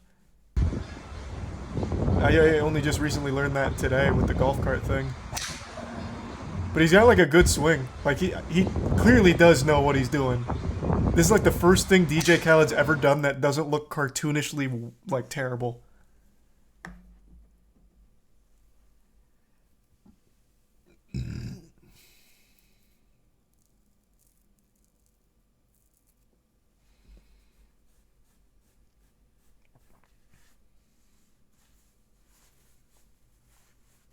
Why do all rich people play golf? It's the most boring sport. It's got that rich people prestige to it for some reason, but I remember even back in college, we'd go play golf occasionally for like $15 for the whole day. And you usually just go with your friends, drink beer, and relax. It's just like a laid-back social activity. I think going alone would be really boring. I couldn't imagine golfing by yourself. But like just with your friends, super fun.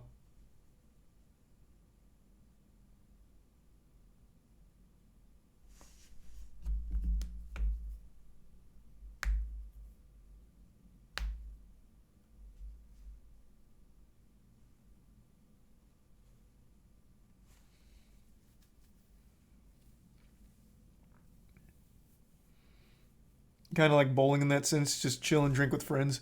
Yeah, bowling's always fun too, but bowling's one of those things that's only fun for the first game, maybe two, and then after that, the bowling becomes more of a chore because you'd rather just drink and eat with your friends. It's like, hey, you're up, your turn to bowl. Just bowl for me. No, I don't really want to bowl for you though.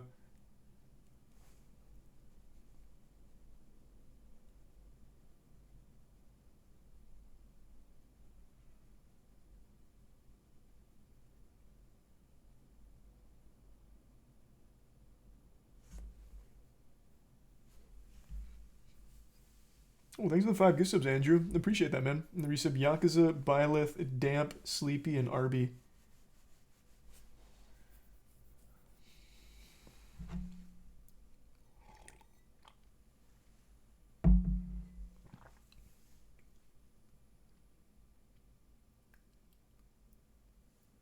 And the resub Cole.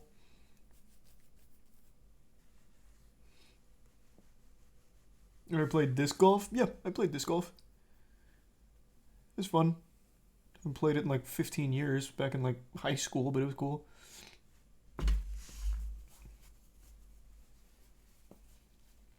Thanks to the Prime Veil.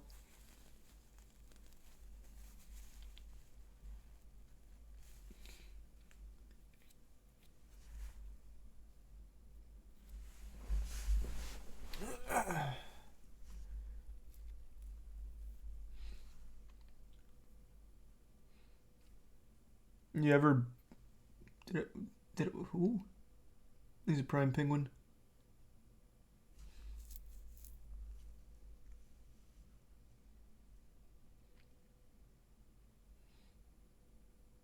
If I ever got the opportunity, would I do cooking with Suicide Boys? Man, that's coming out of left field. I like some of their songs, sure. Thanks, a resub Husky.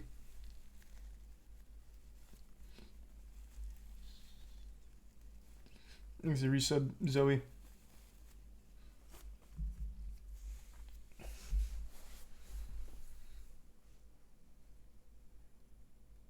You've been following the shit show that is the Speaker of the House voting.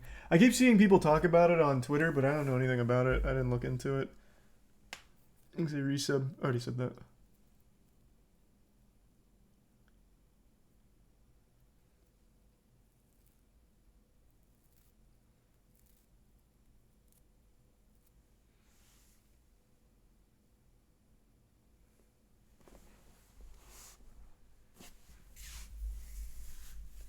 Why the fuck would you follow that? I don't know. Seems like a lot of people were. I don't know shit about it. You see Dylan Dennis pull out of the KSI fight. Yeah, all that shit he talked, and then he still pulls out. It's so cringe.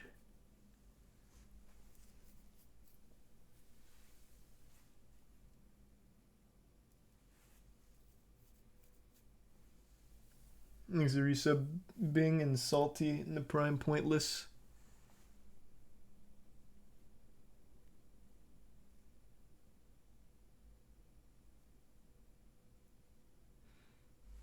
It wasn't just Instagram comments. Dylan fought someone at that KSI presser. Like, he just fought a random dude. He still got his ass beat. But yeah, he just got into a scuffle there. Like, he'd been going on like a rampage about brutalizing KSI. And now that the fight was like rolling up, he drops out. What was his reasoning? I didn't even bother looking. Why did he say he's quitting? There's a Prime Cup.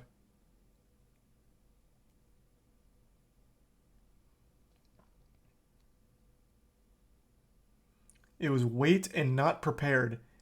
Man, he got so much time to get prepared. He'd been talking so much shit about this fight, like ready to fight him. How he's going to beat the shit out of KSI. How did he not get prepared in all of that time?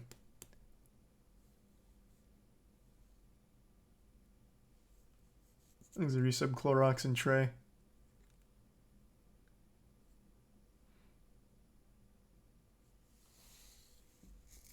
He hasn't said anything. Those are still rumors. Oh, okay. I mean, he did pull out, though. I'm very curious as to why.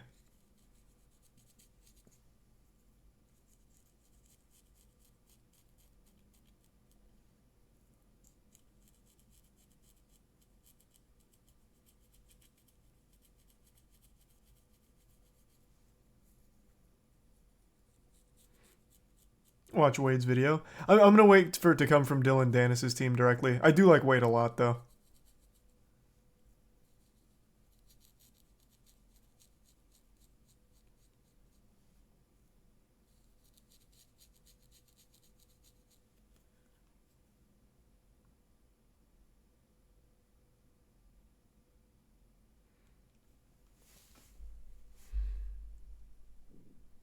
Have you heard anything from Warner Bros. About Miss Shinema? No, not yet. Thanks to the resub elephant. You should look up Serial Instigators on YouTube. I've heard of that channel before. I'm familiar.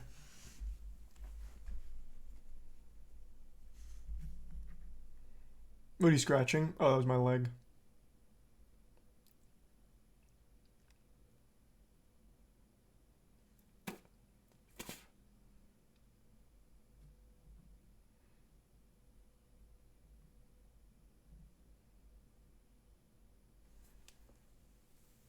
Thanks to the resub.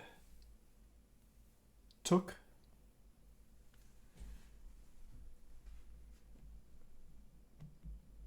Do I like ball torture? Nah, my nuts are super ticklish, like super sensitive. Even when I'm showering, if I like give my nuts too hard of a tug, it makes me like really uncomfortable. I don't know. It's a very sensitive area, and I get all like tickly. So no, I'm definitely not a CBT enjoyer. He's a prime UMC.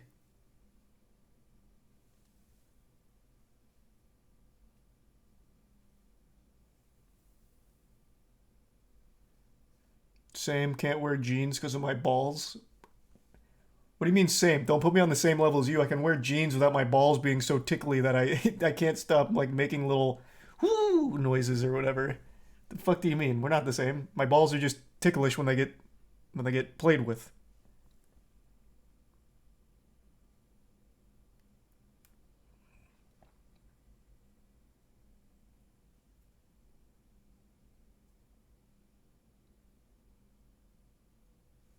Thanks to the bits hamburger.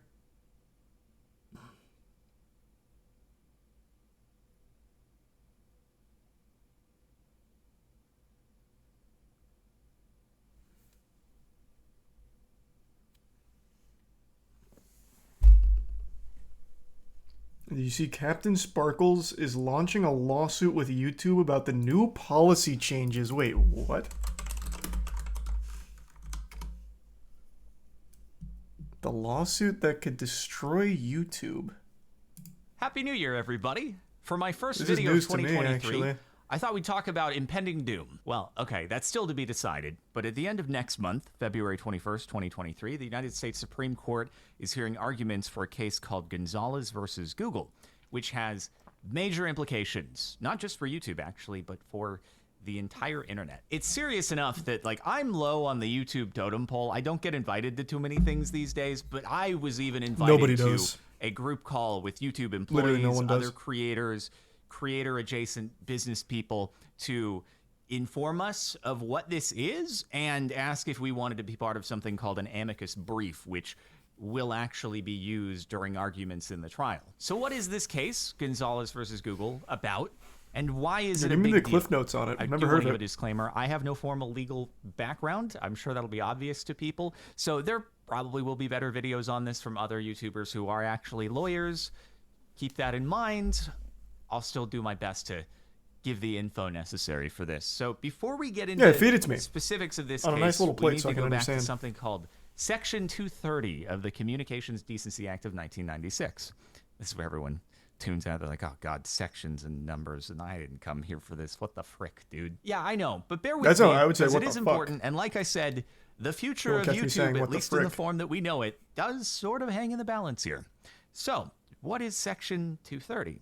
Well, perhaps the most important text in it says, no provider or user of an interactive computer service shall be treated as the publisher or speaker of any information provided by another information content provider. What does that mean, simplified? Basically, it means that a website like YouTube Is it responsible for Facebook, the content? or Twitter or any site that hosts a ton of user-generated content isn't responsible as a website for the speech, the posts that the users post on the site. You can't blame YouTube because someone posts a terrible, awful video where they say horrible things. Yeah, that's been, so I didn't know it actually went this far back. That's commonplace. That's been what's protecting the major corporations that run the websites. Because if they're being held responsible for every piece of content on there, the moderation would have to crack down so fucking hard and everything would have to be in a very, very squeaky clean state. Otherwise, they'd risk opening themselves up to massive lawsuits if that protection wasn't in place. I didn't know that was Section 230. I didn't know what it was called. But yeah, that protection's been around for a very long time. It's a legitimate necessity. A website like YouTube, Twitter, Twitch, whatever, could not function without that protection being in place. It would crumble and die. So I'm assuming, since that's now being referenced, this Gonzalez versus Google case is about Section 230 being overturned's not the right word. Thrown out, replaced. Trying to hold the corporations responsible for like hate speech or something would be my guess. YouTube hosts a massive platform that's given rise to extremist content, and they need to be held responsible. Well, in doing so, you will then force them to be held responsible for every single piece of content generated on the site. That's going to be my guess as to what this is about then if this is being referenced.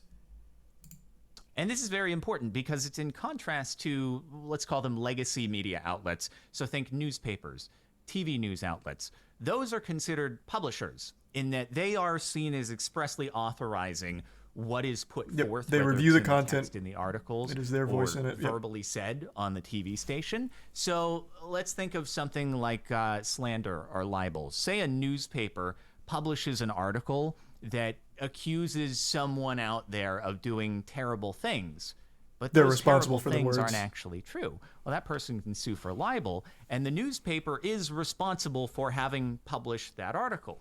Doesn't The apply on difference here, YouTube. which is protected by Section 230, is if someone goes on YouTube and says a bunch of slanderous things about someone, it's not YouTube's fault. You can sue the person who made that video, but you can't sue YouTube for hosting that piece of content. It's a very similar concept to the DMCA, which I think more people here are probably familiar with, in that what the DMCA is to copyrighted content, Section 230 is to speech. There is an important carve-out here that is different from the DMCA, though, and that states that no provider or user of an interactive computer service shall be held liable on account of any voluntary action taken in good faith to restrict access to or availability of material that the provider or users consider to be obscene, lewd, lascivious, filthy, excessively violent, harassing, or otherwise objectionable, whether or not such material is constitutionally protected. Okay, this just means that sites are allowed to actually try to execute good faith moderation on the content that's Without posted being to held them. responsible and as opposed for to the overall, DMCA, yeah. where if YouTube tries to be hands-on at all and says, "Oh, you So then can't what post does this on our Gonzalez site," versus Google they're no wanna longer change? indemnified. They have to be totally hands-off. With Section 230, YouTube can make efforts to moderate really, really bad content. Hold on. Let me look something up real quick. I feel like if this was really about getting rid of Section 230 protections, this would be a much bigger deal unless it somehow flew under the radar. Because just looking it up, I was curious how new it was. This was October of 2022. Or no, November of 2022. But this is also citing a case from October of 2022. How the fuck would this have flown under the radar for so long? Have people talked about this and it just hasn't been picked up by the majority of people? Because that is news to me.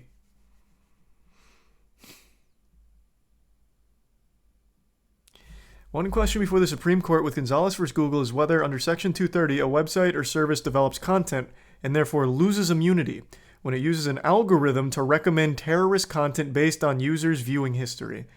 As the Artificial Intelligence Law and Policy Institute argued in an amicus brief before the Ninth Circuit, the court must determine if content recommendation algorithms are neutral facilitation tools or a means of developing user-tailored content.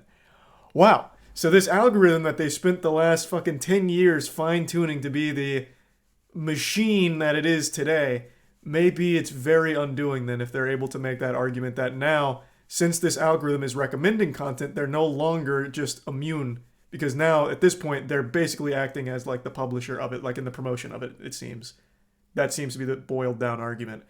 The algorithm promoting terrorist content or the algorithm steering public discourse, like tailored content, is, I guess, being argued as them no longer just being like this hands-off God, what's the right word? Hub? They're now like a direct participant. Thus, they're now going to be held to the same standards of something like The Sun. That is very, very, very interesting.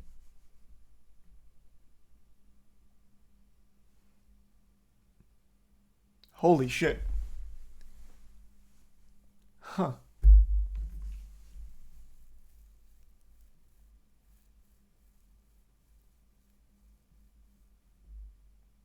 Oh my god. Yeah, that's a pretty fucking good argument. Like, this isn't baloney. Because they're not wrong. The YouTube algorithm will keep you in a bubble if you want it to, or if you let it. So let's say you are someone that... shit, this is a really morbid one. But there's a community on YouTube that likes to torture young monkeys. And if you watch one of those videos, YouTube recommends tons of people torturing monkeys. Like, it's a real fucked up thing, and the YouTube algorithm, in the way that it works, will continue to recommend that content. But under Section 230, they're not responsible for the content being there, but the algorithm promoting it is now being argued to be YouTube as kind of like almost being responsible for it because they're showing it to you. They're delivering this experience to you. So the same rules they're arguing shouldn't apply in a case like that.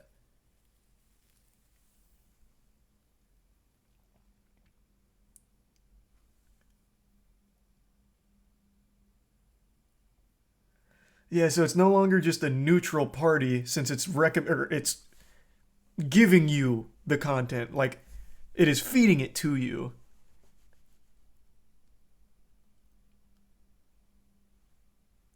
There's the Prime Kinky, and then you said Daffodil and Smed.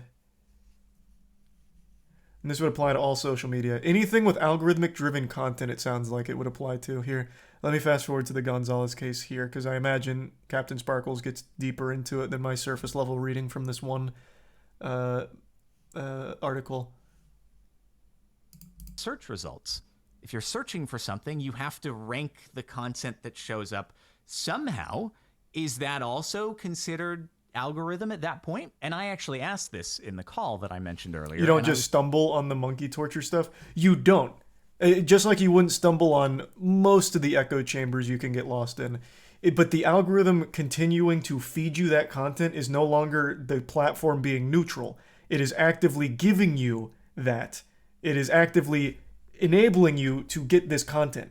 Even if it's good, even if it's bad, doesn't matter. They are not neutral anymore. They're just providing you that content. They're like, oh, you like this? Here's more.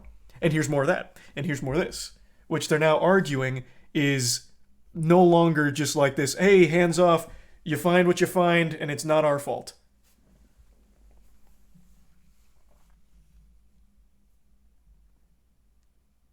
I was told that there is precedent for Google search results to be protected. But again, even though this case is called Gonzalez versus Google, it is about YouTube. And so I'm sure that the defense will reference that, but I don't know that it's established precedent when it comes to YouTube search specifically. And so it's a very hard question to answer. What actually is the algorithm? This only applies, obviously, if the Supreme Court is thinking about ruling against Google here. But I guess that's why you're probably still here, is to find out what could actually happen if the court rules against Google on all counts. So, God forbid, let's envision a worst case scenario here. We may not actually see immediate massive changes to YouTube. Because remember, this ruling wouldn't be, oh, the algorithm is now illegal, you can't make content recommendations. It wouldn't just be the algorithm. By making these content recommendations to viewers, you may now be held liable for what they've uploaded. So now, thus they'd have to crack down so fucking hard on every piece of content uploaded to YouTube, which they realistically can't do. They would have to play so safe on every upload, otherwise they risk being sued, otherwise they risk full legal action. Yeah, it's not just like, oh, okay, so the algorithm's going away, so it's going to go back to how YouTube used to be. Because now they're going to be responsible for every piece of content on the site. Somebody goes and uploads a horrible, vile video that's a clear violation of the terms of service they agreed to when they made a Google account to be able to upload in the first place. But somebody sees it via an algorithmic means before it's taken down, and that person decides, I'm going to sue YouTube for this. And even if it's a frivolous lawsuit because it was a violation of the terms of service to begin with, YouTube has to defend that lawsuit. And defending lawsuits is very expensive. And if they start getting hit with enough of those, then it's going to be too expensive to keep the site operating in the way that it is. And at that point, they may be forced to start scaling back in places in order to avoid being hit by all of these lawsuits over and over, to the extent that the site can actually operate without being in jeopardy from them. So over time, if YouTube is hit with a deluge of these incoming lawsuits, does that mean that the only functions remaining are the ability to manually browse to a specific channel? That subscription feeds that'd be a lot are deeper the only than thing that. that's active? Channels you've already hit the subscription button on, and therefore it's going to serve you content from them? Does search still work in the same way? Will that be carved out? Will it be exempt? But when you really think about it at the end of the day, as much as, you know, I've complained about the algorithm here and there, usually that comes from like a selfish perspective, like, man, I wish it were recommending my content more. But what does YouTube actually look like? What do all of these websites look like without any form of algorithmic content recommendation? No, he hasn't brought up the deeper point here, so maybe I'm misunderstanding from the article, but it seems like if they do rule against YouTube, it's not just like this algorithm needs to change, it's you are now responsible for this content. So it's not just a matter of, okay, no longer we're going to be really strict with our algorithm, we can't recommend anything bad. It's we can't have anything bad because if someone finds something bad, we can be sued for it. Whereas right now, that's just not the case because of the 230 protections.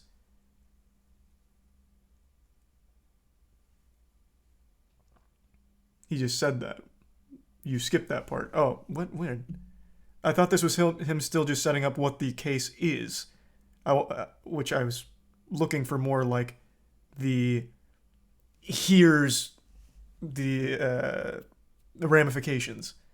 I can see what the case is. I've got it up, so I just didn't need the summary. I think its videos can't be recommended to you. No. From what I'm reading here, it seems like it's no longer going to be protected by the Section 230 rulings. Not just like it can't recommend to you anymore. This is still just the same article, though. So perhaps I'm off the mark. Maybe it's not as doom and gloom.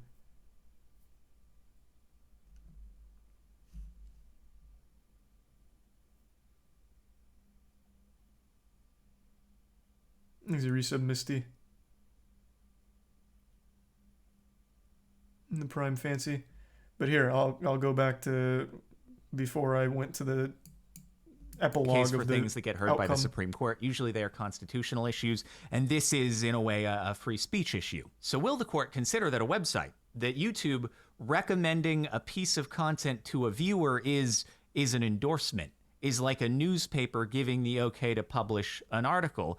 Or will they see that almost all social media websites at this point, if not all of them, operate off of an algorithmic recommendation system? Yep. And to not give some sort of carve out there would more or less break the operations of all these websites. The scope of this is not even known, though. Like, where do you draw the line between what is considered algorithm and what is not? You might make the argument that videos recommended from channels you're not subscribed to on your homepage, maybe that's algorithm. Suggested videos to the side and bottom of the video you're watching, okay, maybe that's algorithm. But what about search results? If you're searching for something, you have to rank the content that shows up somehow.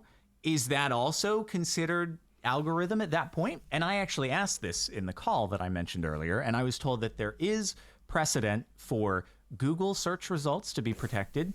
But again, even though this case is called Gonzalez versus Google, it is about YouTube. And so I'm sure that the defense will reference that, but I don't know that it's established precedent when it comes to YouTube search specifically. And so So I see people in the chat once again saying, and this is him giving the recap of what's going on and like the scope of it. But again, it's not just the algorithm, at least not based on what I'm reading here. One question before the Supreme Court with Gonzalez versus Google is whether under Section 230 a website or service develops content and therefore loses immunity. When the algorithm recommends to terrorist content based on viewers' viewing history, as Artificial Intelligence Law and Policy Institute argued in the amicus brief before the Ninth Circuit, the court determined if content recommendation algorithms are the neutral facilitation tools or means of developing user-tailored content. This recommendation algorithms fall outside the scope of Section 230, and the ruling would have enormous implications on how websites would operate. This is like it's still independent of just the algorithm. It's now looking at the website as a whole. So any kind, and he does mention this, any kind of like a search result could be considered an endorsement.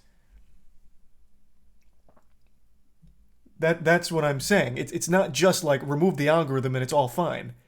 This seems to be arguing that at this point, at this stage, YouTube could be considered like endorsing the content. Is the argument.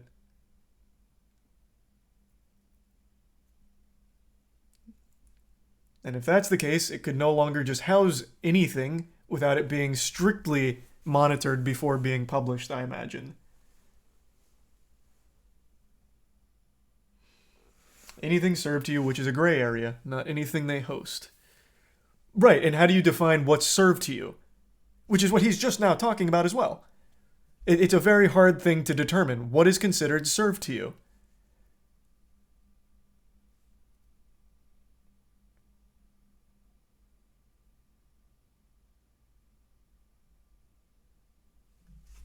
Thanks to Prime Zook. Yeah, of course, Snert. Who gets to determine this? Don't know.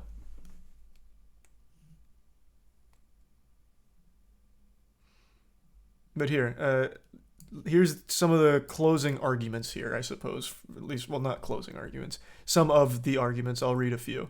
Plaintiffs of the case argue that the defendant violated the Anti-Terrorism Act by communicating ISIS messages, radicalizing recruits, and furthering their mission. And 2, should be held liable for this content because it was promoted through targeted recommendations on its website.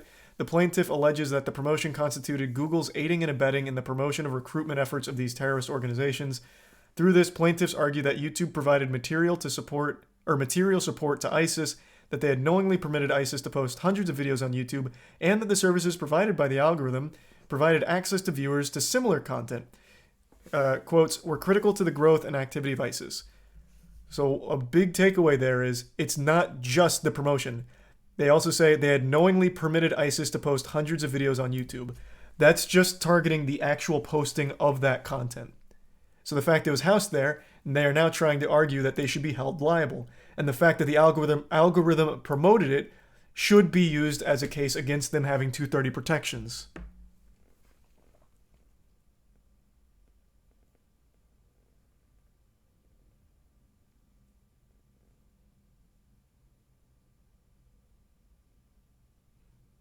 So this is like a really large scope case.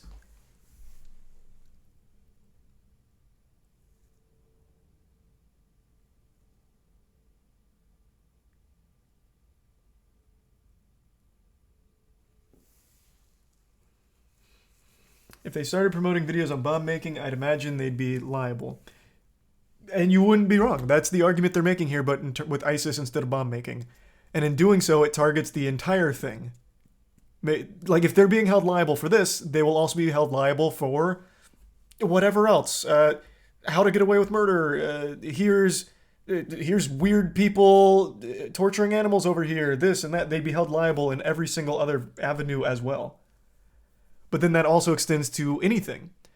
They would now be held liable for every piece of content. Meaning, if you wanted to post your Minecraft Let's Play, and let's say you use some hate speech in the middle of it, they'd be held liable for that. Like, oh, okay, so you're enabling people to say some slurs. It'd be very dangerous for them to allow content that they couldn't strictly moderate and approve beforehand. Just like a paper, making sure they don't publish something like that. At least that's how I understand it.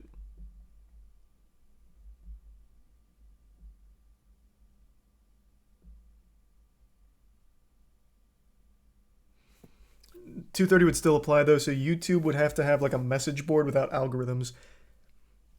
But that's where it's so gray though, because, well, I guess a message board would be a little different, because then you could say it's user generated, thus we have no say in it. The users are posting it and blowing it up, not us.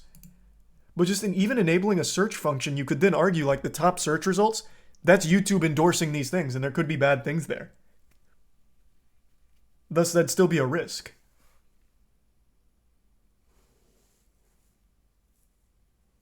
Thanks to the Prime, dying and Darth Lightyear in Borderline.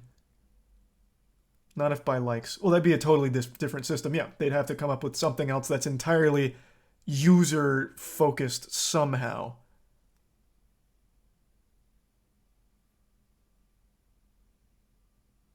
Top search result is user-generated. No, it's generated based off of what you usually watch. It's catered to you, your channel. Like what you're usually watching.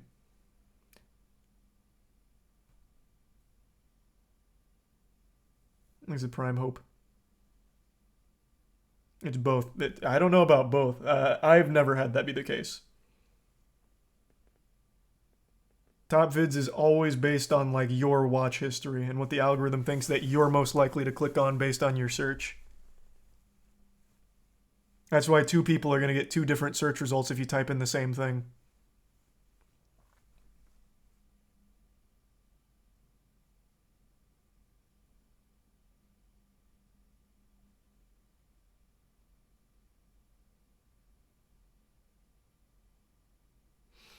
he says in the video that Google search results are protected by precedent, but he then again says that there's no telling if that applies to YouTube itself. That's applying to like searching for information on Google.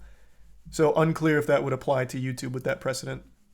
Let me get back. I think he was mentioning it here. Amended their content in some place. Search results, sure, but if I look in my YouTube analytics, over the course of my YouTube history, the majority of people who are here watching this, you discovered my content algorithmically. And without that, it's just going to crush potential for future growth for channels. That And is you true, have but I think it's people much who've bigger than obviously that. invested their livelihoods There's in a building up lot the more channel. You for have it. people who recently got to the point where they can do it full time. Well, that's not viable anymore. They can't grow. There's no more algorithm to push their content and expose them to new viewers. I might be okay because I've been at it for so many years and I've been able to build up an existing audience that may still be able to find my videos through subscriptions, but it would still hurt dramatically. Still, at least half the people who watch every video of mine are not subscribed. They're finding that content somehow. Some may be searching for me directly, but I would bet a huge majority are being found in suggested videos, recommendations on the home page. And without that, viewership plummets. If people have to go out of their way to try This is to all very discover true. Yeah, he's new not wrong about content, any of this. It's That's a good going to point. dramatically decrease the amount of interaction that content's going to see. So in the long term, you see massive loss of jobs. There are creators out there who may get tons and tons of views, but they also employ a ton of people. They have a lot of overhead. And all of a sudden, if you decrease that viewership even by 10, 20%, they're not able to meet their payroll. And the thing is, if YouTube falls, that's the final domino, right? They are the biggest, most well-capitalized entity to be able to try to defend against this and keep the site running without changes for the longest in the event that this case is ruled against them. Every other site at that point, smaller websites that are dependent Anything on algorithmic algorithmically recommendations, based, yep. they're done. They're gone. They're not operating anymore. It's impossible. And so it's not just creators who get destroyed. There's also going to be employee job loss at tech social media companies across the board. And so while I'm not a constitutional scholar who can really determine how Section 230 applies to algorithmic recommendations, what I focused on in my contribution to the amicus brief was simply that these algorithmic recommendations, despite Tier 1 maybe Sierra. having an occasional shortfall, have contributed tremendously to job growth and people being able to make a living and are necessary for these sites to be able to operate the way they do and are, I think, a net positive. Despite, again, everything that I've complained about in the past, I do believe that content recommendation systems are a net positive to websites and helping to allow creators to do what they do. Again, though, I do just want to remind that is an absolute worst case scenario. And in my... I still don't think that's the worst case scenario, though. Because again, going back to here, the legal question at the heart of this matter is to determine the following. Does Section 230, mentioning 230 by name, which is the protections in place for websites like YouTube, Twitter, whatever, where they're not responsible, like legally responsible for the content that users generate to protect them from things like a terrorist uploading a beheading video or something. They're not responsible for that. By mentioning Section 230 here and then talking about how content currently works, it feels like it's more of a threat to the protections put in place on the website as a whole, even if it's mainly like focused on the targeting. So does Section 230 immunize interactive computer services when they make targeted recommendations of information provided by another information content provider, or only limit the liability of interactive computer services when they engage in traditional editorial functions, such as deciding whether to display or withdraw with regards to such information? Like, to me, all of this seems much bigger. Should they rule against Google, it feels more like not only will the algorithm have to completely not exist. I don't see how they'd be able to anymore because you'd never be able to make an argument against it once that's overturned. They would also then have to strictly moderate what goes up because it's such a gray area on what you can consider targeted content, like what is getting recommended to you. It's just such a huge risk I don't see any companies taking.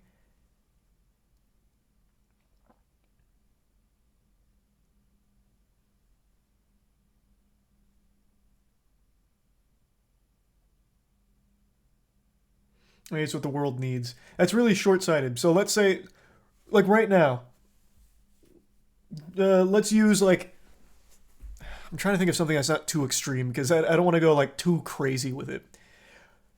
Right now, someone is being real politically incorrect. He's saying like some real bad things. He's making points about like, oh, this group is so inferior. They're such shit. This and that. Like, they're fucking terrible. They're awful. Like, right now, that person might find their way in the algorithm and you can be like, oh, that's terrible. They're promoting this. And then from here, I'm finding all these other people. But now let's envision a future where that algorithm's not there. And now they have to strictly moderate every piece of content. Obviously, they wouldn't approve of that guy. But who's to say that going forward, they would then approve of someone else who's just saying something kind of innocent that's not nearly as bad? It's like, oh, you know, I'm playing this game and I made a joke about this guy being real bad at the game. I'm like, oh, bro, you fucking suck. Like, this is very toxic. Is that allowed? Should we allow? Like, does that open us up to any kind of possibility? Or like CoffeeZilla did an investigation on Logan Paul, but it's not an officially conducted investigation. Is there a chance that we just platformed a completely fraudulent, defamatory statement? Like, it becomes this big gray area where it's like, fuck, what's going to open us up to that responsibility? That's just free speech, which is threatened here. Because the 230 section is about protecting it.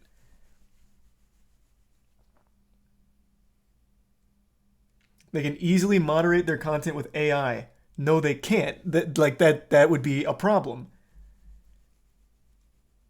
Because right now they already do that, and that's become a big issue because here, as mentioned, it allowed ISIS to promote hundreds of videos, or post hundreds of videos on the platform. It would then need to be a massive overhaul and be manually reviewed in order to make sure that doesn't happen again.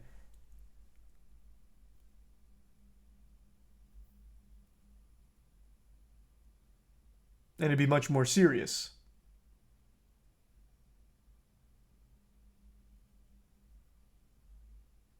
They already suppress discerning political opinions. But you can still find them. Like, imagine like if you right now search for a discerning political opinion, you can find it and a ton of creators and keep yourself in that bubble. You can do that for anything. I mentioned that monkey torture ring. If you look into the monkey torture ring, watch a video, you can find the entire echo chamber. It's all still there. Which is obviously like a bad thing. You don't want that to be promoted, but that's the reality of it at the moment. And then if they rule against YouTube and it's like, this is no longer protected by Section 230, you are responsible now because you have recommended this. It is you endorsing this content. They're going to be very, very, very, very selective on what can even be posted in the first place. They'd have to be. Or they'd constantly just risk being open to a lawsuit.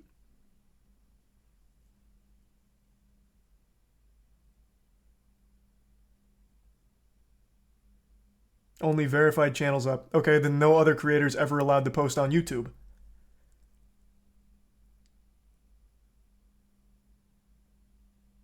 So then you have no small creators anymore, you have no new creators, and you have no new viral videos because you're not a verified account.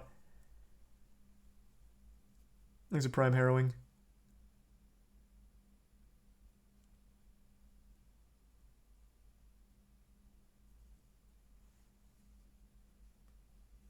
Plus, that's just so fucking dystopian. Only trusted uploaders can upload onto YouTube. I'm hoping that this article I'm reading is kind of like overly fear enticing, and it's actually much more grounded in the things that Captain Sparkles is focusing on what it means for like the actual creator atmosphere. But it just seems to me like it's a lot bigger than just that. Because he does mention it, this would affect anything that uses an algorithm, which is every social media platform, really every platform.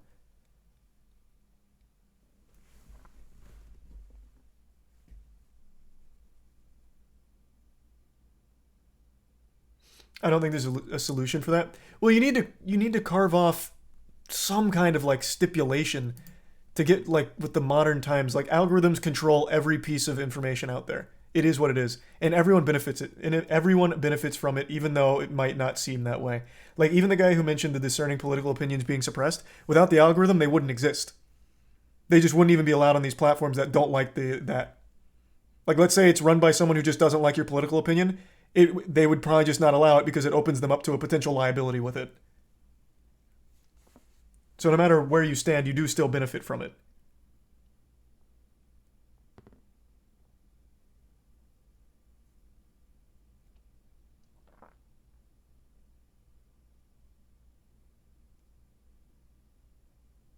At least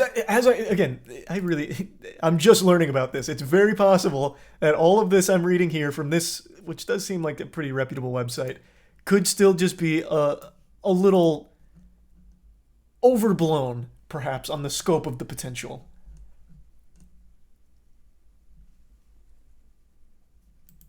I would like to hear more from like lawyers and stuff, as Captain Sparkles mentions. I think he's done a great job breaking it down, like in its like most plain state. Like, here's what it means, here's what it is. 12, almost 13 years now on YouTube. I feel like we've seen enough legislative scares, SOPA, PIPA, the end of net neutrality, that have come and passed and not ended up being nearly the apocalypse they were promised to be. So I also have hope that that will end up being the case here. But it's also good not to get complacent and be aware of things like this. And even though in this case there isn't quite as direct a way to participate, you can always call up your local representative and voice your concerns in the matter, in the hope that maybe at some point there can be legislation that is actually passed in order to enforce that algorithmic content recommendations are concretely protected by Section 230, despite what may end up turning out from this case. If there are elements that are ruled against Google, there could always be legislation in the future that is passed in order to protect this sort of thing. So it's good to be aware of. I haven't seen too much coverage on this, interestingly enough. I didn't hear about this shit at all. Yet it was the first time that I was asked if I wanted to get on a call with YouTube employees and other creators to discuss it, which I did find interesting. Maybe as the trial gets closer, we'll start hearing more about it, but I still thought it was worth making the video, putting it out there, putting it on your radar in case it's of interest, and we'll just have to wait to see how it plays out. I do hope that algorithmic content recommendations will be able to remain.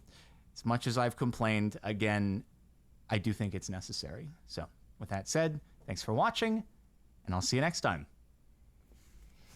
That was a very, very informative video there. Jesus.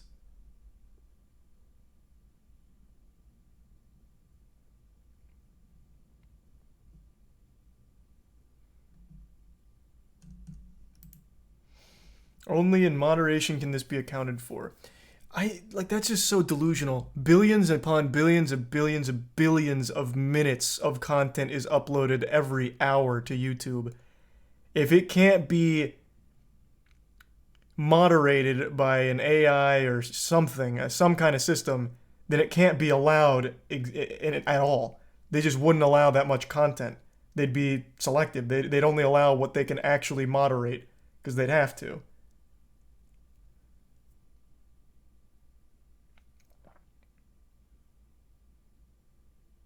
It's a lot, but not that much. Probably exaggerated, but it is. Here, actually, why don't I look it up? They have stats on it.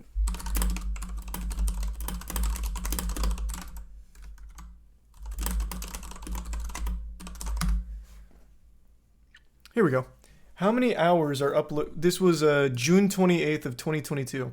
How many hours of video are uploaded to YouTube every minute? Over 5,000 hours of video are uploaded to YouTube every minute, which equates to 30,000 hours of freshly uploaded content by the hour. So 30,000 hours of freshly uploaded content every hour.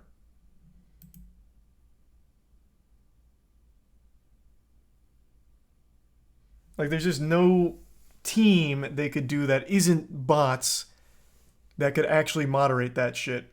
So you just wouldn't be able to post it if they lost their 230 protections, or if holes started to get poked into their 230 protections.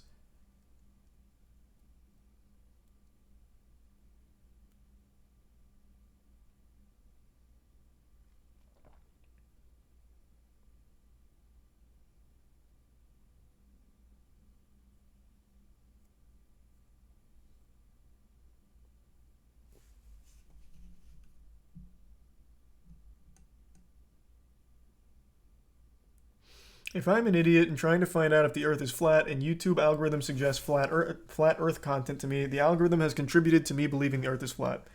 Well, that's the argument they're making, that YouTube is now responsible for that. though on a much more like serious scale about like ISIS videos and recruiting. But yes, that is the argument. They are now no longer hands off. They are now actively contributing to it. Thus, they're like the facilitator. They are the ones providing you with those things. That's their argument. Thus, they no longer get the 230 protections in that case.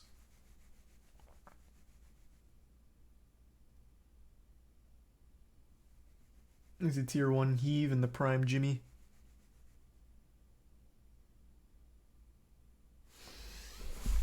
Ugh. Very, very interesting. Who do I think should win?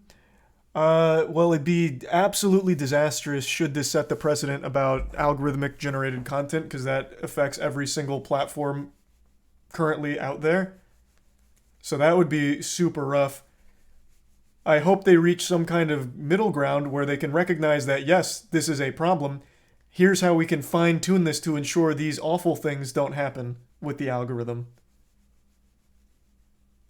So they carve out like a stipulation like, okay, here's how you can keep these protections in place while using these things, and this is how it's going to work. I think that'd be better for everyone. Because the algorithm's not, it's not great right now. Like, under no circumstance should I be able to look into monkey torture and find thousands of channels and videos of people torturing monkeys. Like, that just shouldn't even be, like, a possibility. So, like, the algorithm needs some tuning. So, hopefully, they can find a way of actually tackling the problem with the algorithm, the overall issue, and stop suppressing things as well. I don't like the suppression of content. I do understand it in cases where it's, like, dangerous, where it's like one that I used to watch, God rest its soul, was the man who was calling for action against the reptilians. Like, that kind of shit is dangerous, and I get why you'd not want to, like, not have him super frequent out there.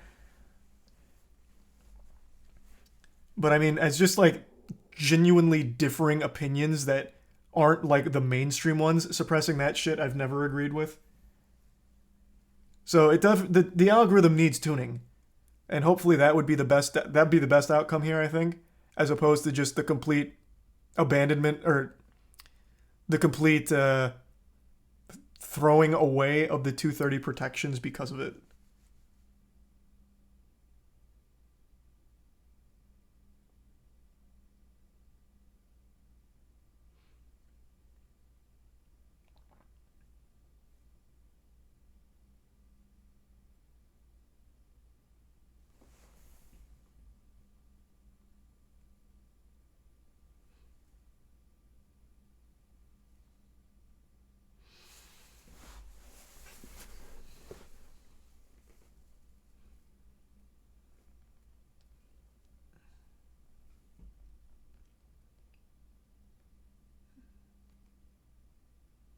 Does live content still get those protections? Yeah, YouTube's not responsible for anything on their live content. There was that Russian streamer who killed his girlfriend on stream. Brought her dead body in too, if I remember correctly. YouTube is not responsible for it just because they hosted it on their platform. They're not they don't endorse it. And they're protected because of the 230 protections. YouTube has no control over some fucking maniac going live and killing his girlfriend. They shouldn't be responsible for that. What the fuck were they supposed to do to prevent that? They had no idea he was a normal streamer from what I recall. Lost his goddamn mind. Killed his girlfriend. Like, how are they supposed to stop that? They're not responsible. And they shouldn't be.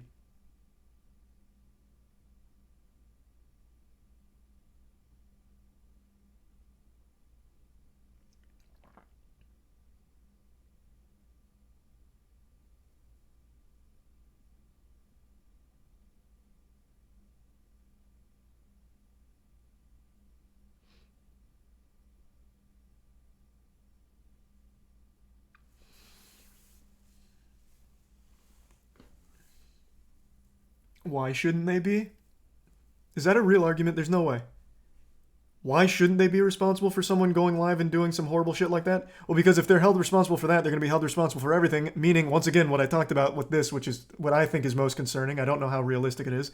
If they start being held responsible for everything put on their platform, they're only going to allow very squeaky clean things that aren't going to get them in hot water. It'd be the only safe way of running the platform. You wouldn't be able to freely post a video. They'd have to check it beforehand to make sure it's even allowed to go up. There would be no free speech anymore. It would all have to be highly monitored and approved content, just like publishing for a newspaper.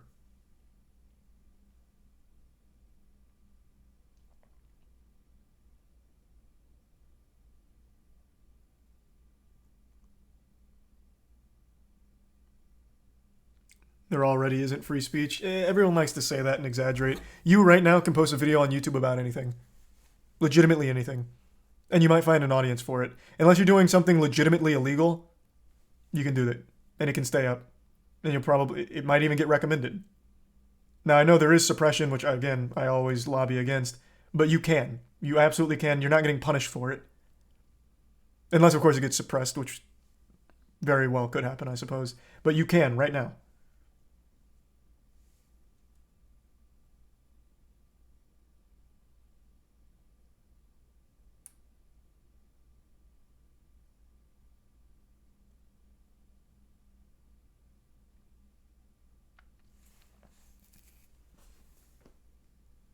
Is the resub Seiya and sauce?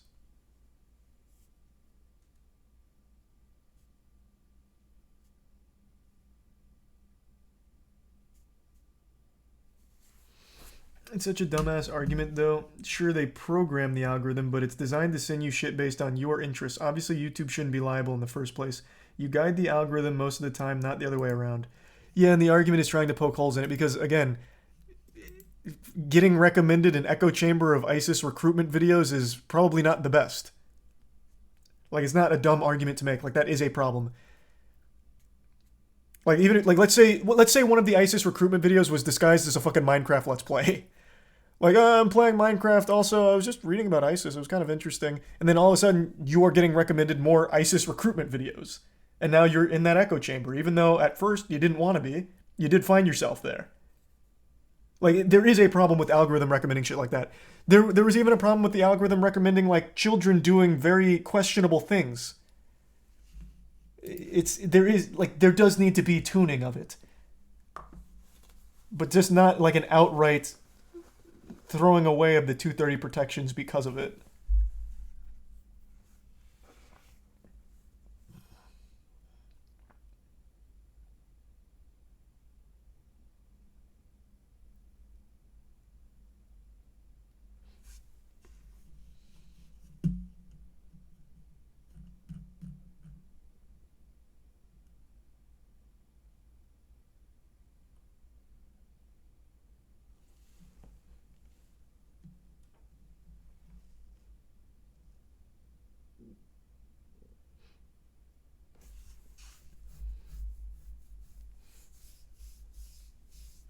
But yep, I had never heard of this until Captain Sparkles, so that's huge.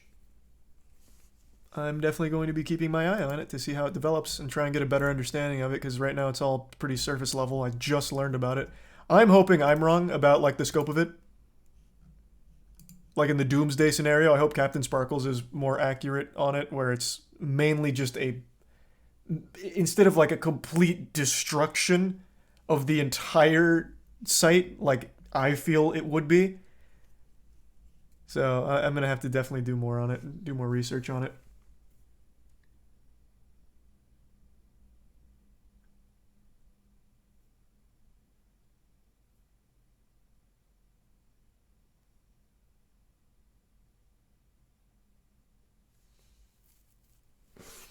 Did you find the video from the algorithm? Chat recommended it.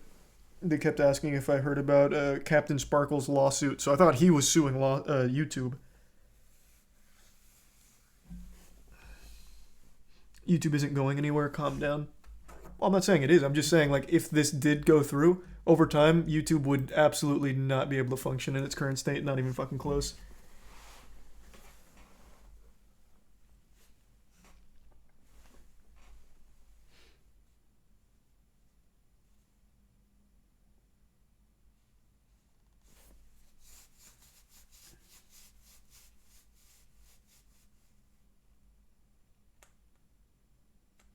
Honestly surprised this hasn't started rolling out sooner.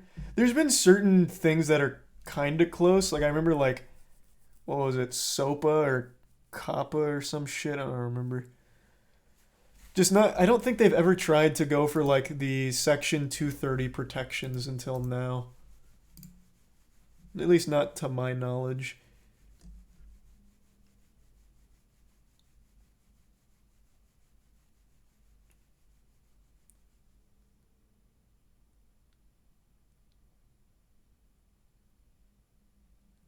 But yeah, it's a lot.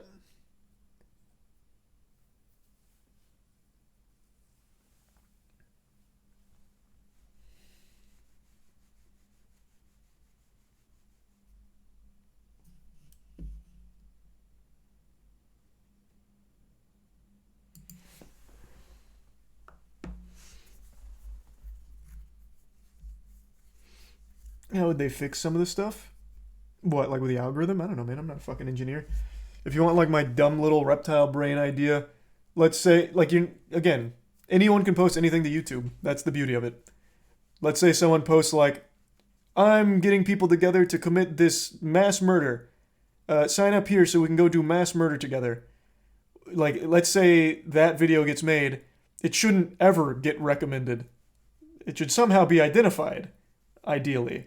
But let's say it doesn't and it slips through and some people find it. Well, with the algorithm currently, like it would give you, you'd watch that video and then the recommended videos would be similar things like, hey, talking about mass murder over there. You ever heard of like ISIS? It feeds you more things to keep you in that loop.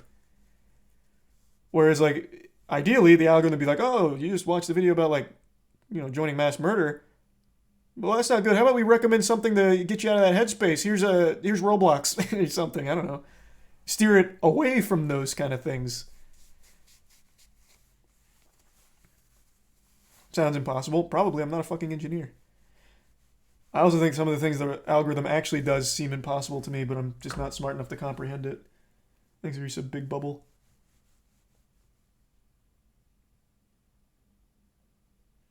Yeah, that was a big one, Joe, the apocalypse thing. Or just remove the videos. Well, yeah, that's, again, you would have to identify them. But right now the algorithm can identify the dangerous videos and still feed them to you. For however brief a time they're online. Because YouTube did take down a lot of the ISIS videos, obviously. But for the time they were up, the algorithm could recognize them and still feed them to you.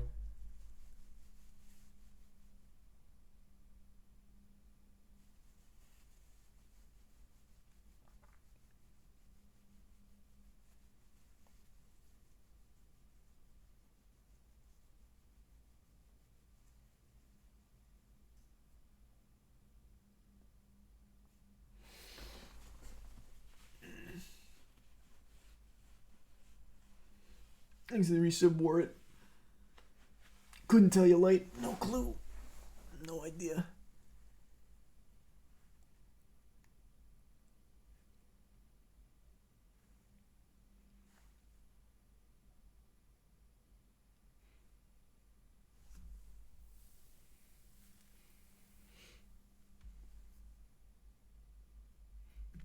Obviously the algorithm is shit right now, but arguing that because the algorithm recommends it, it's a direct endorsement by YouTube is a dumbass leap in logic. I can't believe it.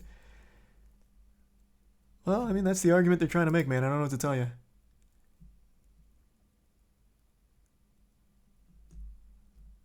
They're very clearly desperate to somehow pin this on something. So they're choosing this. Like, hey, you guys got this. Shit's not doing great for us.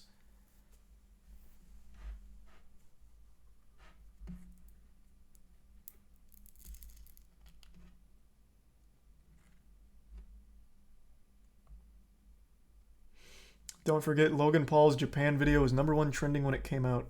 Oh, the Suicide Force thing. That's true. That was #1 trending video. That was pretty big.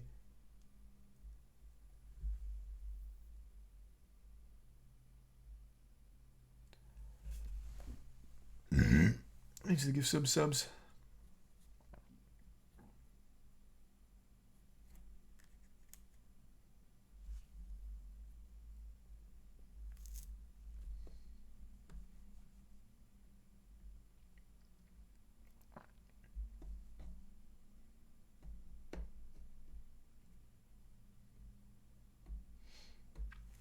Yeah, I saw Afroman made that song after his property got broken into. He's made like 3 songs on it. They're bangers. Will I make a video talking about how serious it is? I'm going to need to do more research on it. Again, I could be totally fucking wrong about all of this. I have read 2 articles now because I got another one up that I've been going through. I've watched 1 video on it and read 2 articles on it. I could be way overestimating the magnitude and the severity of it. I could be. Like, it's very, very possible. So yeah, I just need to research it more myself.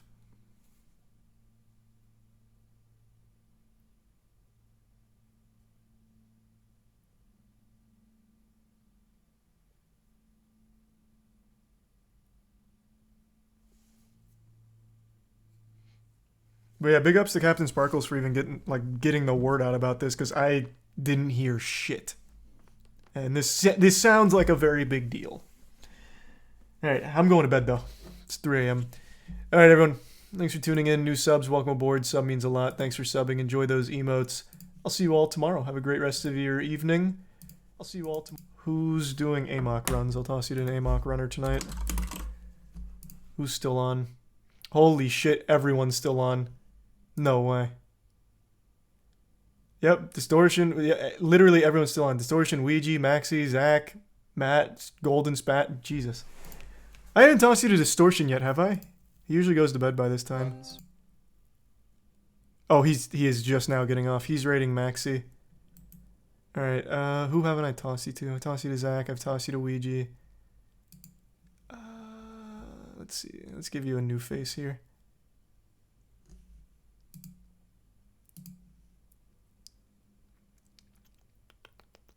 Here, I'll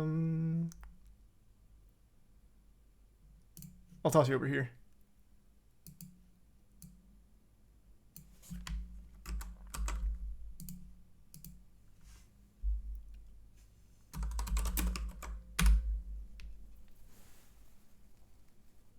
All right. Thanks again, everyone. See you tomorrow.